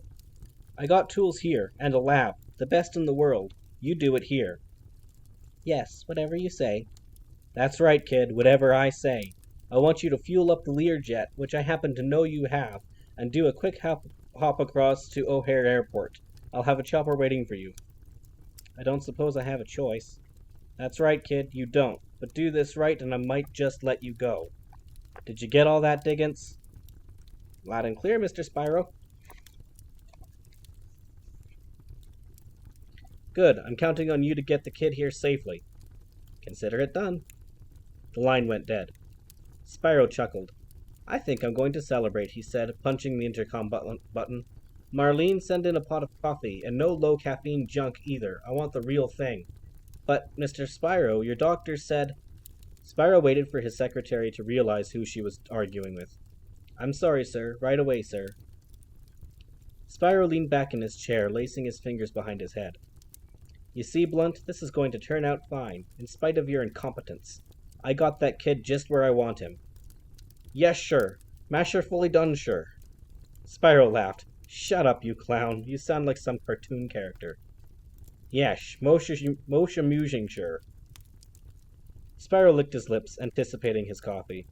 For a supposed genius, that kid sure is gullible. Do this right and I might just let you go? He fell for that one. Hook, line, and sinker. Blunt tried to grin. It was not a pretty sight. Yes, Mr. Spyro. Who, line, and shinka? Foul manner. Artemis hung up the phone, his face flushed with the thrill of the sting. What do you think? He asked. I think he bought it, replied Butler. Hook, line, and sinker, added Mulch. You have a jet? I presume there's a kitchen. Butler drove them to Dublin Airport in the Bentley. It was to be his final act in this particular operation. Holly and Mulch huddled in the back, glad of the tinted glass. The Butler siblings sat up, dressed in corresponding bonding black designer suits. Juliet had jazzed hers up with a pink cravat and glitter makeup. The family resemblance was clear, the same narrow nose and full lips. The same eyes jumping in their sockets like roulette balls in the wheel. Watching. Always watching.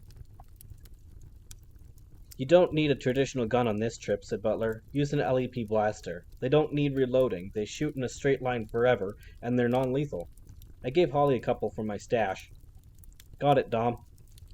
Butler took the airport exit. Dom, I haven't been called that in so long. Being a bodyguard becomes your world. You forget you have your own life. Are you sure that's what you want, Juliet? Juliet was twining her hair in a tight braid, at the end of which she attached an ornamental jade ring. Ornamental and dangerous. Where else would I get to body slam people? Bodyguard fits the bill for the moment. Butler lowered his voice. Of course, it's completely against protocol for you to have Artemis as your principal. He already knows your first name, and truth be told, I think he's a little fond of you. Juliet slapped the jade ring against her palm. This is just temporary. I'm not anybody's bodyguard just yet. Madame Co doesn't like my style. I'm not surprised, said Butler, pointing to the jade ring. Where did you get that? Juliet smiled. My own idea. A nice little surprise for anyone who underestimates females. Butler pulled into the set-down area. Listen to me, Juliet, he said, catching his sister's hand. Spyro is dangerous. Look what happened to me, and in all modesty, I was the best. If this mission weren't so vital to humans and fairies, I wouldn't let you go at all. Juliet touched her brother's face. I'll be careful. They climbed into the walkway. Holly hovered, shielded, several feet above the throngs of business travelers and holidaymakers. Mulch had applied a fresh layer of sunblock, and the stink repelled every human who was unfortunate enough to get within 10 feet of him. Butler touched Artemis's shoulder. Are you going to be all right? Artemis shrugged. I honestly don't know. Without you by my side, I feel as though one of my limbs is missing. Juliet will keep you safe. She has an unusual style, but she is a butler, after all. It's one last mission, old friend. Then there will be no more need for bodyguards. It's a pity Holly couldn't have simply mesmerized Spyro through the cube. Artemis shook his head. It wouldn't have worked. Even if we could set up a link, a fairy needs eye-to-eye contact to mesmerize a strong mind like Spyro's. I don't want to take any chances with this man. He needs to be put away. Even if the fairies relocated him, he could do some damage. What about your plan? Butler asked. From what you told me, it's quite convoluted. Are you sure it's going to work? Artemis winked, a very unusual display of levity. I'm sure, he said. Trust me, I'm a genius. Juliet piloted the Learjet across the Atlantic. Holly sat in the co-pilot's chair, admiring the hardware. Nice bird, she commented. Not bad, fairy girl, said Juliet, switching to autopilot. Not a patch on fairy craft, I'd bet. The LEP doesn't believe in comfort, said Holly. There's hardly enough room in an LEP shuttle to swing a stinkworm. If you wanted to swing a stinkworm. True, Holly studied the pilot. You've grown a lot in 2 years. The last time I saw you, you were a little girl. Juliet smiled. A lot can happen in 2 years. I spent most of that time wrestling big, hairy men. You should see fairy wrestling. 2 pumped-up gnomes going at it in a zero-G chamber. Not a pretty sight. I'll send you a video link disc. No, you won't. Holly remembered the mind wipes. You're right, she said. I won't.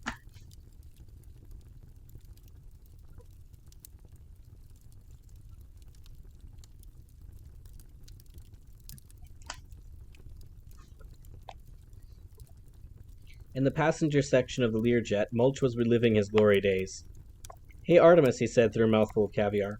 "Remember the time I nearly blew Butler's head off with a blast of gas?" Artemis did not smile. "I remember, Mulch. You were the wrench in an otherwise perfect works." "To tell you the truth, it was an accident. I was just nervous. I didn't even realize the big guy was there." "That makes me feel better. Done in by bowel problem." "And do you remember the time I saved your neck in Cowboy Laboratories? If it hadn't been for me, you'd be locked up in Howler's Peak right now. Can't you do anything without me?" Artemis sipped mineral water from a crystal flute. "Apparently not, though I live for the day." Holly made her way back through the aisle. "We better get you ready, Artemis. We land in 30 minutes. "Good idea." Holly emptied her kit into the central cable. "Okay, what do we need for now?" "The throat mic and an iris camera." The LEP captain selected what looked like a circular adhesive bandage from the pile. She peeled back the adhesive layer and stuck the material to Artemis's neck. It immediately turned the color of his skin. "Memory latex," explained Holly. "It's almost invisible. Maybe an ant crawling up your neck might notice it, but apart from that, the material is also X-ray proof, so the mic is indetectable. It will pick up whatever is said in a 10-yard radius, and I record it in my helmet chip. Unfortunately, we can't risk an earpiece. Too visible, so we can hear you, but you won't be able to hear us." Artemis swallowed, feeling the mic ride as Adam's apple. "And the camera?" "Here we go." Holly removed a contact lens from a jar of fluid. "This thing is a marvel. We've got high-resolution, digital quality recordable picture with several filter options, including magnification and thermal." Mulch sucked a chicken bone dry. "You're starting to sound like Foley." Artemis stared at the lens. "Technological marvel it may be, but it's hazel." "Of course it's hazel. My eyes are hazel." "I'm glad to hear it, Holly, but my eyes are blue, as you well know. This iris cam will not do." "Do not look at me like that, mud boy. You're the genius. I can't go in there with one brown eye and one blue eye. Spyro will notice."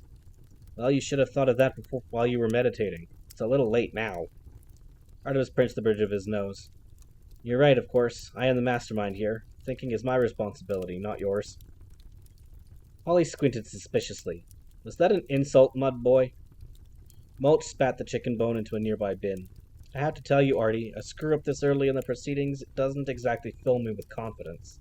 I hope you're as clever as you keep telling everyone you are." "I never tell anybody exactly how clever I am. They would be too scared." "Very well, we will have to risk the hazel iris cam. With any luck, Spyro might not notice. If he does, I can invent some excuse." Holly placed the camera on the tip of her finger, sliding the lens under Artemis's lid. "It's your decision, Artemis," she said. "I just hope you haven't met your match in John Spyro."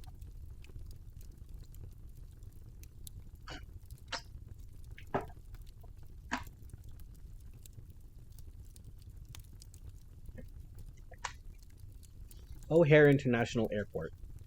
Spyro was waiting for them at O'Hare's private hangar. He wore a fur-collared greatcoat over his trademark white suit. Halogen lamps blasted the turmeric, and the downdraft from the chopper blades snagged his coattails. It was all very cinematic. "All we need now is background music," thought Artemis, and he descended the motorized steps. As instructed, Mulch was putting on the gangster act. "Move it, kid," he snarled, quite convincingly. "We don't want to keep Mr. Spyro waiting."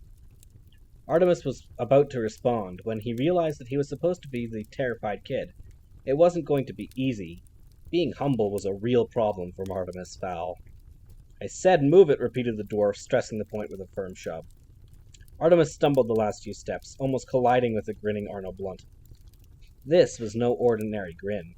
Blunt's teeth had been replaced by a custom-crafted porcelain set. The tips had been filed to sharp points. The bodyguard looked for all the world like a human-shark hybrid. That'll be painful if he ever bites his tongue. Blunt caught Artemis's stare. "You like 'em? I got other sets, too. One is all flat. For crushing stuff." A cynical sneer was forming on Artemis's mouth before he remembered his role, replacing the sneer with a set of quivering lips. He was basing his performance on the effect Butler usually had on people. Spyro was not impressed. "Nice acting, Sonny, but pardon me if I doubt the great Artemis Fowl has fallen to pieces quite so easily." Arnold, check the plane. Blunt nodded curtly, ducking inside the private jet. Juliet was dressed in a flight attendant's uniform, straightening the hardrest covers. For all her athletic ability, she was finding it difficult not to trip in her high heels. Where's the pilot? Growled Blunt, living up to his name. Master Artemis flies the plane, replied Juliet. He's been flying it since he was 11 years old. Oh, really? Is that legal? Juliet put on her best innocent face. I don't know about legal, sir. I just serve the drinks. Blunt grunted, charming as ever, and a quick poke about the jet's interior. Eventually, he decided to accept the flight attendant's word. Lucky for him, because had he decided to argue, two things would have happened. First, Juliet would have clobbered him with the jade ring, and second, Holly, who was lying shielded in an overhead locker, would have blasted him into unconsciousness with her Neutrino 2000. Of course, Holly simply could have mesmerized the bodyguard, but after what he had done to Butler, a blasting seemed more appropriate. Blunt stuck his head through the hatch. No one in there except some dumb attendant. Spyro was not surprised. I didn't think so, but they're here somewhere. Believe it or not, Diggins, Artemis Fowl did not get suckered by a goon like you. He's here because he wants to be here. Artemis was not surprised by this deduction. It was only natural that Spyro be suspicious. I don't know what you mean, he said. I'm here because this odious little man threatened to crush my skull between his teeth. Why else would I come? The C-cube is useless to you, and I could easily construct another one. Spyro was not even listening. Yeah, whatever you say, kid, but let me tell you something. You bit off more than you could chew when you agreed to come here. The Spyro Needle has the best security on the planet. We've got stuff in there that even the military don't have. Once the doors are closed behind you, you're on your own. Nobody is coming to save you. Nobody. Understand? Artemis nodded. He understood what Spyro was saying to him. That wasn't to say that he agreed with it. John Spyro might have stuff that the military didn't have, but Artemis Fowl had stuff that humans had never seen. A Sikorsky executive helicopter whisked them downtown to the Spyro Needle. They landed on a helipad on the skyscraper's roof. Artemis was familiar with the helicopter controls and realized how difficult it must be to land in the bluster of the Windy City. The wind speed must be treacherous at this altitude, he said casually. Holly could record the information on her helmet chip. You're telling me, shouted the pilot over the rotor's. It gets to over 60 miles an hour on top of the Needle. The helipad can sway up to 30 feet in rough conditions. Spyro groaned, giving Blunt a nod. Arnold reached forward and whacked the pilot's helmet. Shut up, you moron, snapped Spyro. Why don't you give him the blueprints to the building while you're at it? He turned to Artemis. And in case you're wondering, Artie, there aren't any blueprints floating around. Anybody who goes looking in City Hall is going to find that the file mysteriously missing. I have the only set, so don't bother getting one of your associates to do an internet search. No surprises there. Artemis had already run several searches himself, although he hadn't really expected Spyro to be so careless anyway. They climbed down from the Sikorsky. Artemis was careful to point the iris cam at any security feature that could be useful later. Butler had often told him that even a seemingly insignificant detail, like the number of steps in a stairwell, could be vital when planning an operation. An elevator brought them down from the helipad to a key-coded door. Closed-circuit cameras were strategically placed to cover the entire rooftop. Spyro moved ahead to the keypad. Artemis felt a sharp sting in his eye, and suddenly the iris cam magnified his vision by 4. In spite of the distance and shadows, he could easily discern the entry code. I hope you got that, he muttered, feeling the mic vibrating on his throat. Arnold bent his knees so his extraordinary teeth were an inch from Artemis's nose. Are you talking to someone? Me, said Artemis. Who would I be talking to? We're 80 floors up, in case you hadn't noticed. Blunt grabbed the teenager by the lapels, hoisting him off the turmeric. Maybe you're wearing a wire. Maybe you have someone listening to us right now. How could I be wearing a wire, you big oaf? Your miniature hitman hasn't let me out of his sight for the entire journey. He even accompanied me to the bathroom. Spyro cleared his throat noisily. Hey there, mister, I gotta make my point. That kid slips over the side and you might as well throw yourself off, because that boy is worth more to me than an army of bodyguards. Blunt set Artemis down. You're not going to be valuable forever, Fowl, he whispered ominously. And when your stock falls, I'll be waiting.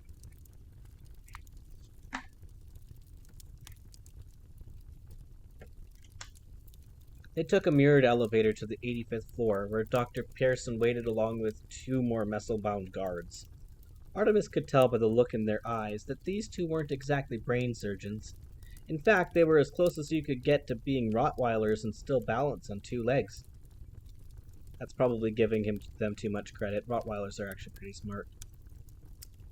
It was probably handy to have these 2 around to break things and not ask questions. Spyro called one of them over. Pex, do you know what the Antonellis charge if you lose their personnel? Pex had to consider it for a moment. His lips moved as he thought. Yeah, wait, I got it. 20 grand for a metal man and 15 for a monkey. That's dead, right? Dead or broken. Okay, said Spyro. I want you and Chips to go over to Carla Frazzetti's and tell her I owe her 35 grand for the team.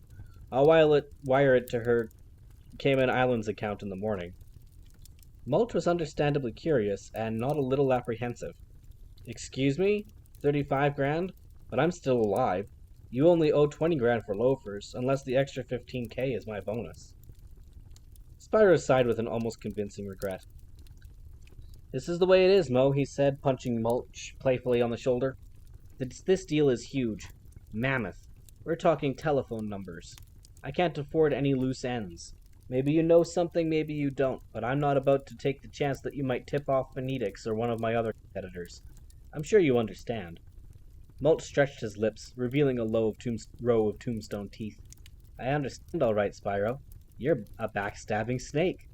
You know, the kid offered me $2 million to cut him loose. You should have taken the cash, said Arnold Blunt, propelling Mulch into Pex's gigantic arms. The dwarf kept talking, even as he was being dragged down a corridor. You better bury me deep, Spyro. You better bury me real deep. Spyro's eyes narrowed to slits. You heard the man, boys. Before you go to Frazzetti's, bury him deep. Dr. Pearson led the party through the vault room. They had to pass through a small antechamber before entering the main security area. Please stand on the scanner pad, said Pearson. We wouldn't want any bugs in here, especially not the electronic kind. Artemis stepped onto the mat. It sank like a sponge beneath his feet, spurting jets of foam over his soles. Anti-infection foam, explained Pearson. Kills any virus you might have picked up. We're keeping some biotechnology experiments in the vault at the moment, very susceptible to disease. The foam has the added advantage of shorting out any surveillance devices in your shoes.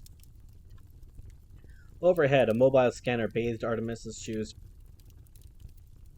framed in purple light. One of my own inventions, said Pearson. A combination scanner. I have incorporated thermal, X-ray, and metal detector beams. The beam basically breaks your body down into its elements and displays them on this screen here. Artemis saw a 3D replica of himself being traced out on the small plasma screen. He held his breath, praying that Foley's equipment was as clever as the Centaur thought it was. On screen, a red light pulsed on Artemis's jacket front. Aha, said Dr. Pearson, plucking off a button. What have we here? He cracked the button open, revealing a tiny chip, mic, and power source. Very clever. A micro-bug. Our young friend was attempting to spy on us, Mr. Spyro. John Spyro was not angry. In fact, he was delighted to have the opportunity to gloat. You see, kid, you may be some kind of genius, but surveillance and espionage are my business. You can't slip anything past me, and the sooner you accept that, the sooner you can get this thing over with. Artemis stepped off the pad. The decoy had worked, but the real bugs hadn't caused a blip in the system. Pearson was smart, but Foley was smarter.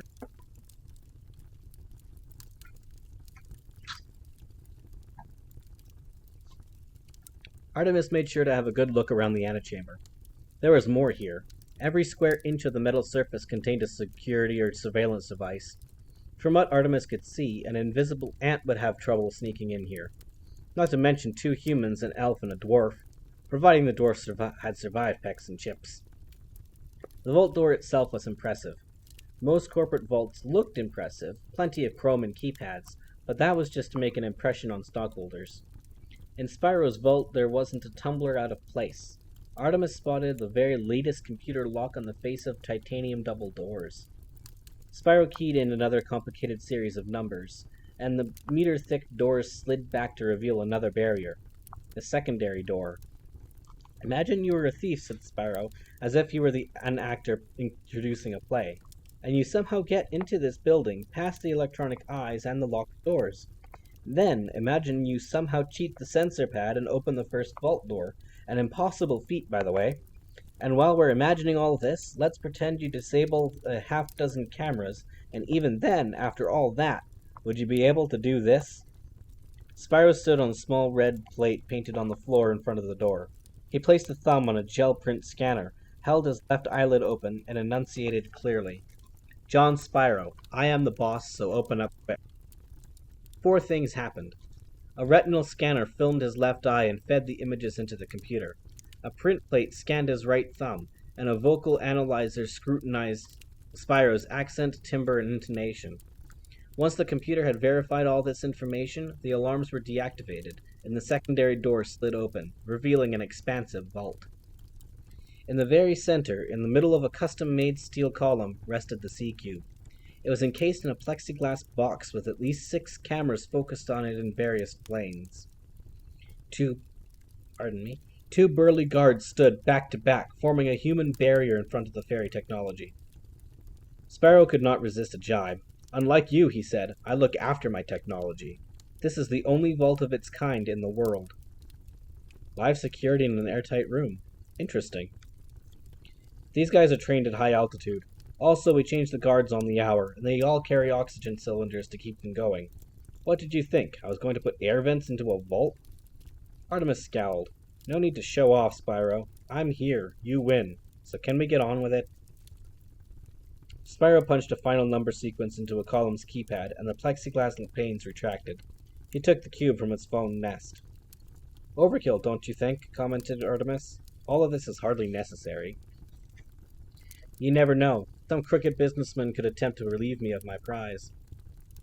Artemis took a chance on some calculated sarcasm.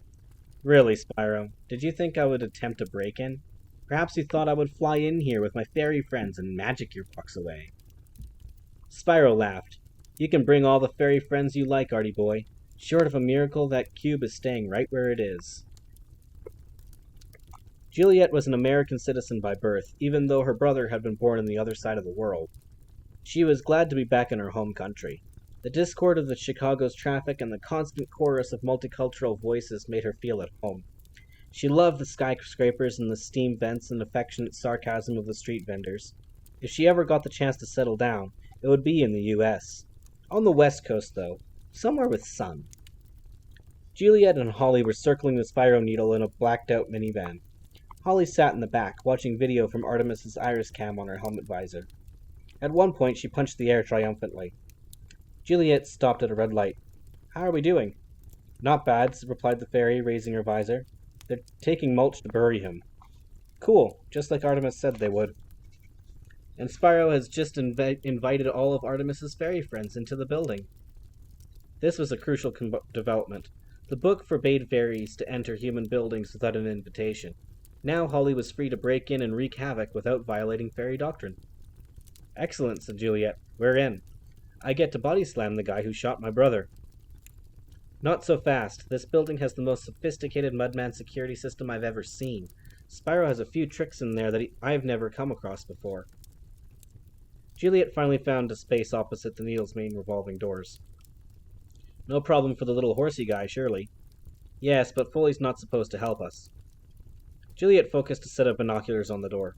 "I know, but it all depends on how you ask. A smart guy like Foley, what he needs is a challenge." 3 figures emerged from the needle. 2 large men in black and a smaller, nervous-looking individual. Mulch's feet were treading air so fast that he seemed to be performing an Irish jig. Not that he had any hope of escaping. Hex and Chips had him tighter than 2 badgers fighting over a bone. "Here comes Mulch now. We'd better give him backup, just in case." Holly strapped on her mechanical harness, extending the wings with the touch of a button. "I'll follow them from the air. You keep an eye on Artemis."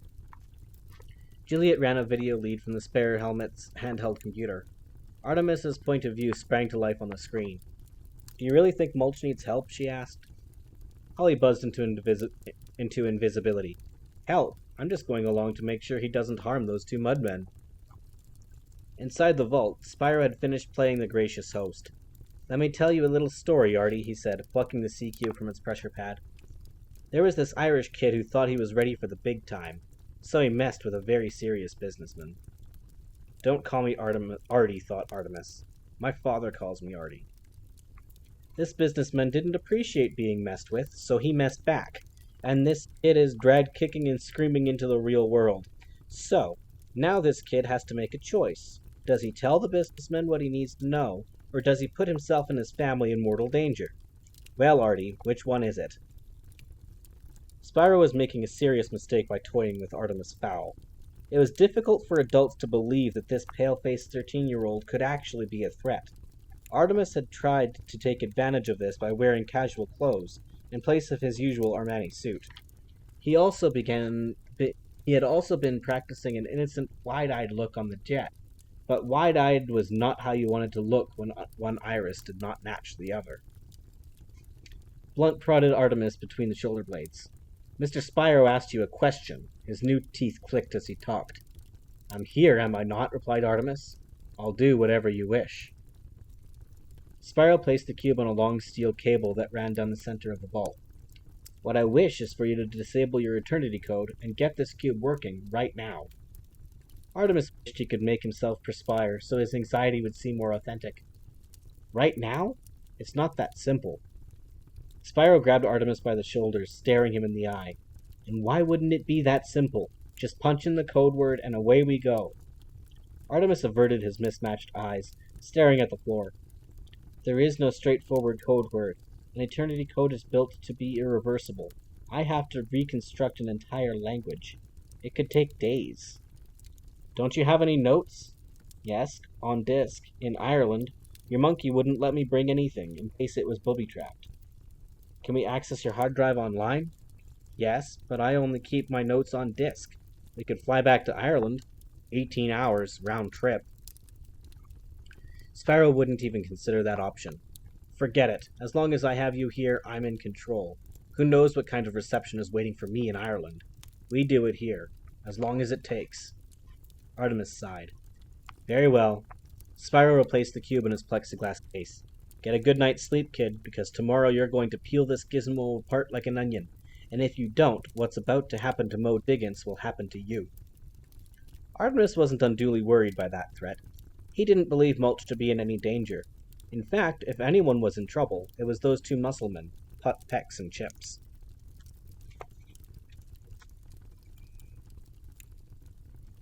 Chapter 9, Ghosts in the Machine. Vacant lot, Malt House Industrial Estate, South Chicago. John Spyro had not hired Pex and Chips for their debating skills. In the job interview, they had only been set one task. 100 applicants were handed a walnut and asked to smash it however they could. Only 2 succeeded. Pex had shouted at the walnut for a few minutes, then flattened it between his giant palms. Chips had opted for a more controversial method.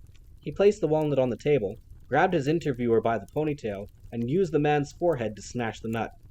Both men were hired on the spot. They quickly established themselves as Arnold Blunt's most reliable lieutenants for in-house work. They were not allowed outside Chicago, as this could involve map reading, something Pex and Chips were not very good at. At the moment, Pex and Chips were bonding under a full moon, while Mulch dug a dwarf-sized pit in the dry clay behind an abandoned cement factory. You want to guess why they call me Pex? Asked Pex, flexing his chest muscles as a hint. Chips opened a packet of the potato chips he was forever crunching. I don't know. Is it, like, short for something? Like what? I don't know, said Chips. He used that phrase a lot. Francis? This sounded dumb, even to Pex. Francis? How could Pex be short for Francis? Chips shrugged. Hey, I had an Uncle Robert, and everyone called him Bobby. That don't make no sense either. Pex rolled his eyes. It's pectorals, moron. Pex is short for pectorals on account of me having big chest muscles. In the pit, Mulch groaned. Listening to this mindless banter was almost as bad as having to dig a hole with a shovel. Malt was tempted to deviate from the plan and launch himself into the flaky soil. But Artemis did not want any display of fairy powers at this stage in the proceedings. If he took off, and these goons escaped without being mesmerized, then Spyro's paranoia would be driven up another notch. Up on the surface, Chips was eager to continue the game. "Guess why they call me Chips," he said, hiding the bag of chips behind his back. Pex kneaded his forehead. He knew this one. "Don't tell me," he said. "I can work it out." Mulch poked his head from the hole. "It's because he eats chips, you idiot. Chips eats chips. You two are the thickest mudmen I have ever met. Why don't you just kill me? At least I won't have to listen to your drivel." Pex and Chips were stunned. With all the mental exercise, they had almost forgotten about the little man in the hole. Plus, they were unaccustomed to prospective victims saying anything besides, "Oh no, please God, no." Pex leaned over the grave's lip. "What do you mean, drivel?" "I mean that whole Chips Pex thing." Pex shook his head. "No, I mean, what does the word drivel mean?" Mulch was delighted to explain. "It means rubbish, garbage, claptrap, twaddle, baloney. Is that clear enough for you?" Chips recognized the last one. "Baloney! Hey, that's an insult! Are you insulting us, little man?" Mulch clasped his hands in mock prayer. Finally, a breakthrough! The muscle men were uncertain how to react to actual abuse. There were only two people alive who insulted them regularly, Arnold Blunt and John Spyro. But that was part of the job. You just ignored that by turning up the music in your head. "Do we have to listen to his smart mouth?" Pex asked his partner. "I don't think so. Maybe I should phone Mr. Blunt." Mulch groaned. If stupidity were a crime, these two would be the public enemies 1 and 2. "What you should do is kill me. That was the idea, wasn't it? Just kill me and get it over with." "What do you think, Chips? Should we just kill him?" Chips chewed on a handful of barbecue blast ruffles. "Yeah, course. Orders is orders." "But I wouldn't just kill me," interjected Mulch. "You wouldn't?" "Oh, no. After the way I just insulted your intelligence? No, I deserve something special." You could almost see the steam coming out of Pex's ears as his brain overheated. "That's right, little man. We're gonna do something special to do. We don't take no insults from anybody." Mulch did not bother pointing out the double negative. "You're right. I've got a smart mouth and I deserve everything I've got coming to me." There followed a short silence as Pex and Chips tried to come up with something worse than the usual straight shooting. Mulch gave them a minute, then made a polite suggestion. "If it was me, I'd bury me alive." Chips was horrified. "Bury you alive? That's terrible! You'd be screaming and clawing the dirt. I could get nightmares." "I promise to lie still. Anyway, I deserve it. I did call you a pair of overdeveloped single-cell Cro-Magnons." "Did you? Well, I have now." Pex was the more impulsive of the duo. "Okay, Mr. Dickens, you know what we're gonna do? We're gonna bury you alive." Mulch clapped two hands to his cheeks. "Oh, the horror! You asked for it, buddy." "I did, didn't I?" Pex grabbed a spare shovel from the trunk. "Nobody calls me an overdeveloped single-bell Cro-Magnet." Mulch lay down obligingly in his grave. "No, I bet nobody does." Pex shoveled furiously, his gym-sculpted muscles stretching his suit jacket. In minutes, Mulch's form was completely covered. Chips was feeling a bit squeamish. That was horrible. Horrible. That poor little guy. Pex was unrepentant. "Yeah, well, he asked for it. Calling us all those things. But buried alive. That's like that horror movie. You know, the one with all the horror." "I think I saw that one. With all the words going up in the screen at the end?" "Yeah, that was it. Tell you the truth, those words kinda ruin it for me." Pex stamped on the loose earth. "Don't worry, buddy. There are no words in this movie." They climbed back into their Chevrolet automobile. Chips was still a bit upset. "You know, it's much more real than a movie when it's real." Pex ignored a no-access sign, pulling into the motorway. "It's the smell. You can't smell stuff in a movie." Chips sniffed emotionally. Dickens must have been upset right there at the end. "I'm not surprised." "'Cause I could see him crying. His shoulders were shaking, like he was laughing. But he must have been crying. I mean, what sort of crazy wacko would laugh when he's getting buried alive?" "He must have been crying." Cheps opened a bag of smoky bacon curls. Yeah, he must have been crying. Mulch was laughing so much that he nearly choked on the first mouthful of soil. What a pair of clowns. Then again, it was lucky for them that they had been clowns, otherwise they might have chosen their own method of execution. Jaw unhinged, Mulch tunneled straight down for 20 feet, and then veered north to the cover of some abandoned warehouses. His beard hairs sent out sonar signals in all directions. You couldn't be too careful in built-up areas. There was always some wildlife, and mudmen had a habit of burying things where you wouldn't expect them. Pipes, septic tanks, and barrels of industrial waste were all things he had taken an unwitting bite of in his day. And there is nothing worse than finding something in your mouth that you weren't expecting to be there, especially if it's wiggling. It felt good to be tunneling again. This was what dwarves were born to do. The earth felt right between his fingers, and he soon settled into his distance rhythm, scooping muck between his grinding teeth, breathing through slitted nostrils, and pumping waste material out the other end. Mulch's hair antenna informed him that there were no vibrations on the surface, so he kicked upward using the vast vestiges of dwarf gas to propel him from his hole. Holly caught him 4 feet above the ground. "Charming," she said. "What can I tell you?" said Mulch unapologetically. "I'm a force of nature. You were up there all the time?" "Yes, just in case things got out of hand. You put on quite a show." Mulch slapped the clay from his clothes. "A couple of neutrino blasts would have saved me a lot of digging." Holly smiled in a spooky imitation of Artemis. "That's not in the plan, and we must stick to the plan, now mustn't we?" She draped a sheet of camfoil around the dwarf's shoulders and hooked him onto her moon belt. "Take it easy now, won't you?" said Mulch anxiously. "Dwarfs are creatures of the soil. We don't like flying. We don't even like jumping too high." Holly opened the throttle on her wings, heading downtown. "I'll be just as considerate of your feelings as you are of the LEP's." Mulch failed. Funny how this diminutive elf was much scarier than 2 6-foot hitmen. "Holly, if I ever did anything to offend you, I unreservedly—" He never finished that particular sentence, because their sudden acceleration forced the words back down his throat. Alrighty, folks, on that note, we are going to take a short break, and I will be back in approximately 3 minutes. Please enjoy your time.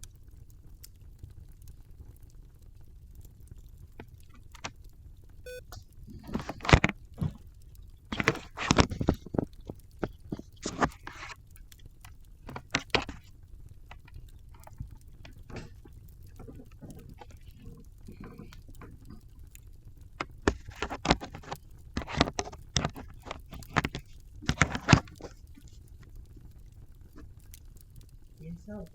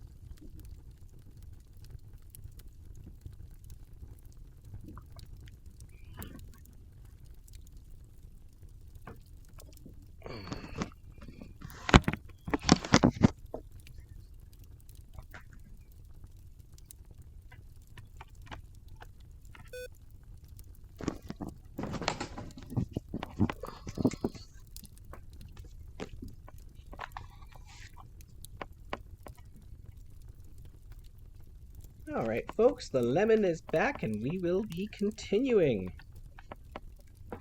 The Spyro Needle. Arnold Blunt walked Artemis to his cell. It was comfortable enough, with its own bedroom, bathroom, and entertainment system. There were a couple of things missing. Windows and a handle on the door. Blunt patted Artemis on the head. I don't know what happened in that London restaurant, but you try anything like that here, and I will turn you inside out and eat your organs. He gnashed his pointed teeth to make the point, and leaned close, whispering into Artemis's ear. Artemis could hear the teeth click with every syllable. I don't care what the boss says, you're not going to be useful forever. So if I were you, I'd be very nice to me. If you were me, responded Artemis, then I'd be you. And if I were you, then I'd hide somewhere far away. Oh, really? And why would you do that? Artemis looked him in the eyes, so Blunt could see the truth there. Because Butler is coming for you, and he's extremely annoyed. Blunt backed off a few steps. No way, kid. I saw him go down. I saw the blood. Artemis grinned. I didn't say he was alive. I just said that he was coming. You're just messing with my mind. Mr. Spyro warned me about this. Blunt edged out the door, never taking his eyes off Artemis. Don't worry, Blunt. I don't have him here in my pocket. You have your hours, maybe days, before the time comes. Arnold Blunt slammed the door so hard the frame shook. Artemis's grin widened. Every cloud has a silver lining. Artemis stepped into the shower, allowing the jet of hot water to pound him on the forehead. In truth, he felt a little anxious. It was one thing to formulate a plan in the safety of one's own home. It was quite another to execute that plan while trapped in the lion's den. And even though he would never admit it, his confidence had taken quite a pounding in the last few days. Spyro had outwitted him back in London, and without apparent effort. He had strolled into the entrepreneur's trap as naively as a tourist down a back alley. Artemis was well aware of his talents. He was a plotter, a schemer, a planner of dastardly deeds. There was no thrill greater than the execution of a perfect plan. But lately his victories had been tainted by guilt, especially over what had happened to Butler. His old friend had been so close to death that it made Artemis queasy just to think about it. Things had to change. His father would be watching soon, hoping that Artemis would make the right choices. And if he didn't, Artemis Sr. would quite possibly take his choices away from him. He remembered his father's words. And what about you, Artie? Will you make the journey with me? When the moment comes, will you take your chance to be a hero? Artemis still did not have the answer to that question. Artemis wrapped himself in a robe monogrammed with his captor's initials. Not only was Spyro reminding him of his presence with the gold letters, but a motion-sensitive closed-circuit camera was following Artemis around the room. Artemis focused on the challenging task of breaking into Spyro's vault and stealing back the CQ. He had anticipated many of Spyro's security measures and packed accordingly. However, some were unforeseen and quite ingenious. But Artemis had fairy technology on his side, and Foley too, he hoped. The Centaur had been ordered not to help, but if Holly presented the break-in as a test, Artemis felt sure that the Centaur would be unable to resist. Artemis sat on the bed, casually scratching at his neck. The microphone's latex covering had survived the shower, as Holly had assured him it would. It was comforting to know that he was not alone in his prison. Because the microphone operated on vibrations, Artemis did not have to speak aloud for his instructions to be transmitted. Good evening, friends, he whispered, his back to the camera. Everything proceeds according to plan, taking it that Mulch made it back alive. I must warn you to expect a visit from Spyro's goons. I am certain his personnel have been monitoring the streets. It should lull him into a false sense of security if he believes my people to be wiped out.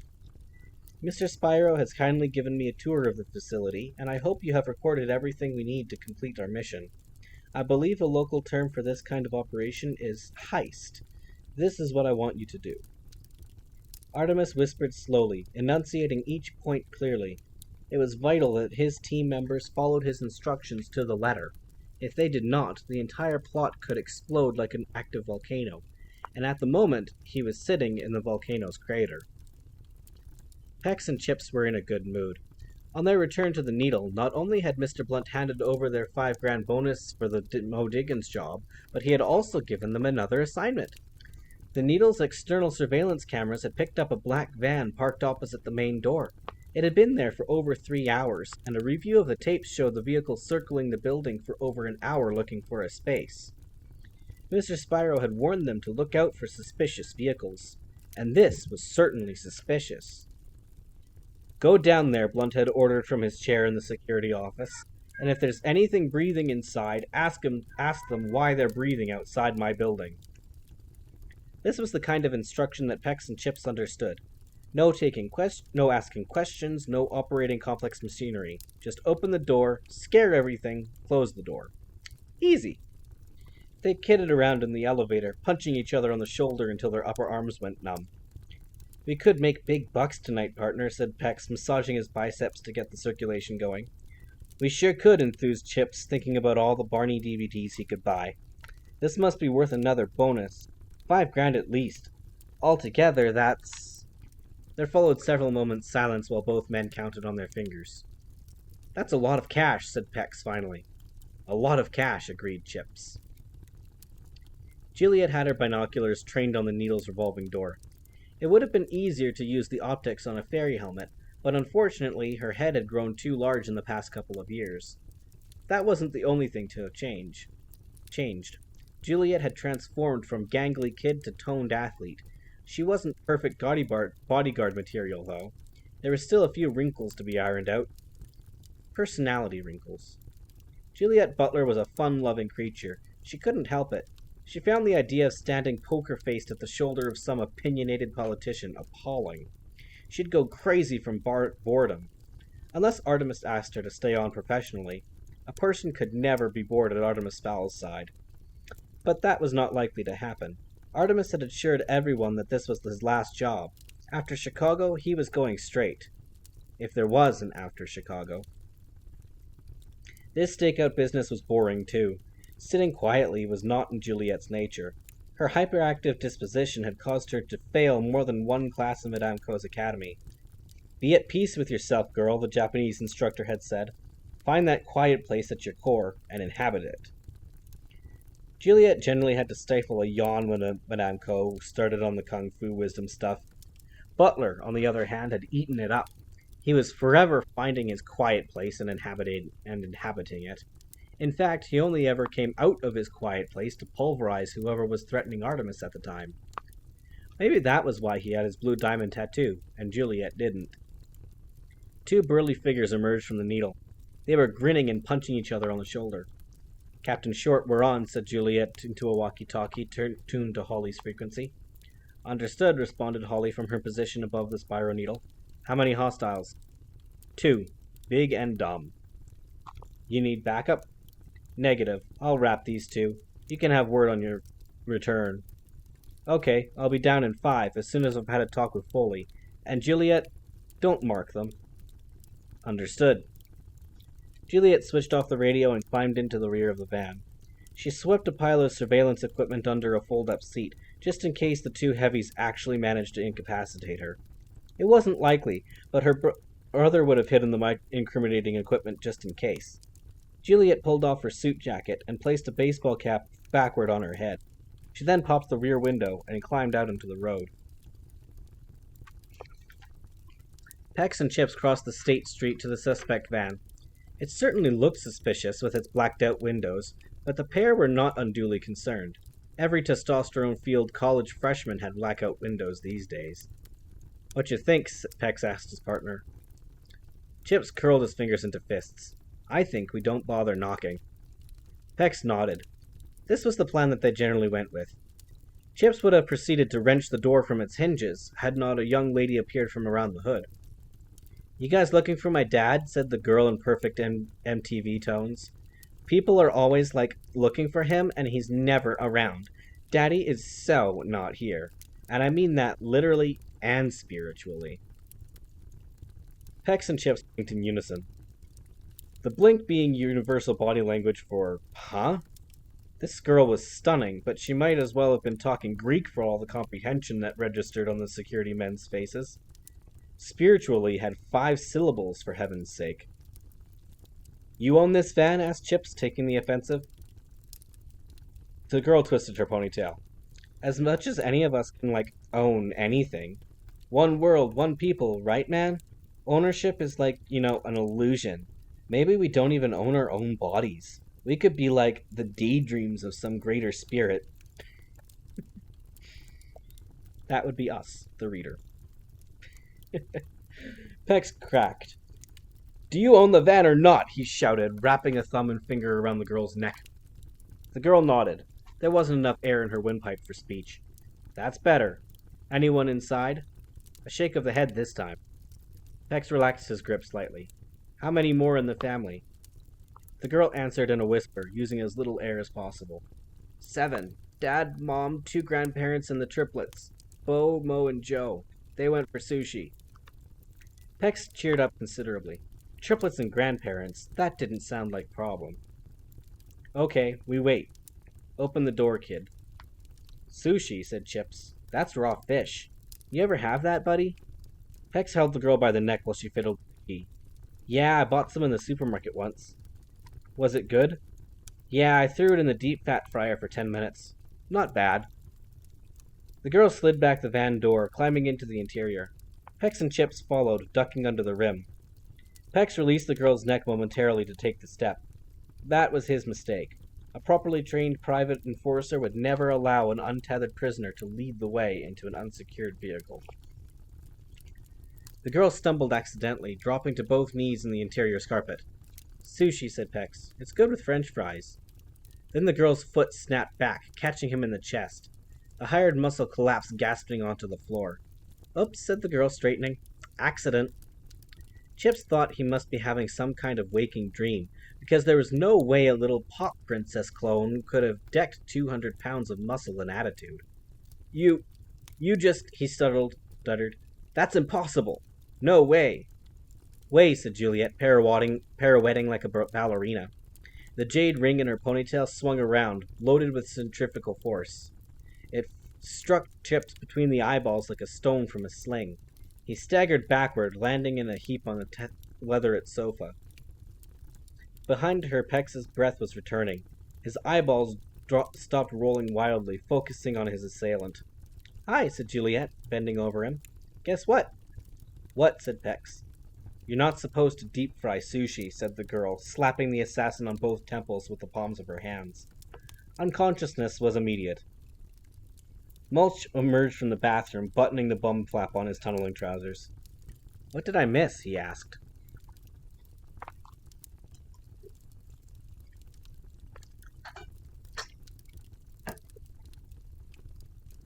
Holly hovered 100 feet above Chicago's downtown district, known locally as the Loop, after the curve of elevated track that enclosed the area. She was up there for 2 reasons. First, they needed an X-ray scan of the Spyro needle in order to construct a 3D blueprints. And second, she wanted to talk to Foley alone. She spotted a stone eagle perched on the roof of an early 20th century apartment block and alighted on its head. She would have to move from her perch after a few minutes, or her shield vibration would begin to pulverize the rock. Juliet's voice sounded in her earpiece. Captain Short, we're on. Understood, responded Holly. How many hostiles? 2. Big and dumb. You need backup? Negative. I'll wrap these 2. You can have a word on your turn. Okay, I'll be down in 5, as soon as I've had a talk with Foley. And Juliet, don't mark them. Understood. Holly smiled. Juliet was a piece of work, a chip off the butler block, but she was a wild card. Even on stakeout she couldn't stop chattering for more than 10 seconds. None of her brother's discipline. She was a happy teenager. A kid. Artemis had no business dragging her into his crazy schemes. But there was something about the Irish boy that made you forget your reservations. In the past 16 months, she had fought a troll for him, healed his entire family, and dived into the Arctic Ocean. Now she was preparing to disobey a direct order from Commander Root. She opened a channel to LEP operations. Foley, are you listening? Nothing for several seconds, then the Centaur's voice burst through the helmet's microspeaker. Holly, hold on, you're a bit fuzzy. I'm just going to fine-tune the wavelength. Talk to me. Say something. Testing. 1, 2, 1, 2. Trolls in a tantrum cause terrible trouble. Okay, gotcha. Crystal clear. How goes it in the land of mud? Holly gazed down at the city below her. No mud here, just glass, steel, and computers. You'd like it. Oh no, not me. Mudmen are mudmen no matter if they're wearing suits or loincloths. The only good thing about humans is the television. All we get on PPTV is reruns. I'm almost sorry the Goblin General's trial is over. Guilty on all counts, thanks to you. Sentencing is next month. Anxiety loosened its grip on Holly's stomach. Guilty, thank heaven. Things can finally go back to normal. Foley snickered. Normal? You're in the wrong job for normal. You can kiss normal goodbye if we don't get Artemis's gizmo back from Spyro. The centaur was right. Her life had not been normal since she'd been promoted to recon from the Vice Squad. But did she really want a normal life? Wasn't that the reason why she had transferred from Vice in the first place? So why the call? Asked Foley. Feeling a bit homesick, are you? No, replied Holly. And it was true. She wasn't. The elf captain had barely thought of Haven since Artemis had embroiled her in his latest intrigue. I need your advice. Advice? Oh, really? That wouldn't be another way of asking for help now, would it? I believe Commander Root's words were, you got what you got. Rules are rules, Holly. Holly sighed. Yes, Foley, rules are rules. Julius knows best. That's right, Julius knows best, said Foley, but he didn't sound convinced. You probably couldn't help anyway. Spyro's security is pretty advanced. Foley snorted, and a centaur snorting is something to hear. Yeah, sure. What has he got? A couple of tin cans and a dog? Ooh, scary. I wish. There's stuff in this building that I've never seen before. Smart stuff. A small liquid crystal screen flickered into life in the corner of Holly's visor. Foley was broadcasting a visual from Police Plaza. Technically not something he should be doing for an unofficial operation. The centaur was curious. I know what you're doing, by the way, said Foley, wagging a finger. I have no idea what you mean, said Holly innocently. You probably couldn't help anyway. Spyro's security is pretty advanced, mimicked the centaur. You're trying to light a fire under my ego. I'm not stupid, Holly. Okay, maybe I am. Do you want the straight truth? Oh, you're going to tell me the truth now. Interesting tactic for the LEP. The Spyro Needle is a fortress. There's no way in without you, even Artemis admits it. We're not looking for equipment or extra fairy power, just advice over the airwaves, maybe a bit of camera work. Keep the lines open, that's all I'm asking. Foley scratched his chin. No way in, huh? Even Artemis admits it. We can't do it without Foley. His exact words. The centaur struggled to keep the smuggest out of his features. Have you got any video? Holly took a handheld computer from her belt. Artemis shot some film inside the needle. I'm mailing it to you now. I need a blueprint of the building.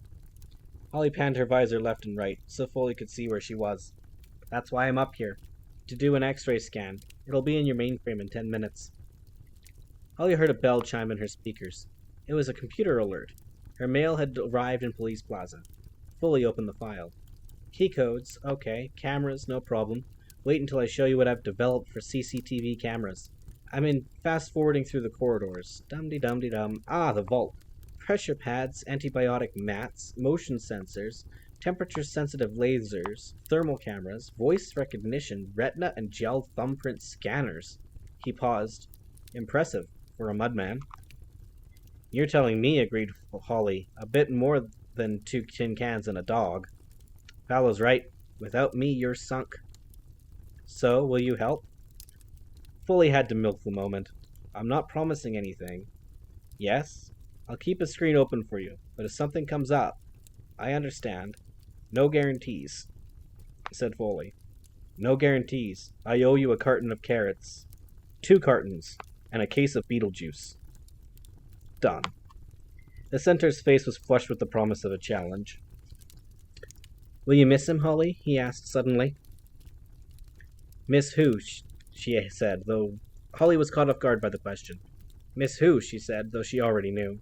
The Fowl boy, of course. If everything goes according to plan, he'll be wiped from his memory. No more wild plots or seat of the pants adventures. It'll be a quiet life.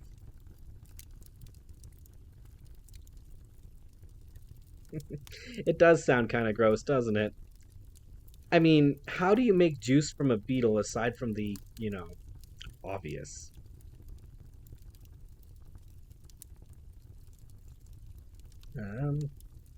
If everything goes according to plan, he will be wiped from his memory. No more wild plots or seat of the pants adventures. It'll be a quiet life. Holly avoided Foley's gaze, even though the centaur could not see her. No, she said. I will not miss him. But her eyes told the real story. Holly circled the needle several times at various altitudes, until the X-ray scanner had accumulated enough data for a 3D model. She mailed a copy of the file to Foley in Police Plaza and returned to the van. I thought I told you not to mark them, she said, bending over the fallen hitmen. Juliet shrugged. Hey, no big deal, fairy girl. I got carried away in the heat of battle. Just give him a shot of blue sparks and send him on his way. Holly traced a finger around the perfectly circular bruise on Chips's forehead. You should have seen me, said Juliet. Bang, bang, and they were down. Never had a chance. Holly sent a solitary spark down her finger. It wiped away the bruise like a damp cloth cleaning a coffee ring. You could have used the neutrino to stun them, you know.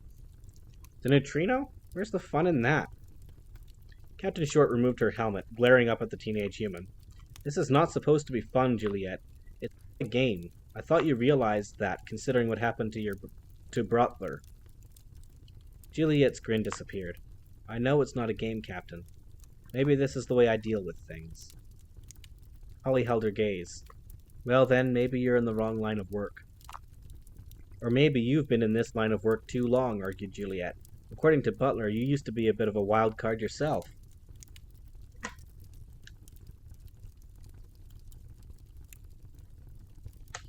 Mulch emerged from the bathroom. This time he had been applying a layer of sunblock. It was the middle of the night, but the dwarf wasn't taking any chances. If this insertion went haywire, as it probably would, then he could very well be on the run by morning. What's the problem, ladies? If you're fighting over me, don't bother.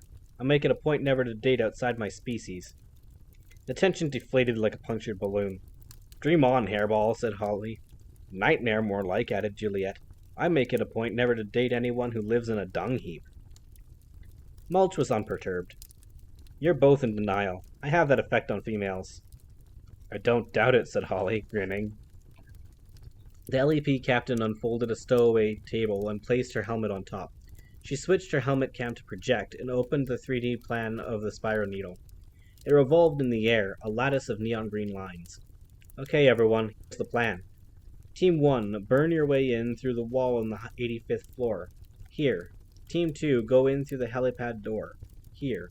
Holly marked the entrances by tapping the corresponding dot on the spot on the screen of her handheld computer. An orange pulse appeared on the floating plan. Foley has agreed to help, so he'll be with us over the airwaves. Juliet, you take this handheld computer. You can use it to conference with us on the move. Just ignore the nomish symbols. We'll send you any files you need to view. Wear an earpiece, though, to cut out the speakers. The last thing we need is computers beeping at the wrong moment. That little indent below the screen is a microphone. Whisper sensitive, so no need to shout. Juliet strapped the credit card-sized computer onto her wrist. What are the teams, and what are their objectives? Holly stepped into the 3D image. Her body was surrounded by strobes of light. Team 1 goes after the security and switches the vault guard's oxygen canisters. Team 2 goes after the box. Simple. We go in pairs. You and Mulch, Artemis and me. Oh no, said Juliet, shaking her head. I have to go with Artemis. He's my principal. My brother would stick to Artemis like glue, and so will I. Holly stepped out of the hologram. Won't work. You can't fly and you can't climb walls. There has to be one fairy per team. If you don't like it, take it up with Artemis the next time you see him. Juliet scowled. It made sense. Of course it made sense. Artemis's plans always did. It was only too clear now why Artemis had not revealed the entire plan in Ireland. He knew she would object. It was bad enough being separated for the last 6 hours, but the most difficult phase of the mission lay ahead, and Artemis would not have a butler at his shoulder. Holly stepped back into the hologram. Team 1, you and Mulch, climb the needle and burn through 85th floor. From there, you place this video clip on a CCTV cable. Holly held up what looked like a twist of wire. Loaded fiber optics, she explained, allows for remote hijacking of any video system. With this in place, Foley can send the signal from every camera in the building to our helmets. He can also send the humans any signal he wants them to see. You will also replace 2 oxygen cylinders with your own special mix. Juliet replaced the video clip in her jacket pocket. I will enter from the roof, continued Holly. From there, I proceed to Artemis's room. As soon as Team 1 gives the all clear, we'll go after the sea cube. You make it sound so easy, said Juliet. Mulch laughed. She always does that, he said. And it never is.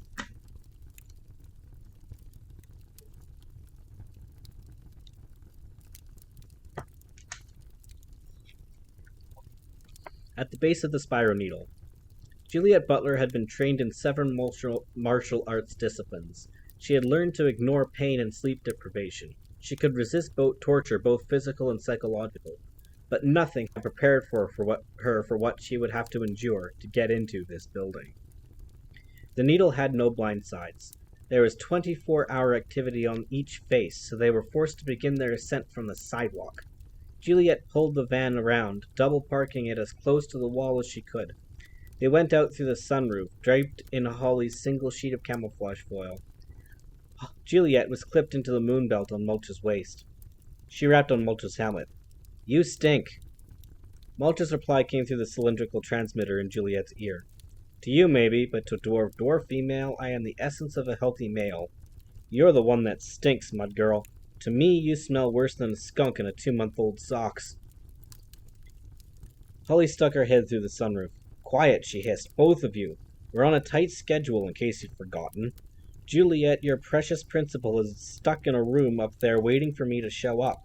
It's 5 minutes past 4 already. The guards are due to change in less than an hour, and I still have to finish mesmerizing these goons. We have a 55-minute window here. Let's not waste it arguing. Why can't you just fly us up to the ledge? Basic military tactics. If we split up, then one team might make it. If we're together, then if one goes down, we all go down. Divide and conquer. Her words sobered Juliet. The favorite girl was right. She should have known that. It was happening again. She was losing concentration at a vital moment. Okay, let's go. I'll hold my breath. Mulch stuck both palms in his mouth, sucking any vestiges of moisture from the pores. Hold on, he said, having removed his hands from his palate. Here we go. The dwarf flexed his powerful legs, leaping 5 feet to the wall of Spyro Needle. Juliet bobbed along behind, feeling for all the world as though she were underwater.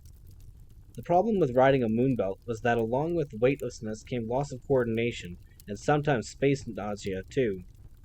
Moonbelts were designed for carrying inanimate objects, not live fairies, and certainly not human beings. Mulch had not had a drink for several hours, causing his dwarf pores to open to the size of pinholes. They sucked noisily, latching onto the smooth external surface of the Spyro Needle. The dwarf avoided the tinted windows, sticking to the metal girders. Though the pair was draped with a sheet of camouflage foil, there were still enough limbs sticking out for them to be recognized. Camouflage foil did not render the wearer completely invisible. Thousands of microsensors threaded through the material, analyzed and reflected the surroundings, but one shower of rain could short out the whole thing.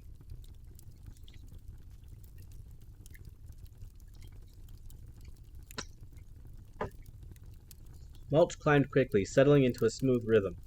His double-jointed fingers and toes curled to grip the smallest groove, and where there were no grooves, the dwarf's pores adhered to the flat surface.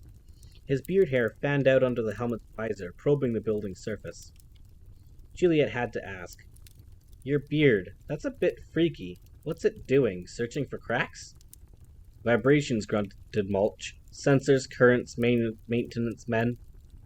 Obviously, he wasn't going to devote any energy to fill sentences. Motion sensor picks us up, we're finished. Foil or not. Juliet didn't blame her partner for saving his breath. They had a long way to go. Straight up. The wind picked up as they cleared the buffer provided by the adjacent buildings. Juliet's feet were from beneath her, and she fluttered from the dwarf's neck like a scarf. Rarely had she felt so helpless. Events were utterly beyond her control. Training accounted for absolutely nothing in this situation. Her life was in Mulch's hands completely. The doors slid by in a blur of glass and steel.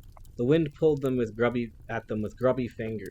The wind pulled at them with grabby fingers, threatening to spin the pair into the night. "There's a lot of moisture up here from the wind," gasped the dwarf. "I can't hold on much longer."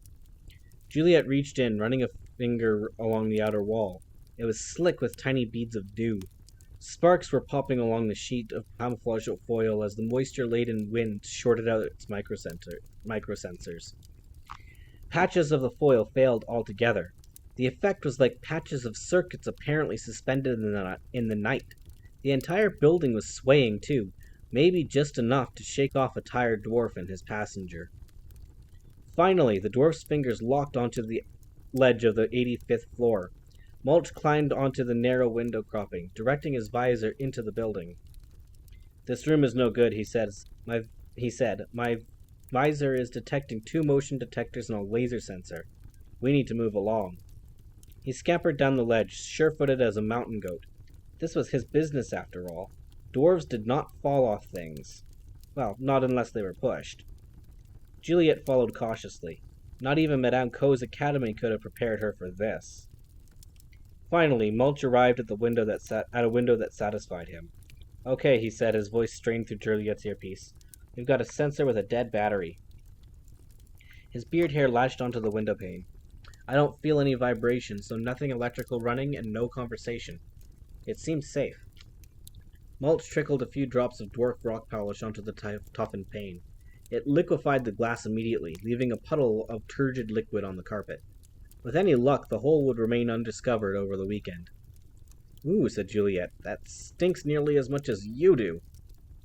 Mulch did not bother returning the insult, preferring instead to tumble indoors, to safety.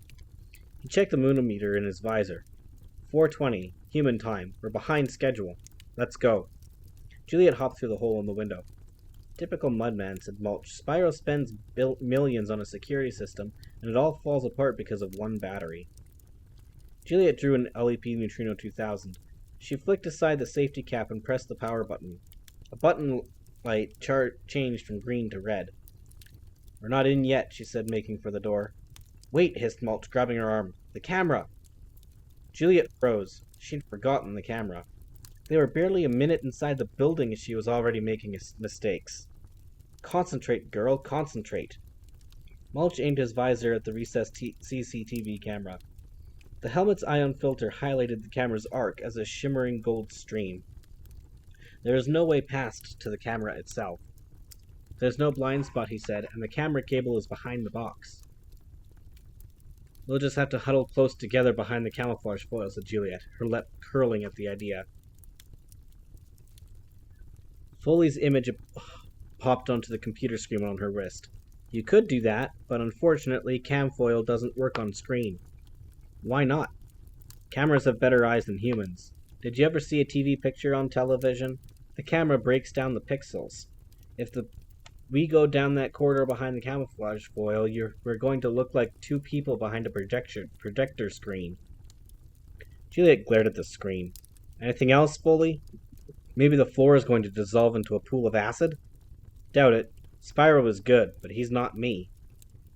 "Can't you loop the video feed, Pony Boy?" said Juliet into the computer's microphone. "Just send them a false signal for a minute." Foley gnashed his horsey teeth. "I am so unappreciated. No, I cannot set up a loop unless I am on site, as I was during the Fowl siege. That is what the video clip is for. I'm afraid you're on your own up there." "I'll blast it then." "Negatory. A neutrino blast would certainly knock out one camera and possibly chain react along the entire network. You may as well dance and jig for Arnold Blunt." Juliet kicked the skirting board in frustration. She was stumbling at the first hurdle. Her brother would know what to do, but he was on the other side of the Atlantic. A mere 20 feet of corridor separated them from the camera, but it might as well have been a mile of broken glass. She noticed that Mulch was unbuttoning his bum flap. "Oh great, now the little man needs a potty break. This is hardly the time." I'm going to ignore your sarcasm, said Mulch, lying flat on the floor, because I know what Spyro can do to people he doesn't like. Juliet knelt beside him. Not too close. I hope your next sentence is going to begin with, I have a plan. The dwarf appeared to be aiming his rear end. Actually, you're not serious. Deadly. I have quite a considerable force at my disposal here. Juliet couldn't help smiling. The little guy was a dwarf after her own heart. Metaphorically, he was adapting to the situation, just as she would. Yeah, as well as you were before? All we have to do is swing the camera about 20 degrees on its stand and we have a clear run to the cable. And you're going to do that with wind power? Precisely. What about the noise? Mulch winked. Silent but deadly. I'm a professional. All you have to do is squeeze my little toe when I give you the word. In spite of arduous training in some of the world's toughest terrain, Juliet was not quite prepared to be involved in a wind offensive. Do I have to participate? It seems like a one-man operation to me. Mulch squinted at the target, adjusting his posterior accordingly. This is a precision burst. I need a gunner to pull the trigger, so I can concentrate on aiming. Reflexology is a proven science with dwarves. Every part of the foot is connected to a part of the body, and it just so happens that the left little toe is connected to my... Okay, said Juliet hurriedly. I get the picture.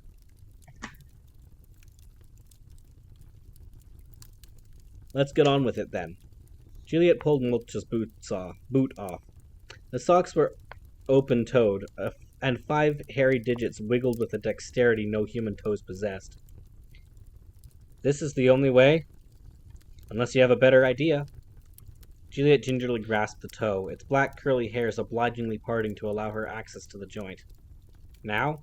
Wait. The dwarf licked his forefinger, testing the air. No wind. Not yet, muttered Juliet. Mulch fine-tuned his aim. Okay, squeeze. Juliet held her breath and closed her fingers around the joint. The pressure sped up Mulch's leg in a series of jolts. The dwarf fought to keep his aim true in spite of his thrashing. Pressure built up in his abdomen and exploded through his bum flap with a dull thump. Juliet could only relate the experience to crouching beside a mortar. A missile of compressed air shot across the room, heat blur surrounding it like waves of water. Too much topspin, groaned Mulch. I loaded it. The air ball spiraled toward the ceiling, shedding layers like an onion. Go right, urged Mulch, right a bit. The unlikely missile impacted the wall a meter ahead of its target. Luckily, the ricochet clipped the camera box, sending it spinning like a plate on a stick. The intruders waited with bated breath for it to settle. The camera finally creaked to a halt after a dozen revolutions. Well? Asked Juliet.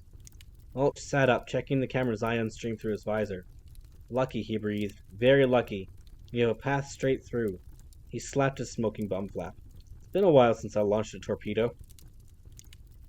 Juliet took the video clip from her pocket, waving it in front of the visor so Foley could see it. So I just wind this around any old cable? Is that it? No, Mudmaid, sighed Foley, comfortable in his familiar role as unappreciated genius. That is a complex piece of nanotechnology, complete with microfilaments that act as receivers, broadcasters, and clamps. Naturally, it leaches its power from the Mudman's own system. Naturally, said Mulch, trying to keep his eyes open. You need to ensure it is firmly clamped to one of the video cables.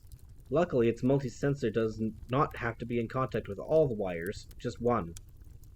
And which ones are the video wires? Well, all of them. Juliet groaned. So I just wind it around any old cable? I suppose so, admitted the centaur, but wind it tightly. All the filaments have to penetrate.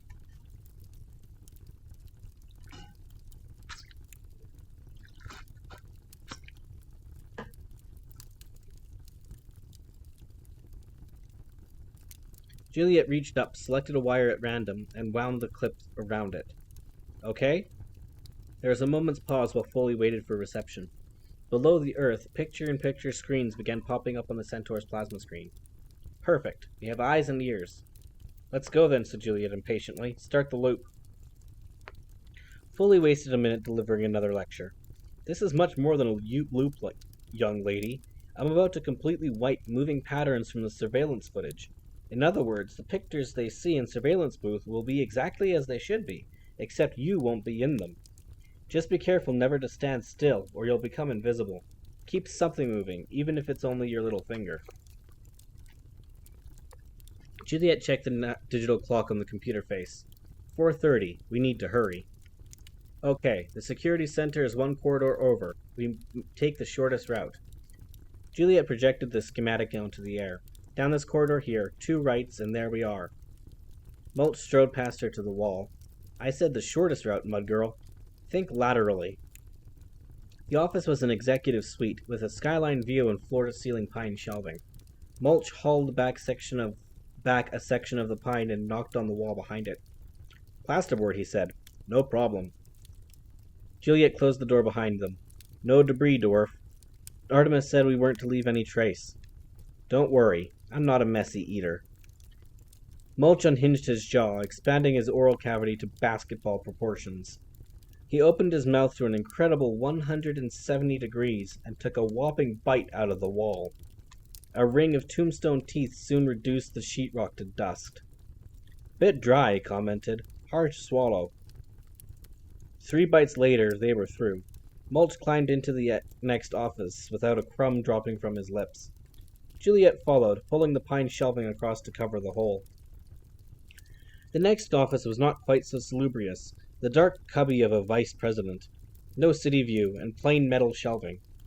Juliet rearranged the shelving to cover the newly excavated entrance. Mulch knelt at the door, his beard hair latching onto the wood.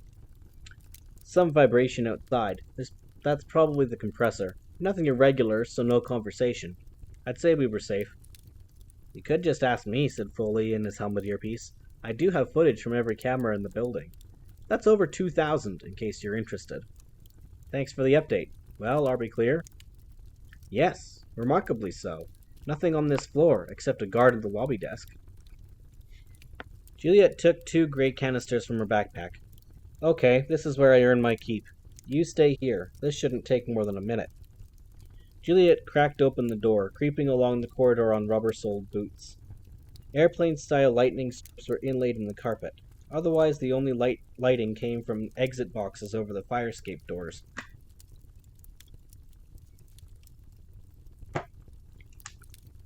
The schematic on her wrist computer told her that she had 20 yards to go before reaching the security office. After that, she could only hope that the oxygen rack was unlocked. And why shouldn't it be? Oxygen canisters were hardly high-risk objects. At least she would have ample warning if any personnel happened to be doing their rounds. Juliet crept panther-like down the corridor, her footfalls muffled by a carpet. On reaching the final corner, she lay flat, inching her nose around the bend. She could see the floor's security station. Just as Pex had revealed under the mesmer, the vault guard's oxygen canisters were slotted in a rack in front of the desk. There was only one guard on duty, and he was busy watching basketball on a portable television. Juliet inched forward on her stomach until she was directly below the rack. The guard had his back to her, concentrating on the game. What the hell? Exclaimed the security man, who was roughly the size of a refrigerator. He had noticed something on a security monitor. Move, hissed Foley in Juliet's earpiece. What? Move, you're showing up on the monitors.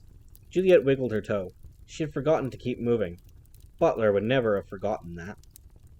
Over her head, the guard employed the age-old method of rapid repair, slapping the monitor's plastic casing.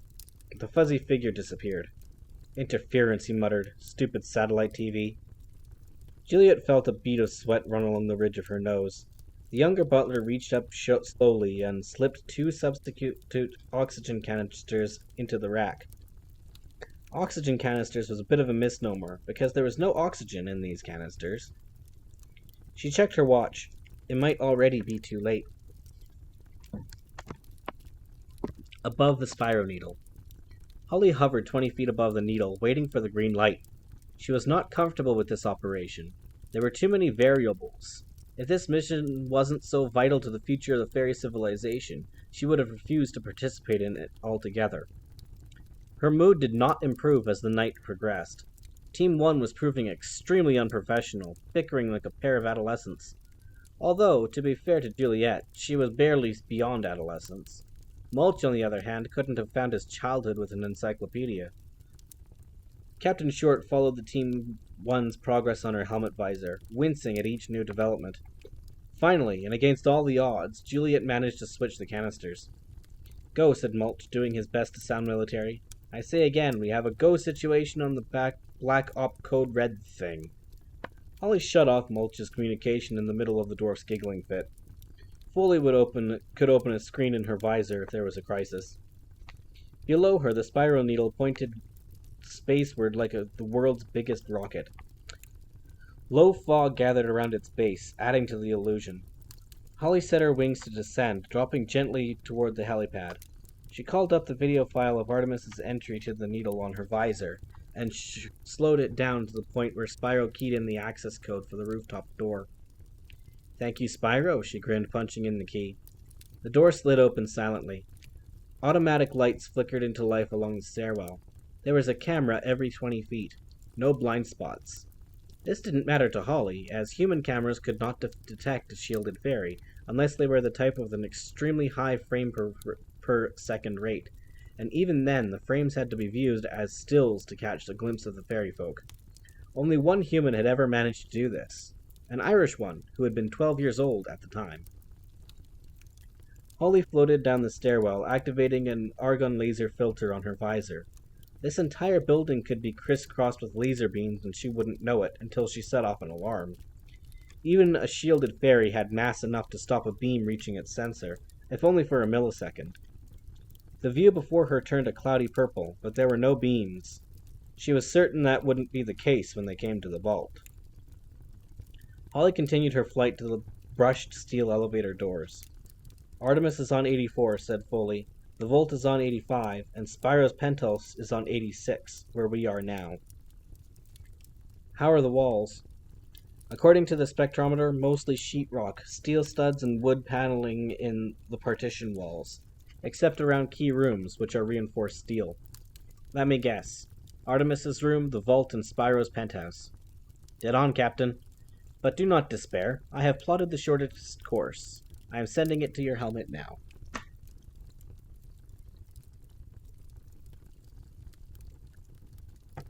Holly waited for a moment until a quill icon flashed in the corner of her visor, informing her that she had mail. "Open mail," she said into the helmet mic, enunciating clearly. A matrix of green lines superimposed themselves in front of her regular vision. Her trail was marked by a thick red line. "Follow the laser, Holly. Foolproof. No offense. None taken for now, but if this doesn't work, I'll be so offended you won't believe it." The red laser led straight into the belly of the elevator. Holly floated into the metal box and descended to the 85th floor. The guiding laser led her out of the elevator and down the corridor. She tried the door to an office on her left. Locked. Hardly surprising. "I'm going to have to unshield to pick this lock. Are you sure my pattern is wiped from the video?" "Of course," said Foley. Holly could imagine the childish pout on his lips. Holly unshielded and took an Omnitool from her belt. The Omnitool sensor would send an X-ray for the lock's lock's workings to the chip and select the right bit. It even did the turning. Of course, the Omnitool only worked on keyhole locks, which, in spite of their unreliability, the Mudmen still used. In less than 5 seconds, the door lay open before her. 5 seconds, said Holly. "This thing needs a new battery." The red line on her visor ran into the office's center, and then took a right-angle turn downward through the floor. "Let me guess. Artemis is down there." "Yes. Asleep, judging by the pictures coming in on his iris cam. He said the cell was lined with reinforced steel." "True, but no motion sensors in the walls or roof, so all you have to do is burn through." Holly drew her Neutrino 2000. "Oh, is that all?" She chose a spot adjacent to a wall air conditioner and peeled back the carpet. Underneath, the floor was dull and metallic. "No trace, remember," said Foley in her earpiece. "That's vital." "I'll worry about that later," said Holly, adjusting the AC to extract. "For now, I need to get him out of there. We're on a schedule." Holly adjusted the neutrino's output, concentrating the beam so it cut through the metal door. Acrid smoke billowed from the molten gash and was immediately siphoned off into the Chicago night by the AC. Artemis isn't the only one with brains around here, grunted Holly, sweat streaming down her face in spite of the helmet's climate control. The AC stops the fire alarm going off. Very good. Is he awake? Asked Holly, leaving the last inch of a 2-foot square uncut. Wide-eyed and bushy-tailed, to use the Centaurian imagery. A laser carving through the ceiling will do that to a person. Good, said Captain Short, cutting through the final section. The metal square twisted on a final strand of steel. Won't that make a lot of noise? Asked Foley. Holly watched the section fall. I doubt it, she said.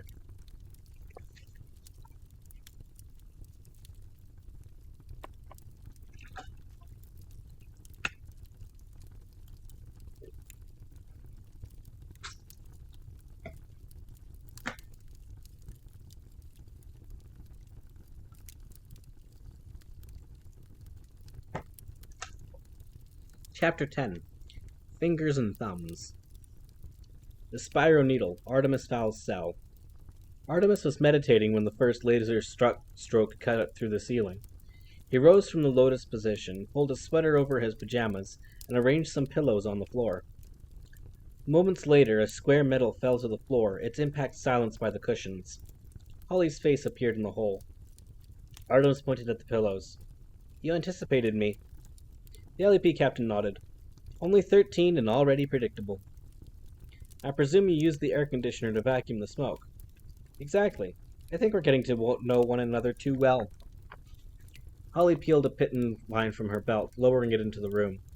Make a loop at the bottom with the clamp and hop aboard. I'll reel you in. Artemis did as he was told, and in seconds he was clambering through the hole. Do we have Mr. Foley on her side? He asked. Holly handed Artemis a small cylindrical earpiece. Ask him yourself. Artemis inserted the miracle of nanotechnology. Well, Foley, astound me. Below in Haven City, the centaur rubbed his hands together. Artemis was the only one who actually understood his lectures. You're going to love this, mud boy. Not only have I wiped you from the video, not only did I erase the ceiling falling in, but I have created a simulated Artemis. Artemis was intrigued. A sim? Really? How exactly did you do that? Simple, really, said Foley modestly. I have hundreds of human movies on file. I borrowed Steve McQueen's solitary confinement scene from The Great Escape and altered his clothes. What about the face? I had some digital interrogation footage from your last visit to Haven. I put the two together, and voila, our simulated Artemis will do whatever I tell him, whenever I say. At the moment, the sim is asleep, but in half an hour I may just instruct him to go and use the bathroom. Holly reeled in her pitten cord. The miracle of modern silence. The LAP pours millions into your department, Foley, and all you can do is send mud boys to the toilet. You should be nice to me, Holly. I'm doing you a big favor. If Julius knew I was helping you, he'd be extremely angry. Which is exactly why you're doing it. Holly moved quietly to the door, opening it a crack. The corridor was clear and silent, but for the drone of panning cameras and the hum of fluorescent lighting. One section of Holly's visor displayed miniature transparent feeds from Spyro's security cameras. There were 8 guards doing the rounds on the floor. Holly closed the door. Okay, let's get going. We need to reach Spyro before the guards change. Artemis arranged the carpet over the hole in the floor. Have you located his apartment? Directly above us. We need to get up there and scan his retina and thumb. An expression flashed across Artemis's face. Just for a second. The scans, yes. The sooner the better. Holly had never seen that look on the human boy's features before. Was it guilt? Could it be? Is there something you're not telling me? She demanded. The expression vanished to be replaced by the customary lack of emotion. No, Captain Short, nothing. And do you really think that now is the time for an interrogation? Holly wagged a threatening finger.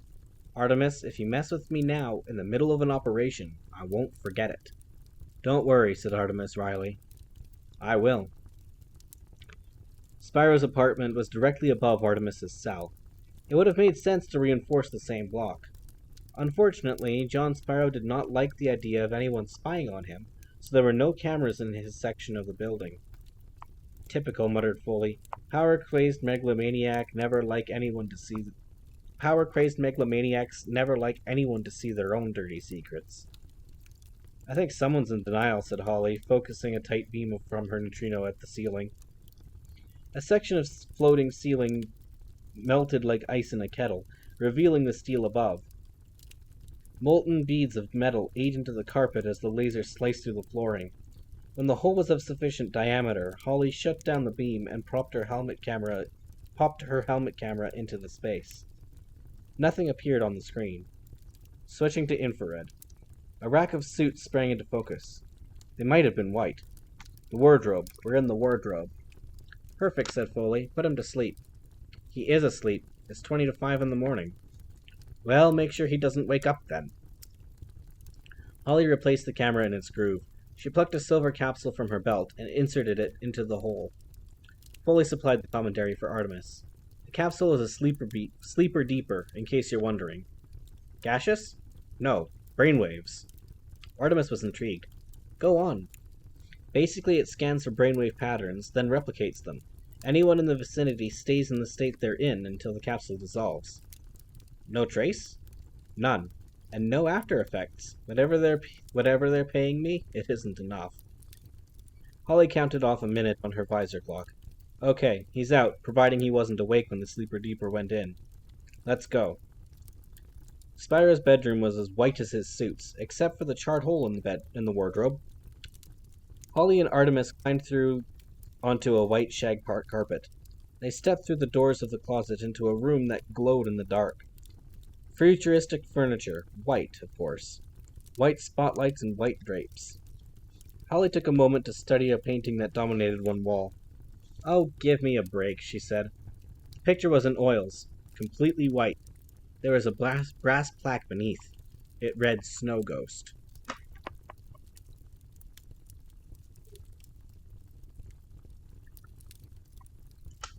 Spyro lay in the center of a huge futon, lost in the dunes of its silk sheets.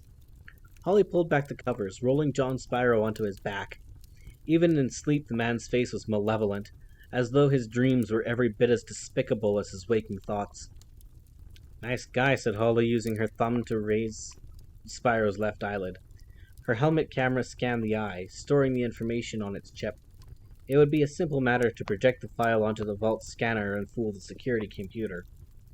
The thumb scan would not be so simple. Because the device was a gel scanner, the tiny sensors would be searching for actual ridges and whorls of Spyro's thumb. A projection would not do. It had to be 3D. Artemis had come up with the idea of using a latex memory bandage. Standard issue in any LEP first aid kit. The same latex used to glue the microphone to his throat.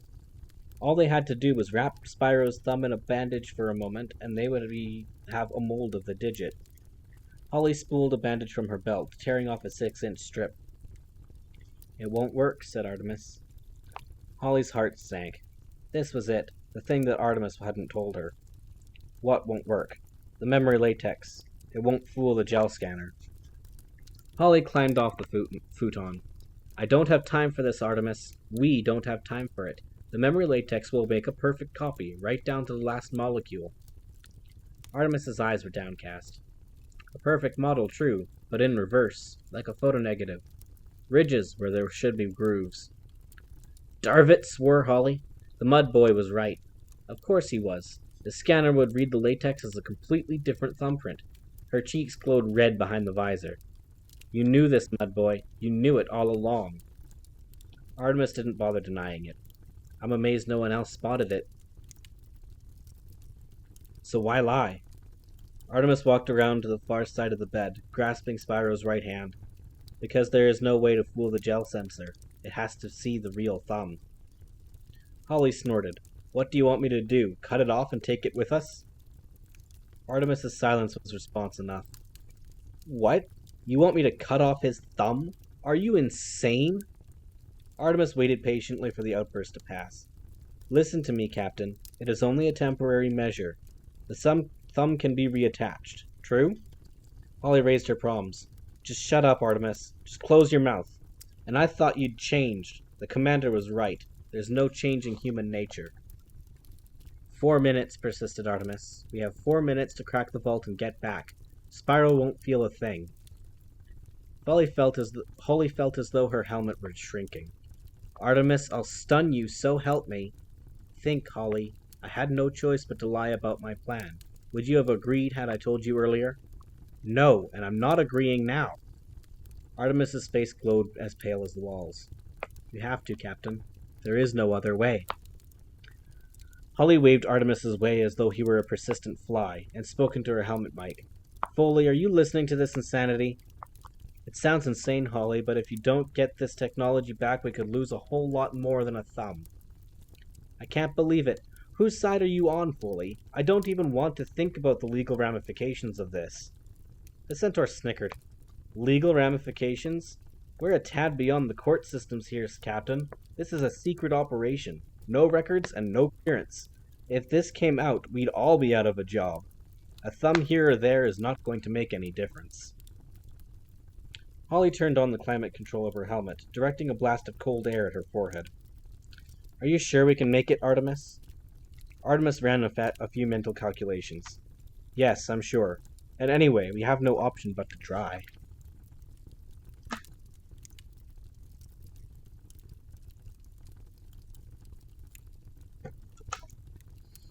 Holly crossed to the other side of the futon.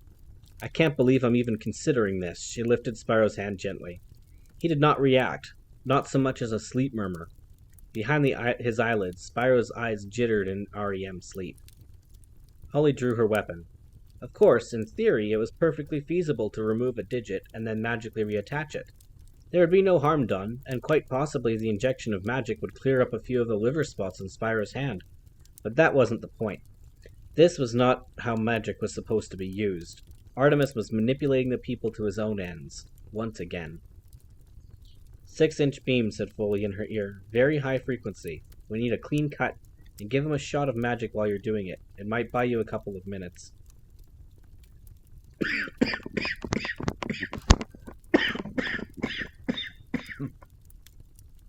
Pardon me. Sorry about that. For some reason, Artemis was checking behind Spyro's ears. He said. Clever. What? Hissed Holly. What now? Artemis stepped back. Nothing important. Continue.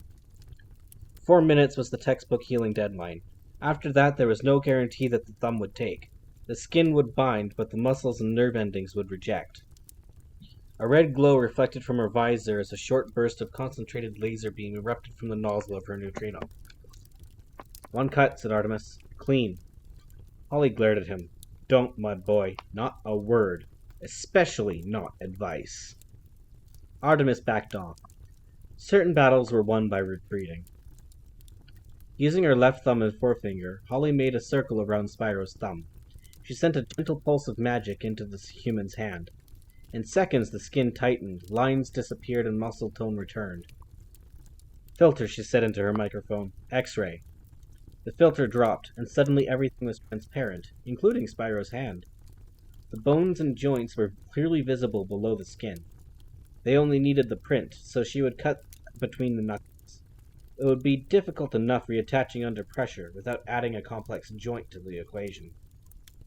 Holly took a breath and held it.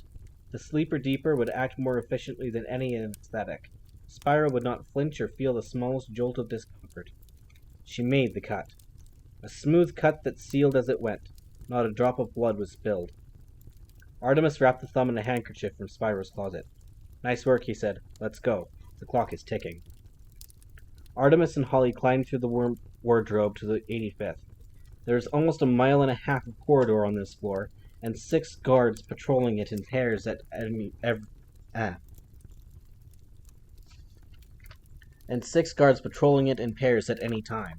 Their routes were specially planned so that one pair would always have an eyeball sighting of the vault door. The vault door was 100 yards long and took 80 seconds to travel. At the end of that 80 seconds, the next pair of guards stepped around the corner. Luckily, 2 of the guards were seeing different things in a different light this particular morning. Foley gave them their cue. Okay, our boys are approaching their corner. Are you sure it's them? These gorillas all look the same. Small heads, no necks. I'm sure. Their targets are showing up bright and clear. Holly had painted pecks and chips with a stamp generally used by customs and immigration for invisible visas. The stamps glowed orange when viewed through an infrared filter. Holly pushed Artemis out the door in front of her. Okay, go, and no sarcastic comments. There was no need for the warning. Even Artemis Fowl was not inclined to be sarcastic at such a dangerous stage of the plan. He ran down the corridor straight toward the two mammoth security guards. Their jackets protruded angularly beneath their armpits. Guns, no doubt. Big ones, with lots of bullets. Are you sure they're mesmerized? He asked Holly, who was hovering overhead. Of course, their minds are so blank it was like writing with chalk on a board. But I could stun them, if you'd prefer. No, panted Artemis, no trace. There must be no trace. Pex and Chips were closer now, comparing the merits of various fictional characters. Captain Hook rocks, said Pex. He would kick Barney's purple butt 10 times out of 10. Chips sighed. You're missing the whole point of Barney. It's a values thing. Butt kicking is not the issue. They walked right past Artemis without seeing him. And why would they see him? Holly had mesmerized them not to notice anybody out of the ordinary on this floor, unless they were specifically pointed out to them. The outer security booth lay before them. There were approximately 40 seconds left before the next set of guards turned the corner. The unmesmerized set. Just over half a minute, Holly. You know what to do. Holly turned up the thermal coils in her suit so they were exactly at room temperature. This would fool the lattice of lasers that crisscrossed the vault's entrance. Next, she set her wings to gentle hover. Any more downdraft would activate the pressure pad underfoot. She pulled herself forward, finding purchase along the wall where her helmet told her no sensors were hidden. The pressure pad trembled from the edge displacement, but not enough to activate the sensor. Artemis watched her progress impatiently. Hurry, Holly. 20 seconds. Holly grunted something unprintable, dragging herself to within touching distance of the door. Video file Spyro 3, she said, and her helmet computer ran a footage of Spyro punching the vault door code. She mimicked his actions, and inside the steel door, 6 reinforced pistons retracted, allowing the counterweighted door to swing wide on its hinges. All external alarms were automatically shut off. The secondary door stood firm, 3 red lights burning on its panel. Only 3 barriers left now: the gel pad, the retina scan, and the voice activation. This kind of operation was too complicated for voice command. Foley's computers had been known to misinterpret orders, even though the Centaur insisted it was a fairy error. Holly ripped back the Velcro strap covering the helmet command pad on her wrist. First, she projected a 3D image of Spyro's eyeball to a height of 5 feet 6. The retina scanner sent out a revolving beam to read the virtual eyeball. Apparently satisfied, it disabled the first lock. A red light switched to green. The next step was to call up the appropriate soundwave file to trick the voice check. The equipment was very sophisticated and could not be fooled by a recording. A human recording, that is. Foley's digital microphones made copies that were indistinguishable from the real thing. Even stinkworms, whose entire bodies were covered with ears, could be attracted by a worm-mating hiss from Foley's recording equipment. He was currently in negotiation with Fairy Insect Collection Agency for the rights. Holly played the file through her helmet speakers. John Spyro, I am the boss, so open up quick. Alarm number 2 disengaged. Another light green. Excuse me, Captain, said Artemis, an undercurrent of apprehension creeping into his voice. We're almost out of time. He unwrapped the thumb and stepped past Holly onto the red floor plate. Artemis pressed the thumb onto the scanner. Green gel oozed into the severed digits whirls. The alarm display flashed green. It had worked. Of course it had. The thumb was genuine, after all. But nothing else happened. The door did not open. Holly punched Artemis in the shoulder. Well, are we in? Apparently not. The punching is not helping my concentration, by the way. That's fair enough. Punching someone generally doesn't help them focus. Artemis glared at the console. What had we missed? Think, boy, think. Put those famed brain cells to work.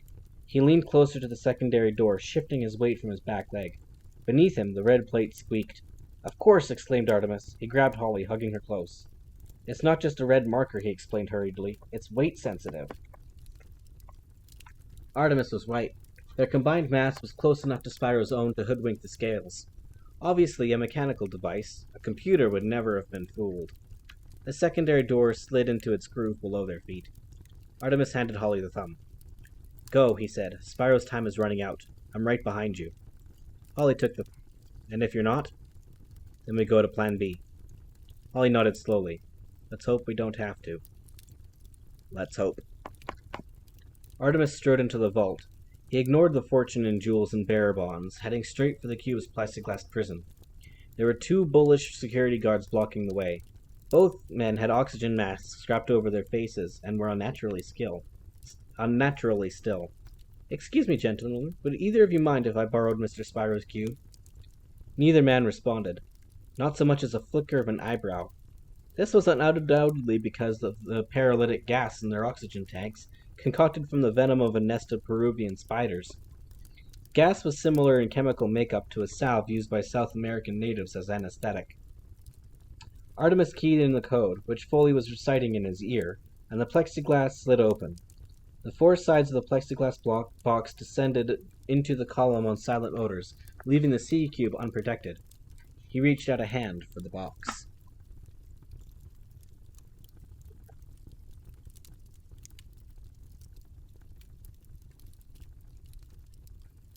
Spyro's bedroom. Holly climbed through the wardrobe into Spyro's bedroom.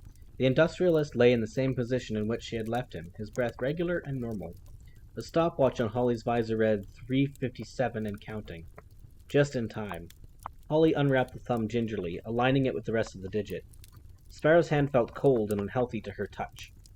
She used the magnification filter in her visor to zoom in on the severed thumb. As close as she could figure, the 2 halves were lined up.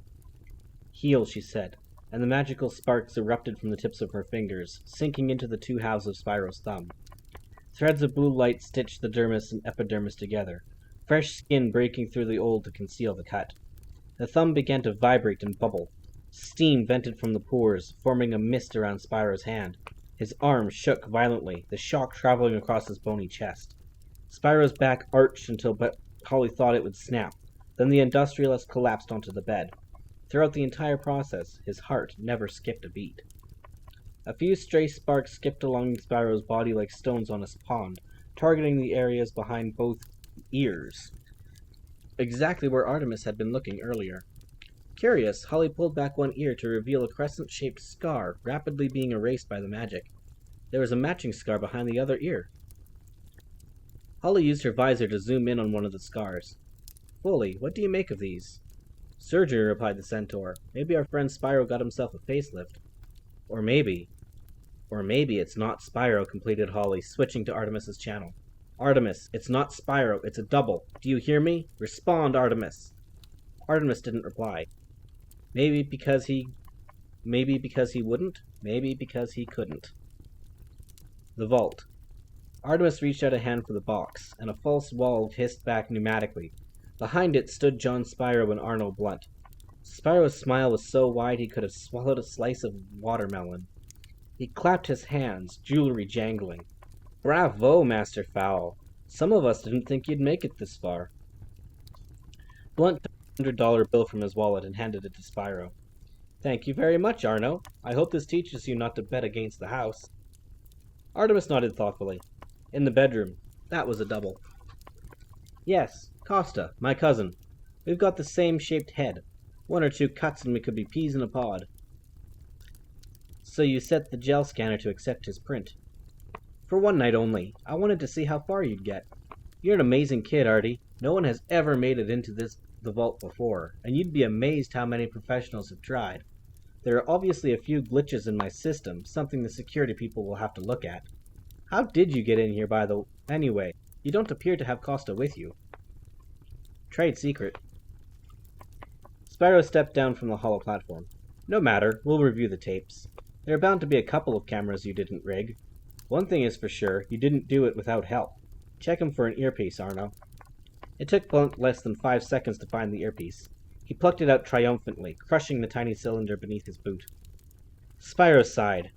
I have no doubt, Arno, that little electronic wonder was worth more than you will make in a lifetime. I don't know why I keep you around. I really don't. Blunt grimaced. His teeth were plexiglass and half filled with blue oil. A Macabro wave machine. Sorry, Mr. Spyro. You'll be sorrier still, my dentally challenged friend, said Artemis, because Butler is coming. Blunt took an involuntary step backward. Don't think that mumbo-jumbo is scaring me. Butler is dead. I saw him go down. Go down, perhaps, but did you see him die? If I remember the sequence of events correctly, after you shot Butler, he shot you. Blunt touched the sutures on his temple. A lucky shot. Lucky? Butler is a proud marksman. I wouldn't say that to his face. Spyro laughed delightedly. The kid is messing with your mind, Arno. 13 years old and he's playing you like a grand piano in Cargini Hall. Get yourself a spine, man. You're supposed to be a professional. Blunt tried to pull himself together, but the ghost of Butler haunted his features. Spyro plucked the C-cube from its cushion. This is fun, Artie. All this tough talk and repartee, but it doesn't mean anything. I win again. You've been outflanked. This has all been a game to me. Amusement. Your little operation has been most educational, if pathetic. But you gotta realize that it's over now. You're on your own, and I don't have time for any more games. Artemis sighed, the picture of defeat. All this has been a lesson, hasn't it? Just to show me who's boss. Exactly. It takes some people a while to learn. I find that the smarter the enemy, the bigger the ego. You had to realize that you were no match for me before you would do what I have asked. Spyro placed a bony hand on the Irish boy's shoulder. Artemis could feel the weight of his jewelry. Now, listen carefully, kid. I want you to unlock this cube. No more Blarney. I never met a computer nerd yet who didn't leave himself a back door.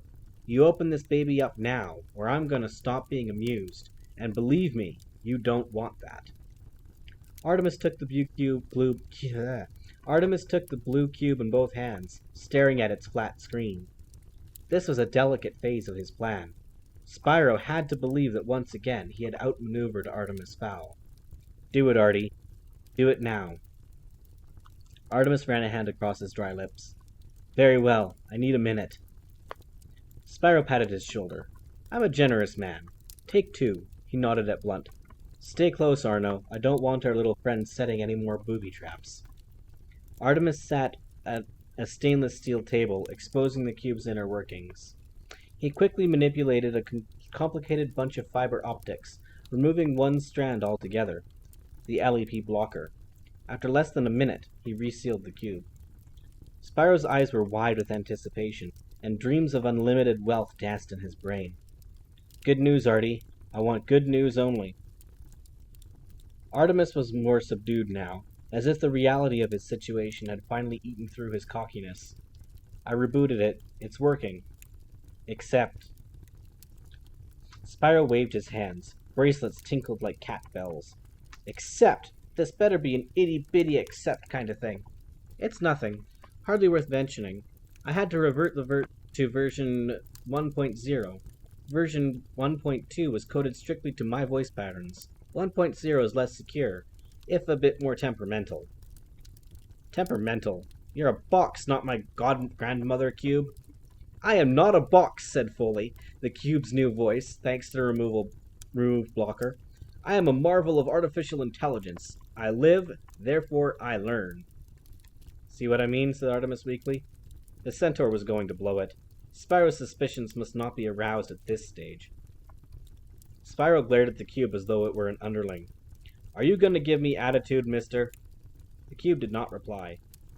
You have to address it by name, explained Artemis. Otherwise it would answer every question within hearing distance of its sensors. And what is its name? Juliet often used the expression duh. Artemis had never used such colloquisms himself. Colloquialisms. Ha! I did it. But it would have been apt at this particular moment. Its name is Cube. Okay, Cube, are you going to give me attitude? I'll give you whatever it is in my processor's capacity to give. Spyro rubbed his palms with childish glee, jewelry flashing like ripples in a sunset sea. Okay, let's try this baby out. Cube, can you tell me, are there any satellites monitoring the building? Foley was silent for a moment. Artemis could imagine him calling up his sat track information on a screen. Just one at the moment, though judging from the ion trails, this building has been lit with more rays than the Millennium Falcon. Spyro shot Artemis a glance. His personality chip is faulty, explained the boy. That's why it discontinued him. We can fix that at any time.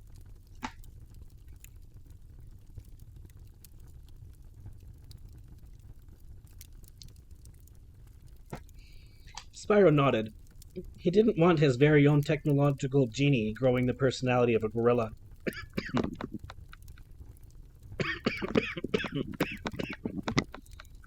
Side note, you have to swallow your water, not breathe it in.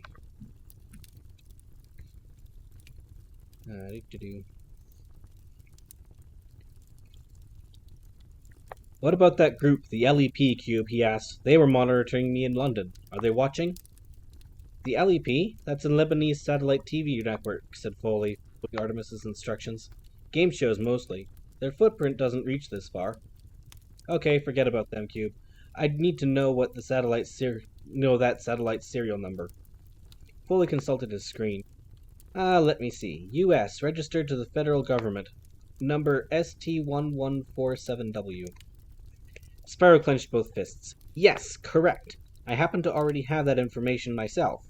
Cube, you have passed my test.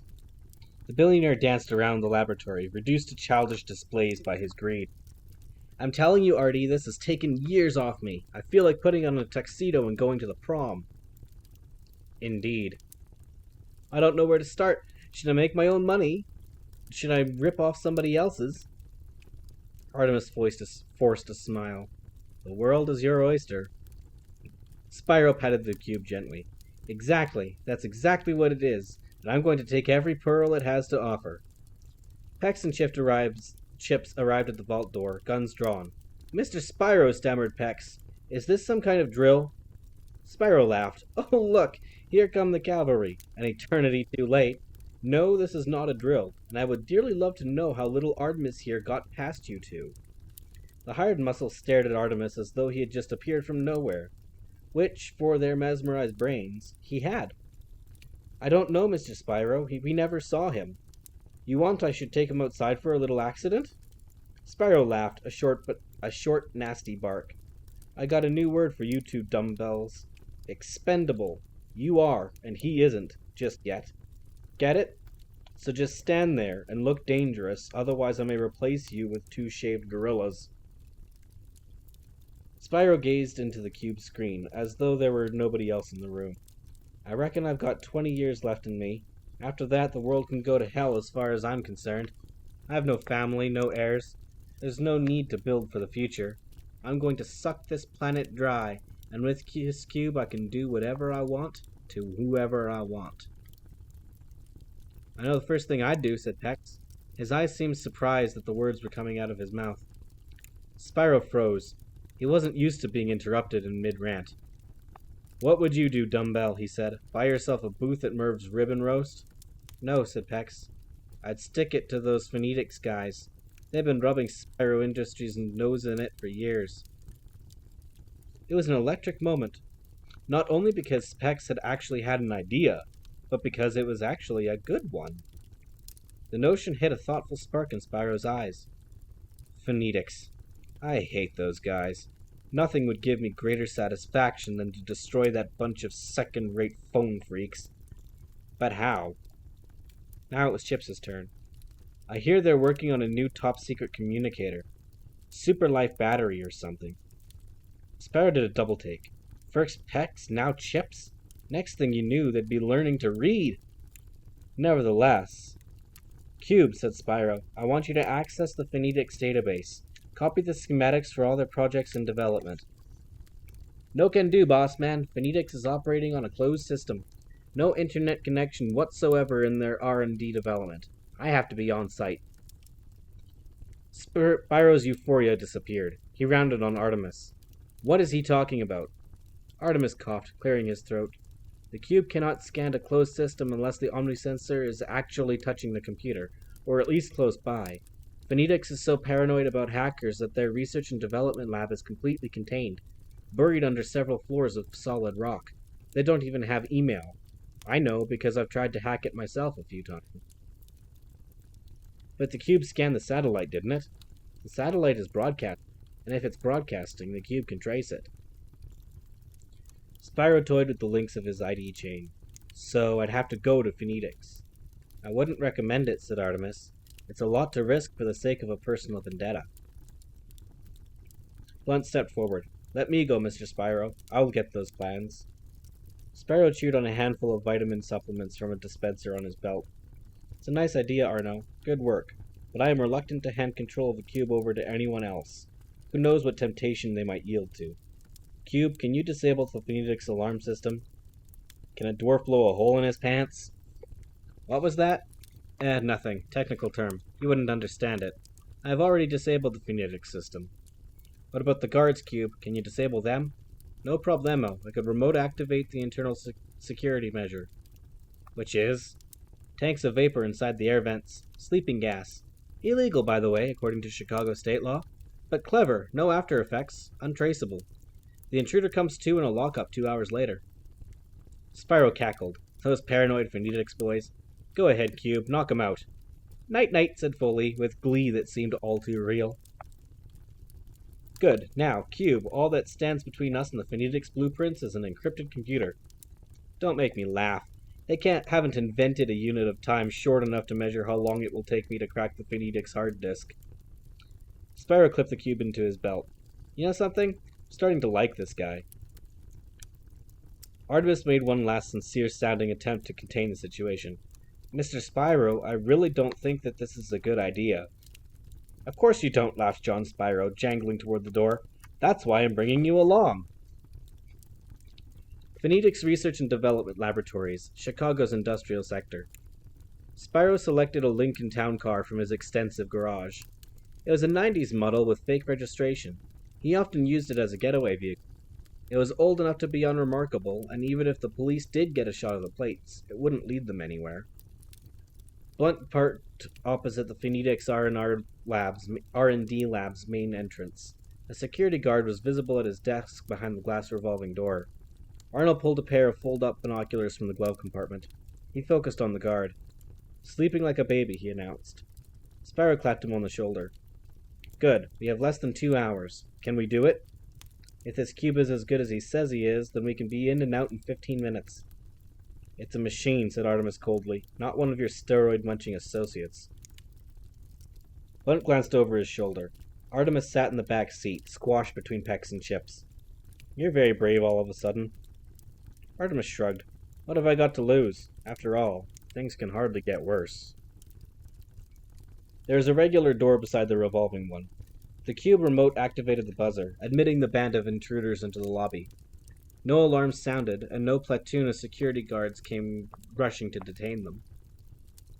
Spyro strode down the corridor, emboldened by his newfound technological friend and the thought of finally putting Phoenix out of business. The security elevator put up no more resistance to the cube than a picket fence would to a tank, and soon Spyro and co. were riding the 8 floors down to the sunken laboratory. We're going underground, chortled Pex. Down where the dinosaur bones are. Did you know that after a billion years, dinosaur dung turns into diamonds? Usually a comment like that would have been a shooting offense, but Spyro was in a good mood. No, I didn't know that, Pex. Maybe I should pay your wages in dung. Pex decided that it would be better for his finances if he just kept his mouth shut.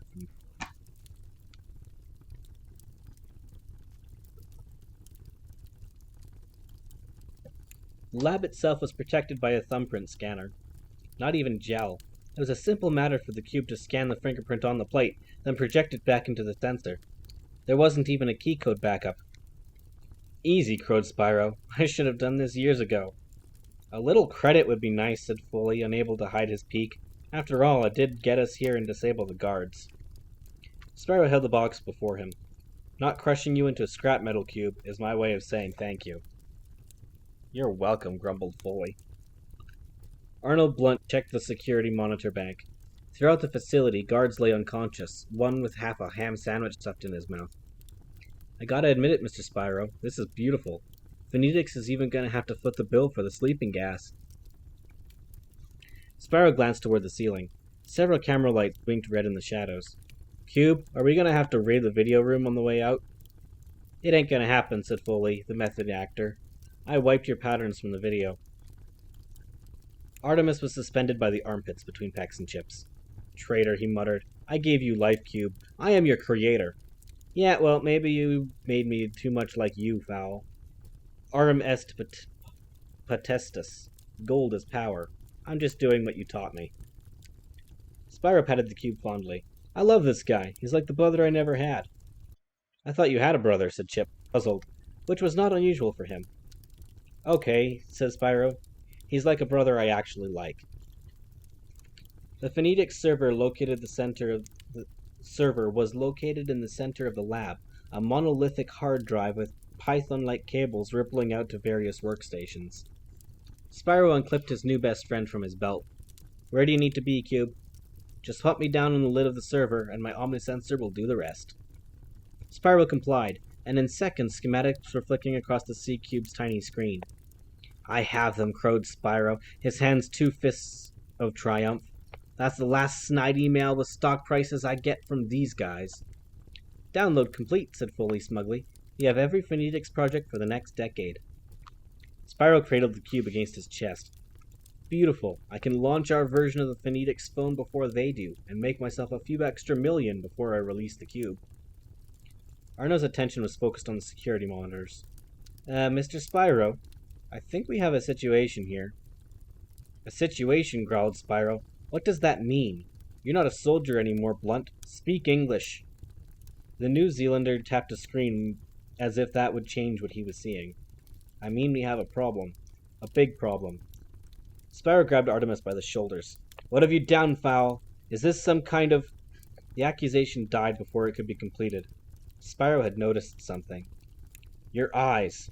What's wrong with your eyes? They don't match. Artemis treated him to his best vampire smile. All the better to see you with, Spyro. In the Phoenix lobby, the sleeping security guard suddenly regained her senses. It was Juliet. She peeped out from under the brim of a burrowed cap to make sure Spyro had not left anyone in the corridor. Following Artemis's capture in Spyro's vault, Holly had flown them both to Phoenix to initiate Plan B. Of course, there had been no sleeping gas. For that matter, there had only been 2 guards. One was taking a restroom break, and the other was doing the rounds of the upper floors. Still, Spyro wasn't to know that. He was busy watching Foley's family of sim security snoring all over the building, thanks to a video clip on the Phoenix system. Juliet lifted the desk phone and dialed 3 numbers. 911. Spyro reached 2 fingers delicately into Artemis's eye, plucking out the iris cam. He studied it closely, noting the microcircuitry on the concave side. This is electronic, he whispered. Amazing! What is it? Artemis blinked a tear from his eye. It's nothing. It was never here. Just as I was never here. Spyro's face twisted in sheer hatred. You were here all right, Fowl, and you'll never leave here. Blunt tapped his employer on the shoulder, an act of unforgivable familiarity. Boss, Mr. Spyro, you really need to see this. Juliet stripped off her Phoenix security jacket. Underneath she wore a Chicago PD SWAT uniform. Things could get hairy on the R&D lab, and it was her job to make sure that Artemis did not get hurt. She hid behind a pillar in the lobby and waited for the sirens. Spyro stared at the lab security monitors. The pictures had changed. There were no more guards slumbering around the facility. Instead, the screens played a tape of Spyro and his cronies breaking into Phoenix, with one crucial difference. There was no trace of Artemis on the screen. What's happening, Cube? Sputtered Spyro. You said that we'd all be wiped from the tapes. I lied. It must be the criminal personality I'm developing.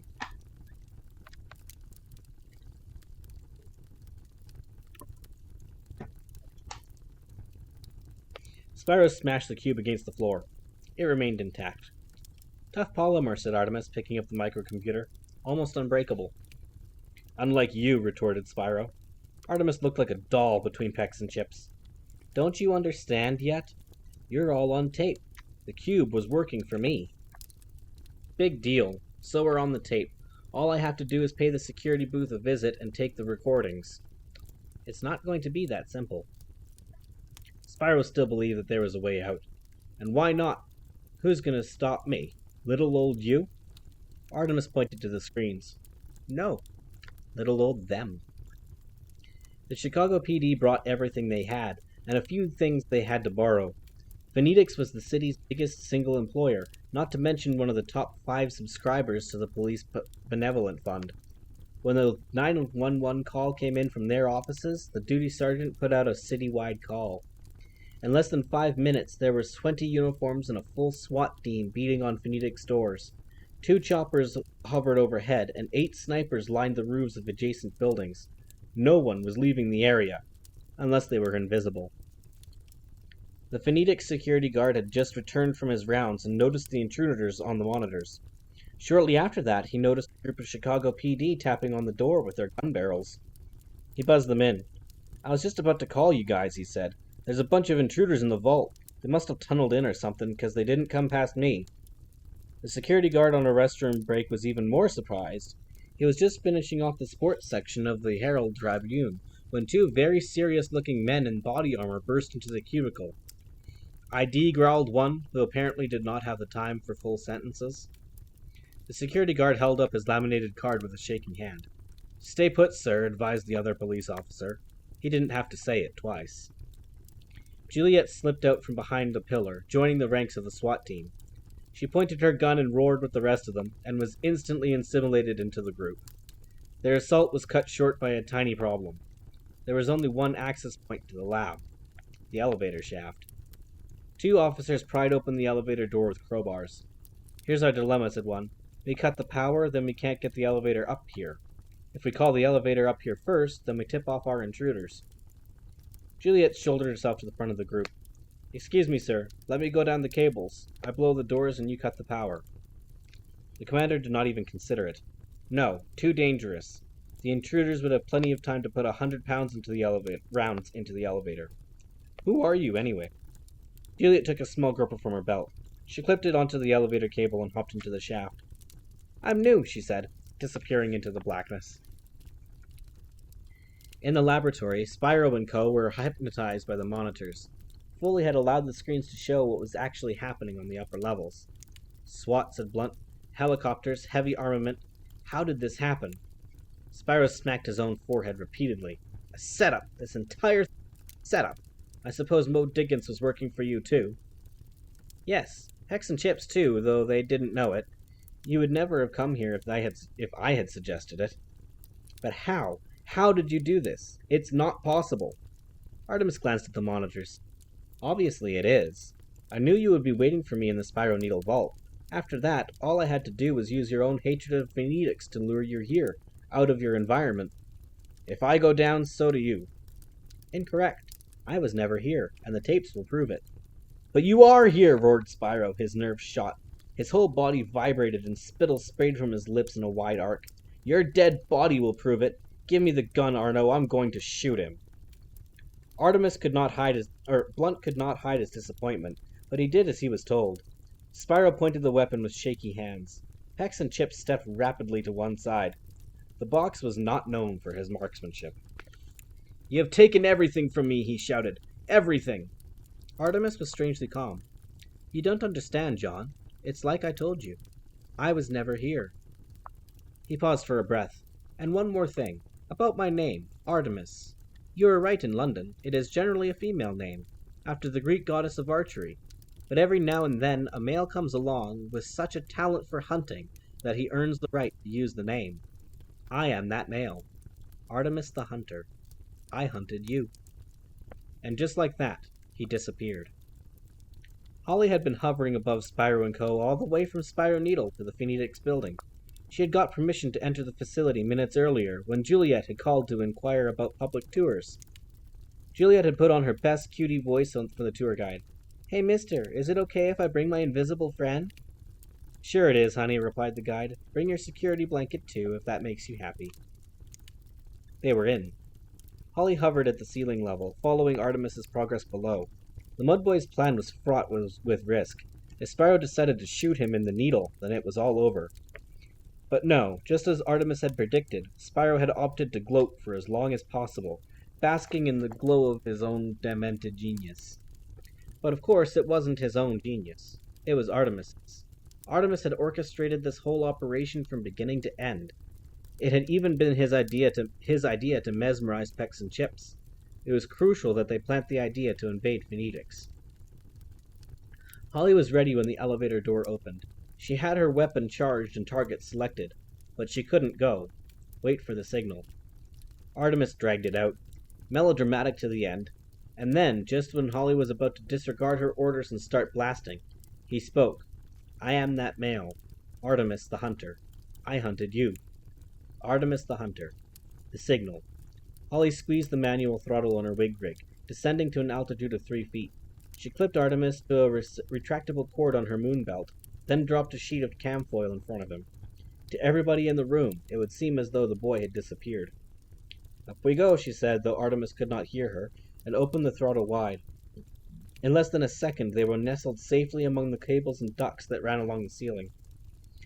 Below them, John Spyro lost his mind. Spyro blinked. The boy had gone. Just gone. It couldn't be. He was John Spyro. Nobody outsmarted John Spyro. He turned to Pex and Chips, gesticulating wildly with the gun. Where is he? Huh? Said the bodyguards, in perfect unison. Unrehearsed. Where's Artemis Fowl? What did you do with him? Nothing, Mr. Spyro. We were just standing here playing the shoulder game.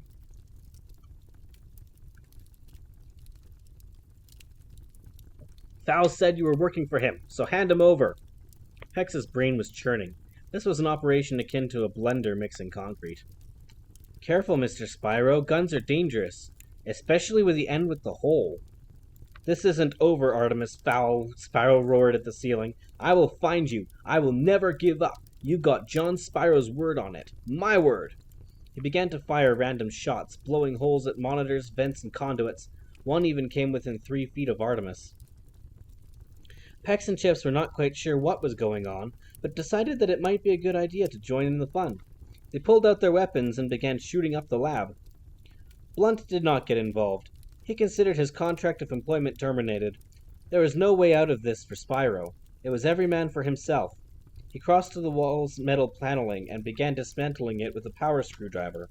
A section dropped from its casing, behind it 2-inch cable space, then solid concrete. They were trapped. Behind him, the elevator door dinged. Juliet was crouched in the lift shaft. We are clear, said Holly in her earpiece, but Spyro is shooting up the lab. Juliet frowned. Her principal was in danger. Knock them out with the neutrino. I can't. If Spyro is unconscious when the police arrive, he could claim a frame-up. Okay, I'm going in. Negative. Wait for SWAT. No, you take out the weapons. I'll handle the rest. Mulch had given Juliet a bottle of dwarf rock polish. She poured a little puddle on the elevator roof, and it dissolved like fat on a pan. Juliet hopped into the carriage, crouching low in case Blunt decided to put a few rounds into the elevator. On 3. Juliet? I'm going on 3. Okay. Juliet reached up to the door open. Juliet reached up to the door open button. 1. Holly drew her neutrino, locking all 4 targets into her visor's targeting system. 2. Holly unshielded for accuracy. The vibration would throw her aim right off. For a few seconds, she would have to hide behind the foil with Artemis. 3. Juliet pressed the button. Holly squeezed off 4 shots. Artemis had less than a minute to make his move. Less than a minute while Holly targeted and disarmed Spyro and co. The circumstances were hardly ideal. Screaming, gunfire, and general mayhem. But then again, what better time to implement the final step in this stage of the plan? A very vital step. The second Holly unshielded to fire, Artemis scrolled out a plexiglass keyboard from the C-Cube's base and began to type. In seconds, he had hacked into Spyro's bank accounts, all 37 of them, and in institutions from the Isle of Man to the Caymans.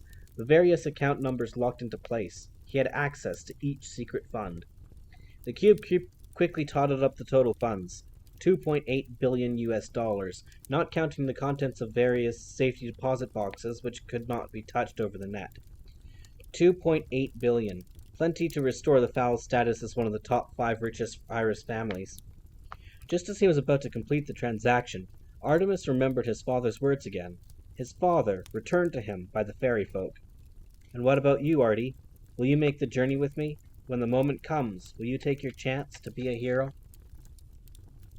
Did he really need billions of dollars? Of course he needed it. Aurum est postetus. Gold is power. Really? Will you take your chance to be a hero? To make a difference? Because he could not groan aloud, Artemis rolled his eyes and gritted his teeth. Well, if he was going to be a hero, he would be a well-paid one. He quickly deducted a 10% finder's fee from the $2.1 billion, then sent the rest to Amnesty International. He made the transaction irreversible, in case he weakened later on. Artemis wasn't finished yet. There was one more good deed to be attended to. The success of this venture depended on Foley's being too busy watching the show to notice Artemis hacking into his system. He brought up the LEP site and set the code breaker working on a password. It took 10 valuable seconds per minute, but he was soon flying around LEP microsites. Artemis found what he needed on perp profiles, Mulch Diggum's complete arrest record. From there, it was a simple matter to follow the electron trail back to the original search warrant for Mulch's dwelling. Artemis changed the date on the warrant to read the day after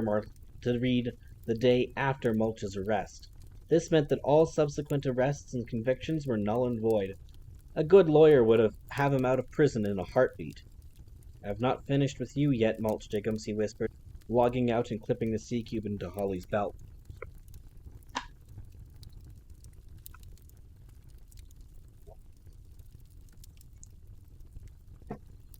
Juliet came through the door so fast her limbs were a blur. She had removed her helmet for better visibility, and the jade ring trailed behind her like a fishing lure on the end of a line. Butler would never take chances like this, she knew. He would have some perfectly practical, safe plan, which was why he had his blue diamond tattoo and she didn't. Well, maybe she didn't want a tattoo. Maybe she wanted a life of her own. She quickly assessed the situation. Holly's aim was true. The two gorillas were rubbing their scorched hands, and Spyro was stamping his feet like a spoilt child. Only Blunt was on the floor, going for his gun. Even though the bodyguard was on his hands and knees, he was still almost at her eye level. "Aren't you going to give me a chance to get up?" he asked.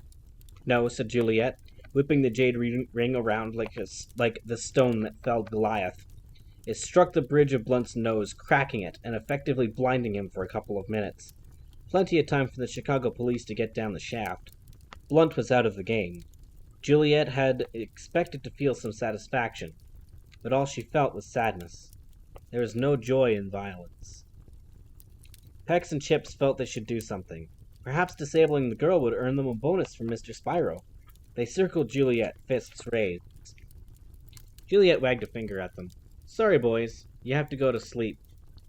The bodyguards ignored her, tightening the radius of their circle. "I said go to sleep." Still no response. "You have to use the exact words that I mesmerized them to respond to," said Holly in her earpiece. Juliet sighed. "If I must. Okay, gentlemen. Barney says go to sleep." Pex and Chips were snoring before they hit the ground. That just left Spyro, and he was too busy gibbering to be any threat. He was still gibbering when the SWAT team put the cuffs on him. "I'll talk to you back at base," said the captain sternly to Juliet. "You're a danger to your comrades and yourself." "Yes, sir," said Juliet contritely. "I don't know what came over me, sir." He glanced upward. A slight heat haze seemed to be drifting toward the elevator chute. The principal was safe.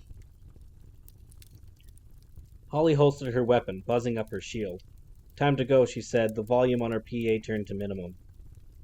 Holly wrapped the cam foil tightly around Artemis, making certain no limbs were peeking out. It was imperative that they leave while the elevator was empty. Once forensics and the press got in here, even a slight shimmer in the air might be caught on film.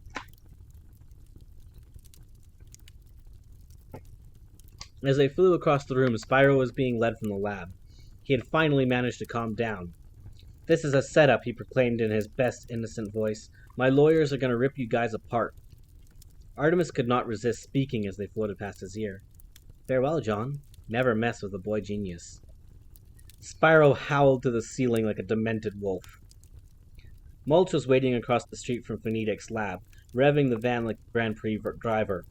He sat behind the wheel on an orange crate, with a short plank taped to his foot. The other end of the plank was taped to the accelerator. Juliet studied the system nervously. Shouldn't you untie that foot, in case you need to use the brake? Brake, Mulch laughed. Why would I use the brake? I'm not doing my driving test here. In the back of the van, Artemis and Holly simultaneously reached for their seatbelts.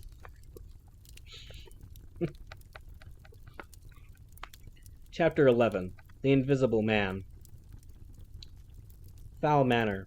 They reached Ireland without any major incident, though Mulch did attempt to escape Holly's custody 15 times, including once on the Learjet, where he was discovered in the washroom with a parachute and a bottle of dwarf rock polish. Holly did not let him out of her sight after that. Butler was waiting for them at Fowl Manor's front door. Welcome back. Glad to see everyone's alive. Now I need to go. Artemis put a hand on his arm. Old friend, you're in no condition to go anywhere. Butler was determined. One last mission, Artemis. I have no choice. Anyway, I've been doing Pilates. I feel much more limber. Blunt? Yes. But he's in prison, protested Juliet. Butler shook his head. Not anymore. Artemis could see that his bodyguard was not about to be turned from his path. At least take Holly. She can be of some... Butler winked at the elf. I was counting on it.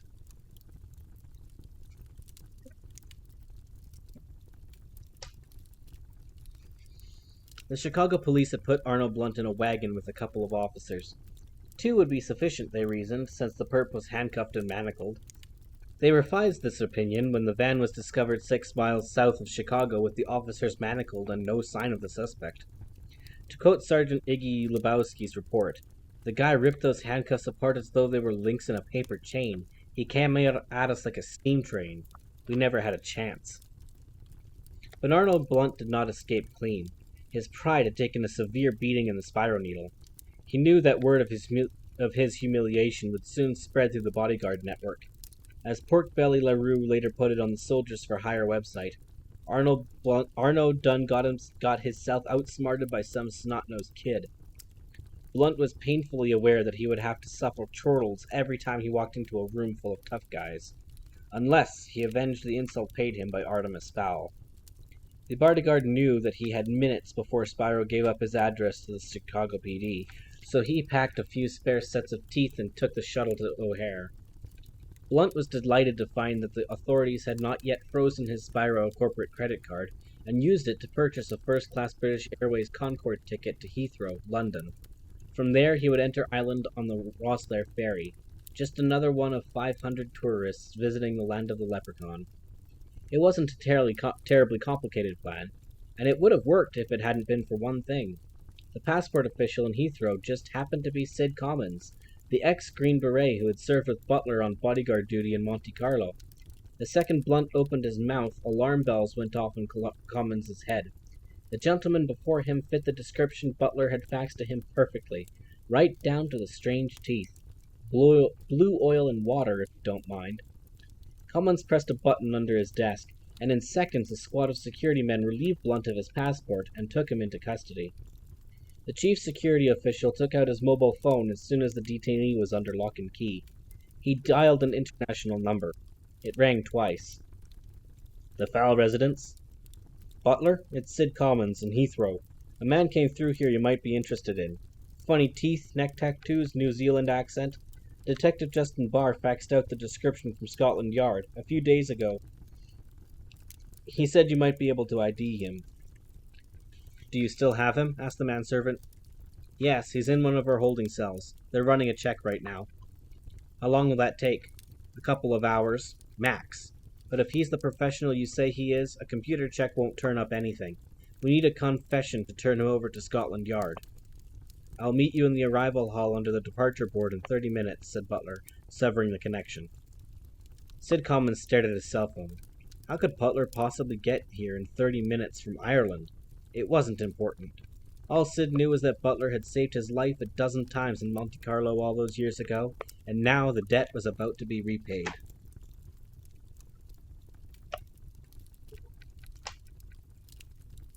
"32 minutes later, Butler showed up in the arrival hall. Sid Commons studied him as they shook hands. You seem different. Older. The battles are catching up with me, said Butler, a palm pressing his heaving chest. Time to retire, I think. Is there any point asking how you got here? Butler straightened his tie. Not really. You're better off not knowing. I see. Where's our man? Commons led the way toward the rear of the building, past hordes of tourists and hard-bearing taxi drivers. Through here. You're not armed, are you? I know we're friends, but I can't allow firearms in here. Butler spread his jacket wide. Trust me, I know the rules. They took a security elevator up 2 floors and followed a dimly lit corridor for what seemed like miles. Here we are, said Sid eventually, pointing at a glass rectangle. In there. The glass was actually a 2-way mirror. Butler could see Arnold Blunt seated at a small table, drumming his fingers impatiently on the formica surface. Is that him? Is that the man who shot you in Knightsbridge? Butler nodded. It was him, all right. The same indolent expression, the same hands that pulled the trigger. Pardon me. A positive ID is something, but it's still your word against his, and to be honest, you don't look too shot. Butler laid a hand on his friend's shoulder. I don't suppose... Commons didn't even let him finish. No, you cannot go in there. Absolutely not. I'd be out of a job for sure, and anyway, even if you did pry a confession out of him, it would never hold up in court. I understand. Do you mind if I stay? I want to see how this turns out. Commons agreed eagerly, relieved that Butler hadn't pressured him. No problem. Stick around as long as you like, but I have to get you on a visitor. I have to get you a visitor's badge. He strode down the corridor, then turned. Don't go in there, Butler. If you do, we lose him forever. And anyway, there are cameras all over this place. Butler smiled reassuringly, something he didn't do very often. Don't worry, Sid. You won't see me in that room. Commons sighed. Good. Great. It's just that sometimes, when you get that look in your eye... I'm a different man now. More mature. Commons laughed. That'll be the day.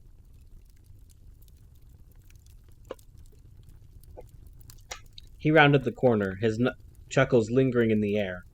He was no sooner gone than Holly unshielded beside Butler's leg. Cameras? Hissed the bodyguard from the corner of his mouth. I checked the ion beams. I'm clear right here. She pulled a sheet of camouflage photo from her backpack, laying it on the floor. She then twisted a video clip around a cable tacked to the cell's outer wall.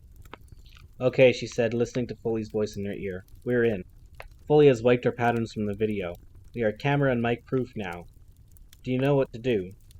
Butler nodded. They had been through this before, but Holly had a soldier's need to double-check. I'm going to shield again. Give me a second to move, then put the foil on and do your thing. I give you 2 minutes tops before your friend returns. After that, you're on your own. Understood. Good luck, said Holly, shimmering out of the visible spectrum. Butler waited a beat, then took 2 steps to the left. He picked up the foil and draped it over his head and shoulders. To the casual passer-by, he was now invisible. But if anyone paused on their way down the corridor, something of the manservant's bulk was bound to be poking out from under the foil. Best to move quickly. He slid the latch on the cell door and stepped inside. Arnold Blunt was not unduly worried. This was a bum rap. How long could you be held without charge, for heaven's sake? Not much longer, that was for sure. Maybe he'd sue the British government for trauma and retire home to New Zealand. The door swung open a foot, then closed again. Blunt sighed. It was an old interrogator's trick. Let the prisoner sweat for a few hours, then open the door to make him think help was on the way. When no one entered, the prisoner would be plunged into even deeper despair, ever closer to the breaking point. Arnold Blunt, sighed a voice from nowhere. Blunt stopped drumming his fingers and sat up straight. What is this? He sneered. Are there speakers in here? That's lame, guys. Really lame.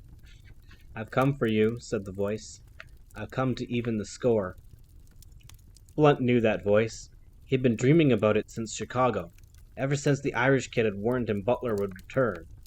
Okay, it was ridiculous. There was no such thing as ghosts.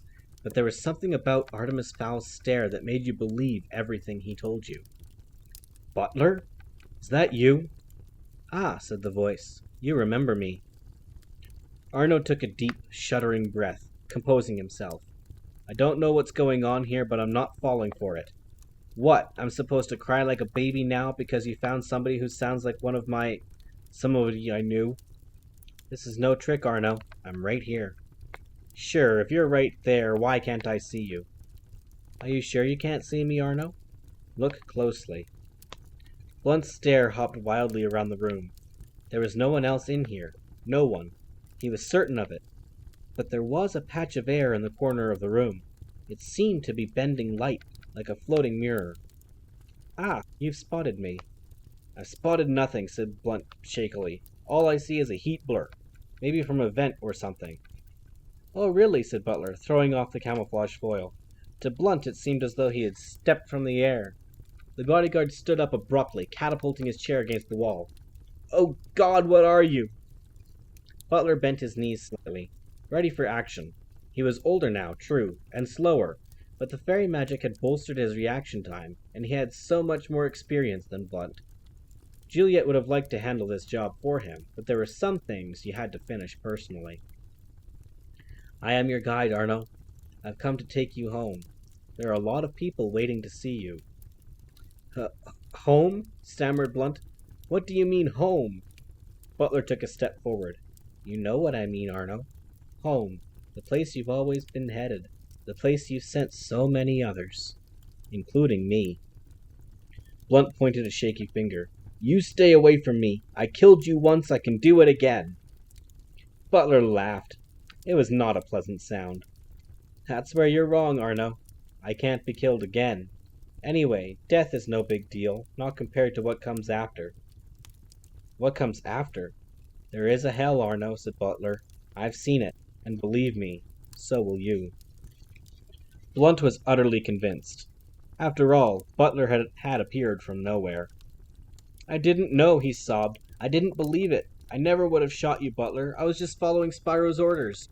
You heard him give the order. I was just the metal man. That's all I've ever been." Butler laid a hand on his shoulder. "I believe you, Arno. You were just following orders." "That's right. But that's not enough. You need to clear your conscience. If you don't, I have to take you with me." Blunt's eyes were red with tears. "How?" he pleaded. "How do I do that?" "Confess your sins to the authorities. Leave nothing out, or I will be back." Blunt nodded eagerly. Prison was much better than the alternative. "Remember, I will be watching. This is your one chance to save yourself. If you don't take it, I will be back." Blunt's teeth popped from his open mouth, rolling across the floor.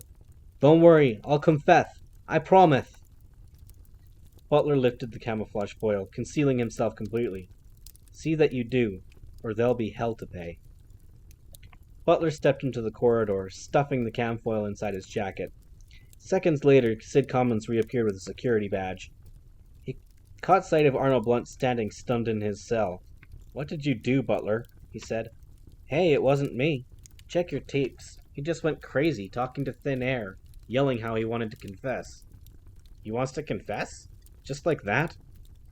"I know how it sounds, but that's what happened.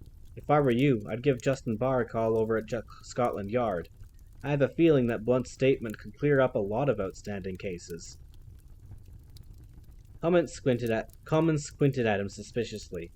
"Why do I have a feeling that you know more than you're telling?" "Search me," said Butler. "But feelings aren't evidence, and your own surveillance tapes will prove that I was never set foot in that room." "Are you sure that's what they'll show?"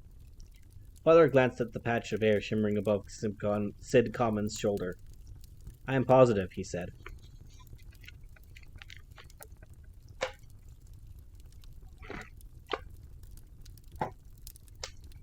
Chapter 12. Mind Wipe. Fowl Manor. The return trip from Heathrow took more than an hour thanks to some particularly strong turbulence and an easterly wind over the Welsh hills. When Holly and Butler finally touched down on the grounds of Fowl Manor, the LEP were busy hauling their mind-wiping gear up the avenue under cover of night. Butler unclipped himself on the moon belt, leaning against the trunk of a silver birch. "You okay?" asked Holly. "Fine," replied the bodyguard, massaging his chest. "It's this Kevlar tissue. Handy if I get shot with a small caliber weapon, but it's playing havoc with my breathing." Holly sheathed her mechanical wings. "Is the quiet life for you from now on?" Butler noticed an LEP pilot attempting to park his shuttle in the double garage, nudging the Fowl's Bentley dumper. "Quiet life," he muttered, heading for the garage. "I wish." Once Butler had finished terrorizing the pixie pilot, he made for the study. Artemis and Juliet were waiting for him. Juliet hugged her brother so tightly that the air was squeezed from his lungs. I'm okay, little sister. The fairies have fixed it that I will live to well over 100. I'll still be allowed to keep an eye on you. Artemis was all business. How did you fare, Butler? Butler opened a wall safe behind an air conditioning vent. Pretty well. I got everything on the list. What about the custom job? Butler laid out 6 small vials on the baize-covered desk. My man in Limerick followed your instructions to the letter. In all his years in the trade, he's never done anything like this. They're in a special solution to stop corrosion. The layers are so fine that once they come into contact with the air, they begin to oxidize right away, so I suggest we don't insert them until the last possible moment. Excellent. In all probability, I am the only one who will need these, but just in case, we should all put them in. Butler held the gold coin up by its leather cord. I copied your diary and fairy files onto a laser mini-disc, then brushed a layer of gold leaf. It won't stand up to close examination, I'm afraid, but molten gold would have destroyed the information on the disc. Artemis tied the cord around his neck. It will have to do. Did you plant the false trails? Yes, I sent an email that has yet to be picked up, and I hired a few megabytes on an internet storage site. I also took the liberty of burying a time capsule in the maze. Artemis nodded. Good, I hadn't thought of that. Butler accepted the compliment, but he didn't believe it. Artemis thought of everything. Juliet spoke for the first time. You know, Artemis, maybe it would be better to let these memories go. Give the fairies some peace of mind. These memories are part of who I am, responded Artemis. He examined the vials on the table, selecting 2. Now, everybody, it's time to put these in. I'm sure the people are eager to wipe our minds. Foley's technical crew set up shop in the conference room, laying out a complex assembly of electrodes and fiber optic cable. Each cable was connected to a plasma screen that converted brain waves to actual binary information. In layman's terms, Foley would be able to read the human's memories like a book and edit out what shouldn't be there. Possibly the most incredible part of the entire procedure was that the human brain itself would supply alternate memories to fill in the blank spots. We could do the mind wipes with a field kit, explained Foley once the patients were assembled, but field kits are just for blanket wipes. It would erase everything that's happened over the past 18 months. That could have some serious implications for your emotional development, not to mention your IQ. So it's better that we use the lab kit and simply erase the memories that pertain to the people. Obviously, we'll have to erase completely the days you spent in fairy company. We can't take any chances there. Artemis, Butler, and Juliet were seated around the table. Technical gnomes swabbed their temples with disinfectant. I've thought of something, said Butler. Don't tell me, interrupted the centaur. The age thing, right? Butler nodded. A lot of people know me as a 40-year-old man. You can't wipe them all. Way ahead of you, Butler. We're going to give your face a laser peel while you're unconscious. Get rid of some of that dead skin. We even brought a cosmetic surgeon to give your forehead a doer injection to smooth out the wrinkles. Doer? Fat, explained the centaur. We take it from one area and inject it into another. Butler was not enthused at this idea. This fat, that doesn't come from my behind, does it? Foley shuffled uncomfortably. Well, it doesn't come from your behind. Explain. Research has shown that of all the fairy races, dwarfs have the greatest longevity. There's a miner in Paul Dine who is allegedly over 2,000 years old. Haven't you ever heard the expression, smooth as a dwarf's bottom? Butler slapped away a technician who was attempting to attach an electrode patch to his head. Are you telling me that fat from a dwarf's backside is going to be injected into my head? Foley shrugged. The price of youth. There are pixies on the West Bank paying for a fortune for doer treatments. Butler spoke through gritted teeth. I am not a pixie. That's probably words he never figured he'd say. We've also brought some gel to color any hair you may decide to grow in the future, and some dye to cover the cell corruption on your chest. Continued the centaur hurriedly. By the time you wake up, your exterior will look young again, even if your interior is old. Clever, said Artemis. I expected as much. Holly entered with Mulch in tow. The dwarf was wearing cuffs and looking extremely sorry for himself. Is this really necessary, he whined. After all we've been through? My badge is on the line, retorted Holly. The commander said to come back with you, or not at all. What do I have to do? I donated the fat, didn't I? Butler rolled his eyes. Please, no. Juliet giggled. Don't worry, Dom. You won't remember a thing about it. Knock me out, said Butler. Quickly. Don't mention it, grumbled Mulch, attempting to rub his behind. Holly uncuffed the dwarf, but stayed within grabbing distance. He wanted to say goodbye, so here we are. She nudged Mulch with her shoulder. So say goodbye. Juliet winked. Bye, Smelly. So long, Stinker. Don't go chewing through any concrete walls. That kind of thing isn't funny, said Mulch with a pained expression. Who knows? Maybe we'll see each other again. Mulch nodded at the technicians, busy firing up their hard drives. If we do, thanks to these people, it'll be the first time. Butler knelt to the dwarf's level. You look after yourself, little friend. Stay clear of goblins. Mulch shuddered. You don't have to tell me that. Commander Root's face appeared on the roll-down screen, erected by an LEP officer. Maybe you two would like to get married, he barked. I don't know what all the emotion is about. In 10 minutes, you people won't even remember this convict's name. We have the commander online, said a technician, a tad unnecessarily. Mulch stared at the button camera mounted on the screen. Julius, please. You do realize that all of these humans owe me their lives. This is an emotional moment for them. Root's rosy complexion was exaggerated by poor reception. I couldn't care less about your touchy-feely moment. I'm here to make sure this wipe goes smoothly. If I know our friend Fowl, he's got a few tricks up his sleeve. Really, Commander, said Artemis. Such suspicion is wounding. But the Irish teenager couldn't suppress a grin. Everybody knew that he would have hidden items to spark residual enemies. It was up to the LEP to find them. Their final contest. Artemis stood and approached Mulch Diggums. Mulch, of all the fairy people, I will miss your services the most. We could have had such a future together. Mulch looked a touch teary. True, with your brains and my special talents. Not to mention your mutual lack of morals, interjected Holly. No bank on the planet would have been safe, said Worf. A missed opportunity. Artemis tried his best to look sincere. It was vital for the next step in the plan. Mulch, I know you risked your life betraying the Antonelli family, so I'd like to give you something. Mulch's imagination churned with visions of trust funds and offshore accounts. There's no need, really, although it was incredibly brave, and I was in mortal danger. Exactly, said Artemis, untying the gold medallion from around his neck. I know this isn't much, but it means a lot to me. I was going to keep it, but I realized that in a few minutes it will mean absolutely nothing. I would like you to have it. I think Holly would too. A little memento of our adventures. Gee, said Mulch, hefting the medallion. 1/2 an ounce of gold. Great. You really broke the bank there, Artemis. Artemis gripped the dwarf's hand. It's not always about money, Mulch. Root was craning his neck, trying to see more. What's that? What has he given the convict? Holly snatched the medallion, holding it up for the camera. Just a gold coin, Commander. I gave it to Artemis myself. Foley glanced at the small medal.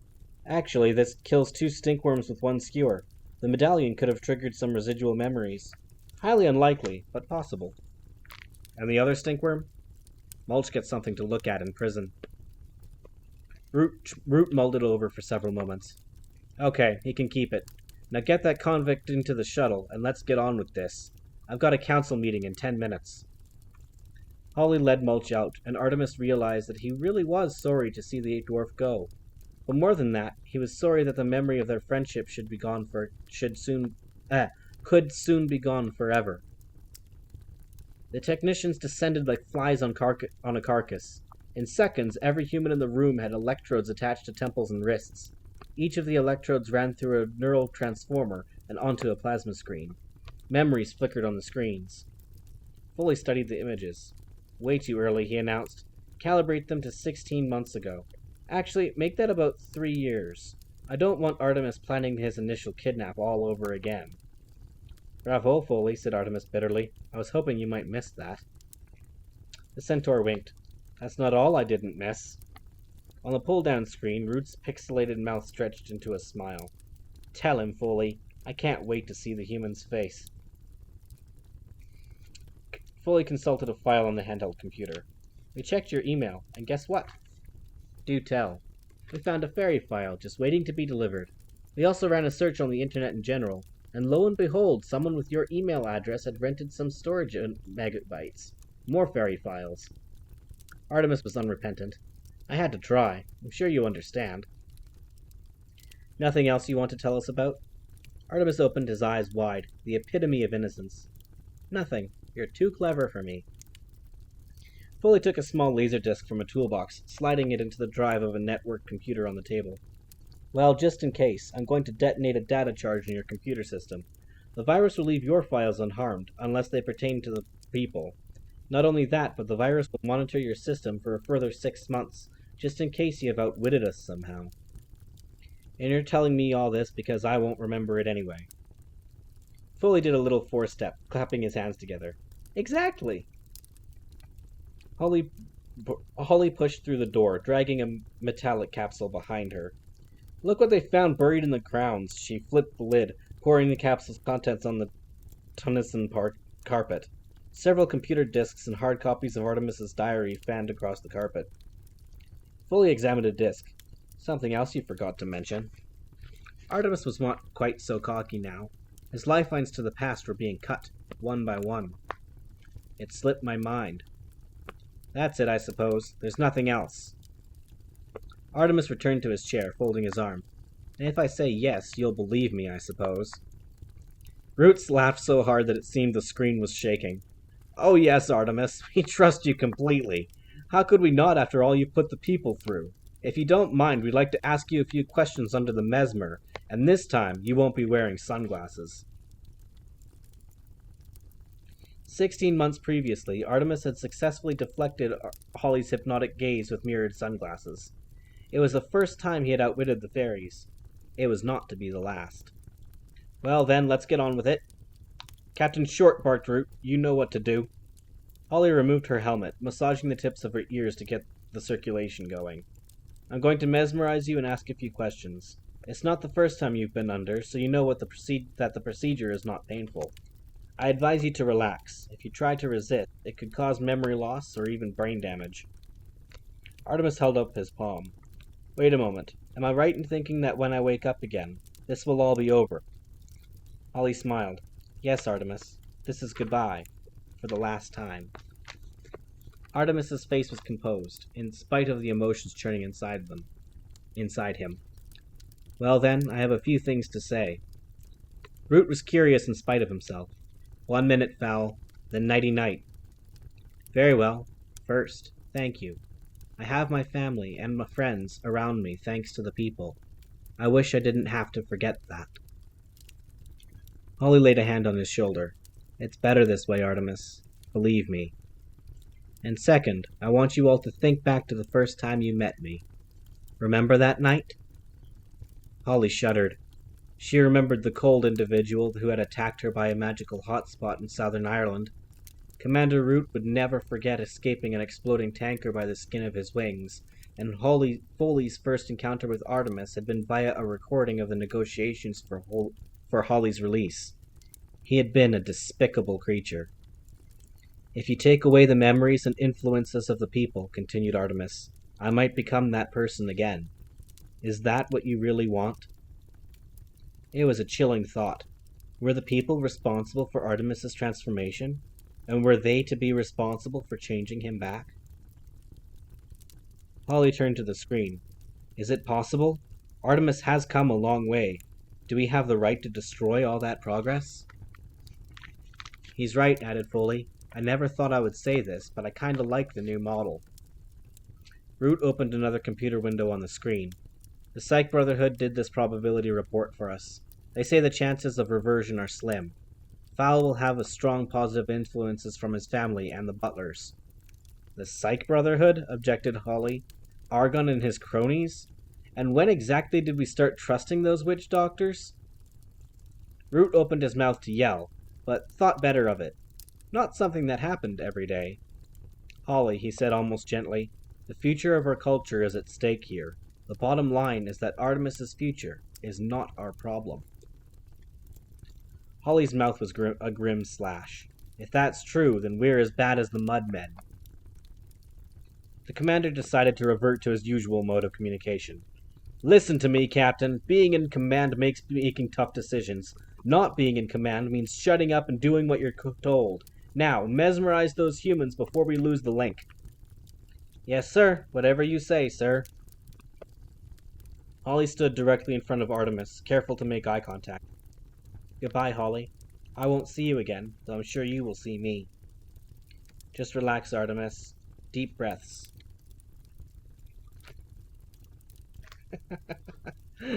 Maybe you should think about going to bed, Charm? The video will be posted on YouTube. You won't miss anything. Although, if you want to stick around, we do only have a few pages left. When Holly spoke again, her voice was layered with bass and alto, the hypnotic layers of the mesmer. That was some job we did on Spyro, eh? Artemis smiled sleepily. Yes, the last adventure. No more hurting people. How do you come up with these plans? Artemis's lids drooped. Natural ability, I suppose. Handed down by generations of fowls. I bet you would do anything to hang on to your family memories. Almost anything. So what did you do? Artemis smiled. I played a few little tricks. What kind of tricks? Pressed Holly. It's a secret. I can't tell you. Holly added a few more layers to her voice. Tell me, Artemis. It will be our secret. A vein pulsed in Artemis's temple. You won't tell? You won't tell the fairies? Holly glanced guiltily at the screen. Root gestured at her to continue. I won't tell. It will be just between us. Butler hid a capsule in the maze. And? I sent myself an email, but I expect Foley to find that. It's to throw him off guard. Very clever. Is there anything else you don't expect him to find? Artemis smiled craftily. Butler buried a capsule in the grounds, and I hid a file on the internet storage site. Foley's data charge won't affect it. The provider will mail me a reminder in 6 months. When I retrieve the data, it should trigger residual memories and possible recall. Anything else? No, the storage site is our last hope. If the center finds that, then the fairy world is lost to me forever. Root's image crackled on the screen. Okay, the uplink is breaking up. Knock them out and wipe them. Tape the whole process. I won't believe Artemis is out of the game until I see the footage. Commander, maybe I should ask the others a few questions. Negative, Captain. Fowl said it himself. The storage site was their last hope. Hook them up and run the program. The commander's image disappeared in waves of static. Yes, sir. Holly turned to the technical crew. You heard the fairy. Let's go. Sunup is in a couple of hours. I want us to go ground before that. The techies checked that the electrodes had strong contacts, then unwrapped 3 sets of sleep goggles. I'll do that, said Holly, taking the masks. She hooked the elastic over Juliet's ponytail. You know something, she said? Personal protection is a cold business. You have too much heart for it. Juliet nodded slowly. I'll try and hold on to that thought. Holly settled the eyepieces gently. I'll keep an eye on you. Juliet smiled. See you in my dreams. Holly pressed a small button on the sleep mask, and a combination of hypno-lights in the eyepieces and sedative administered through the seals knocked Juliet out in less than 5 seconds. Butler was next. The technical crew had added a length of elastic to the mask strap so that it would encircle his shaven crown. Make sure Foley doesn't go crazy with that mind wiper, said the bodyguard. I don't want to wake up with 4 decades of nothing in my head.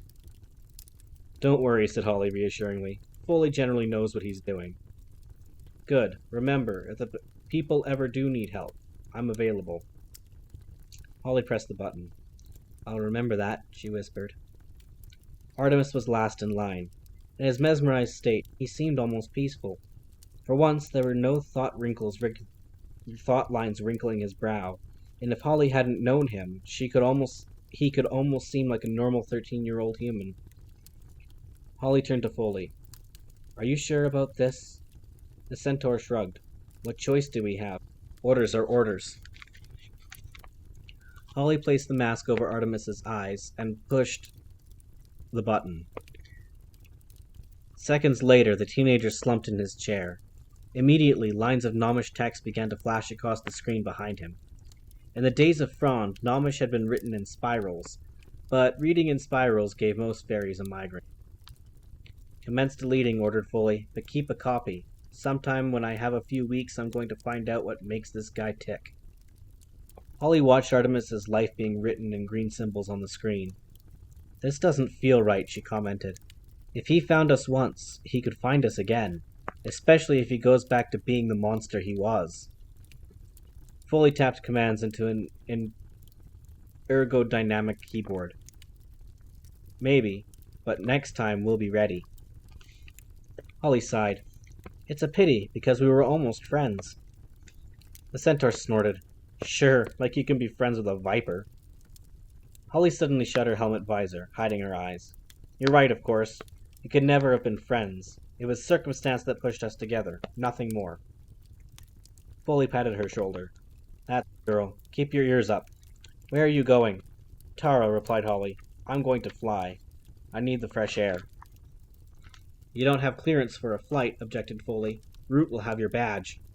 "For what?" said Holly, firing up her wings. "I'm not supposed to be here, remember?" Then she was gone, flying in a lazy loop through the entrance hall. She cleared the main door with inches to spare, climbing quickly into the night sky. For a second her slim frame was backlit by the full moon.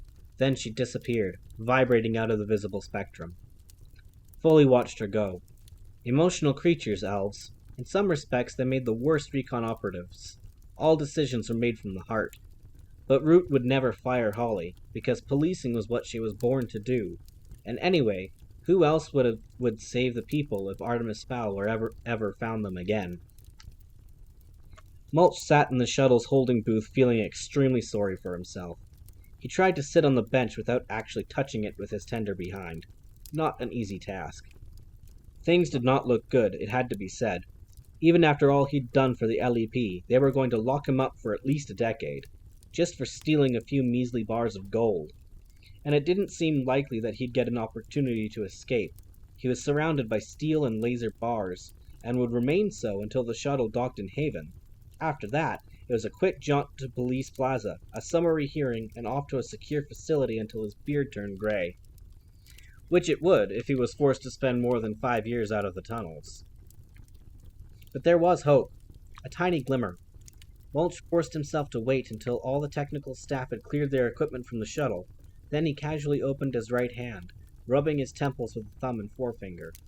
What he was actually doing was reading the tiny note concealed on in his palm, the one slipped to him by Artemis Fowl when they shook hands. "I have not finished with you yet, Mulch Diggums. On your return, tell your lawyer to check the date on the original search warrant for your cave. When you are released, keep your nose clean for a couple of years. Then bring the medallion to me. Together we will be unstoppable. Your friend and benefactor, Artemis Fowl II." Mulch crumpled the note. He made a cylinder of his fingers and sucked the paper into his mouth.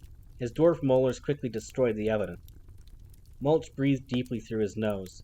It wasn't time to pop his Skylian Walkworm wine cork just yet. A review of his case could take months, possibly years. But there was hope. The dwarf wrapped his fingers around Artemis's medallion. Together, they would be unstoppable. Epilogue. Artemis Fowl's Diary, Disc 1, encrypted. I have decided to keep a diary. In fact, I am surprised that the idea has never occurred to me before. An intellect such as mine should be documented, so that future generations of fowls can take advantage of my brilliant ideas. Of course, I must be careful with such a document. As valuable as it would be to my descendants, it would be more valuable to the law enforcement agents who are forever trying to gather evidence against me. It is even more important that I keep this journal a secret from my father.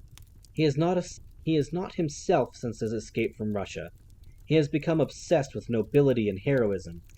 Abstract concepts at best. As far as I know, nobility and heroism are not accepted by any of the world's major banks. The family's fortune is in my hands, and I will preserve it in the way I always have, through ingenious plots. Most of these plots will be illegal. The best always are. Real profit lies in the shadowy areas beyond the law.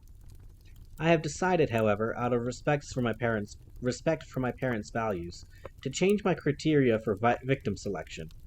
It would seem better for the world's ecology if several global corporations went bankrupt, and so I have resolved to help them on their way.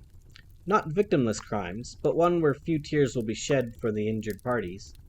This does not mean that I have become a weak, latter-day Robin Hood. Far from it. I intend to reap substantial benefits from my crimes. My father is not the only one to have changed. Butler has grown old almost overnight. His appearance is the same as ever, but he has slowed down considerably, no matter how he tries to hide it. But I will not replace him. He has been a loyal employee, and his expertise in matters of intelligence will be invaluable. Perhaps Juliet will accompany me when actual protection is needed, though she now claims that a life of personal protection is not for her. Next week she travels to the United States to try out for a wrestling team. Apparently she has chosen Jade Princess as her stage name. I can only hope that she fails the audition, though I doubt it. She is a butler, after all. Of course, I have some ongoing ventures which I can work on without the aid of a bodyguard. In recent years, I have developed software to divert funds from various bank accounts to my own. This software will have to be upgraded to stay ahead of the computer crime squads. Version 2.0 should be online in 6 months. Then there is my talent for art forgery. In the past I have favored the Impressionists, but for some reason I am drawn to more fantastical subject matter, such as the fairy creatures depicted by Arthur Rackham. But these projects must be suspended temporarily, for today I discovered that I am the victim of a conspiracy. The day began strangely. When I awoke, I experienced an instant of weakness. For a single moment before I opened my eyes, I felt content, my drive to accumulate wealth forgotten. This has never happened before. Perhaps the mood was left after some magical dream, or perhaps my father's newfound positive attitude is contagious. Whatever the cause, I must be careful to avoid such lapses in the future. With my father in his current frame of mind, this is no time to lose my resolve. I must remain as driven as always. Crime is the only way forward for the Fowls. Arum est potestas. Minutes later, a greater mystery presented itself. As I washed my face at the basin, 2 tiny objects fell from my eyes. Close examination in the lab revealed them to be semi-corroded tinted contact lenses. Not only that, but a mirrored layer had been added behind the tinted lens. Ingenious. Undoubtedly the work of a master craftsman. But to what purpose? It is strange, but even though I have no knowledge of these lenses or how they came to be in my eyes, I feel the answer is somewhere in my own brain, hidden in the shadows. Imagine my surprise when Juliet and Butler discovered mirrored lenses in their own eyes. These lenses are so clever they could have been my own invention, so obviously this unknown adversary must not be underestimated. I will track the culprit down, make no mistake. No clue will be left uninvestigated. Butler has a contact in Limerick, an expert in the field of lenses and scopes. He may recognize our intruder's handiwork. Butler is on his way there, as I write. And so a new chapter begins in the life of Artemis Fowl II. In a matter of days, my father returns with his newfound conscience. I will shortly be shipped off to boarding school, where I will have access to only a pathetic computer center and an even more pathetic laboratory. My bodyguard seems to be too old for physical tasks, and there is an unknown adversary planting strange objects on my very person. Overwhelming difficulties, you may think. An ordinary person would draw the shutters and hide from the world. But I am no ordinary person. I am Artemis Fowl, the latest in the Fowl crime dynasty, and I will not be turned from my path. I will find whoever planted those lenses, and they will pay for their presumption. And once I am rid of this nuisance, my plans will proceed unhindered. I shall unleash a crime wave the likes of which has never been seen. The world will remember the name of Artemis Fowl.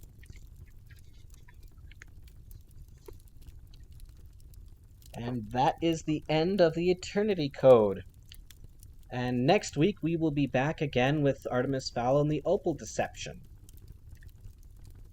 And once we are finished with the Fowl series, we will be holding a vote on my Discord to decide the next series that we will be reading. So join us there if you want to be part of the vote.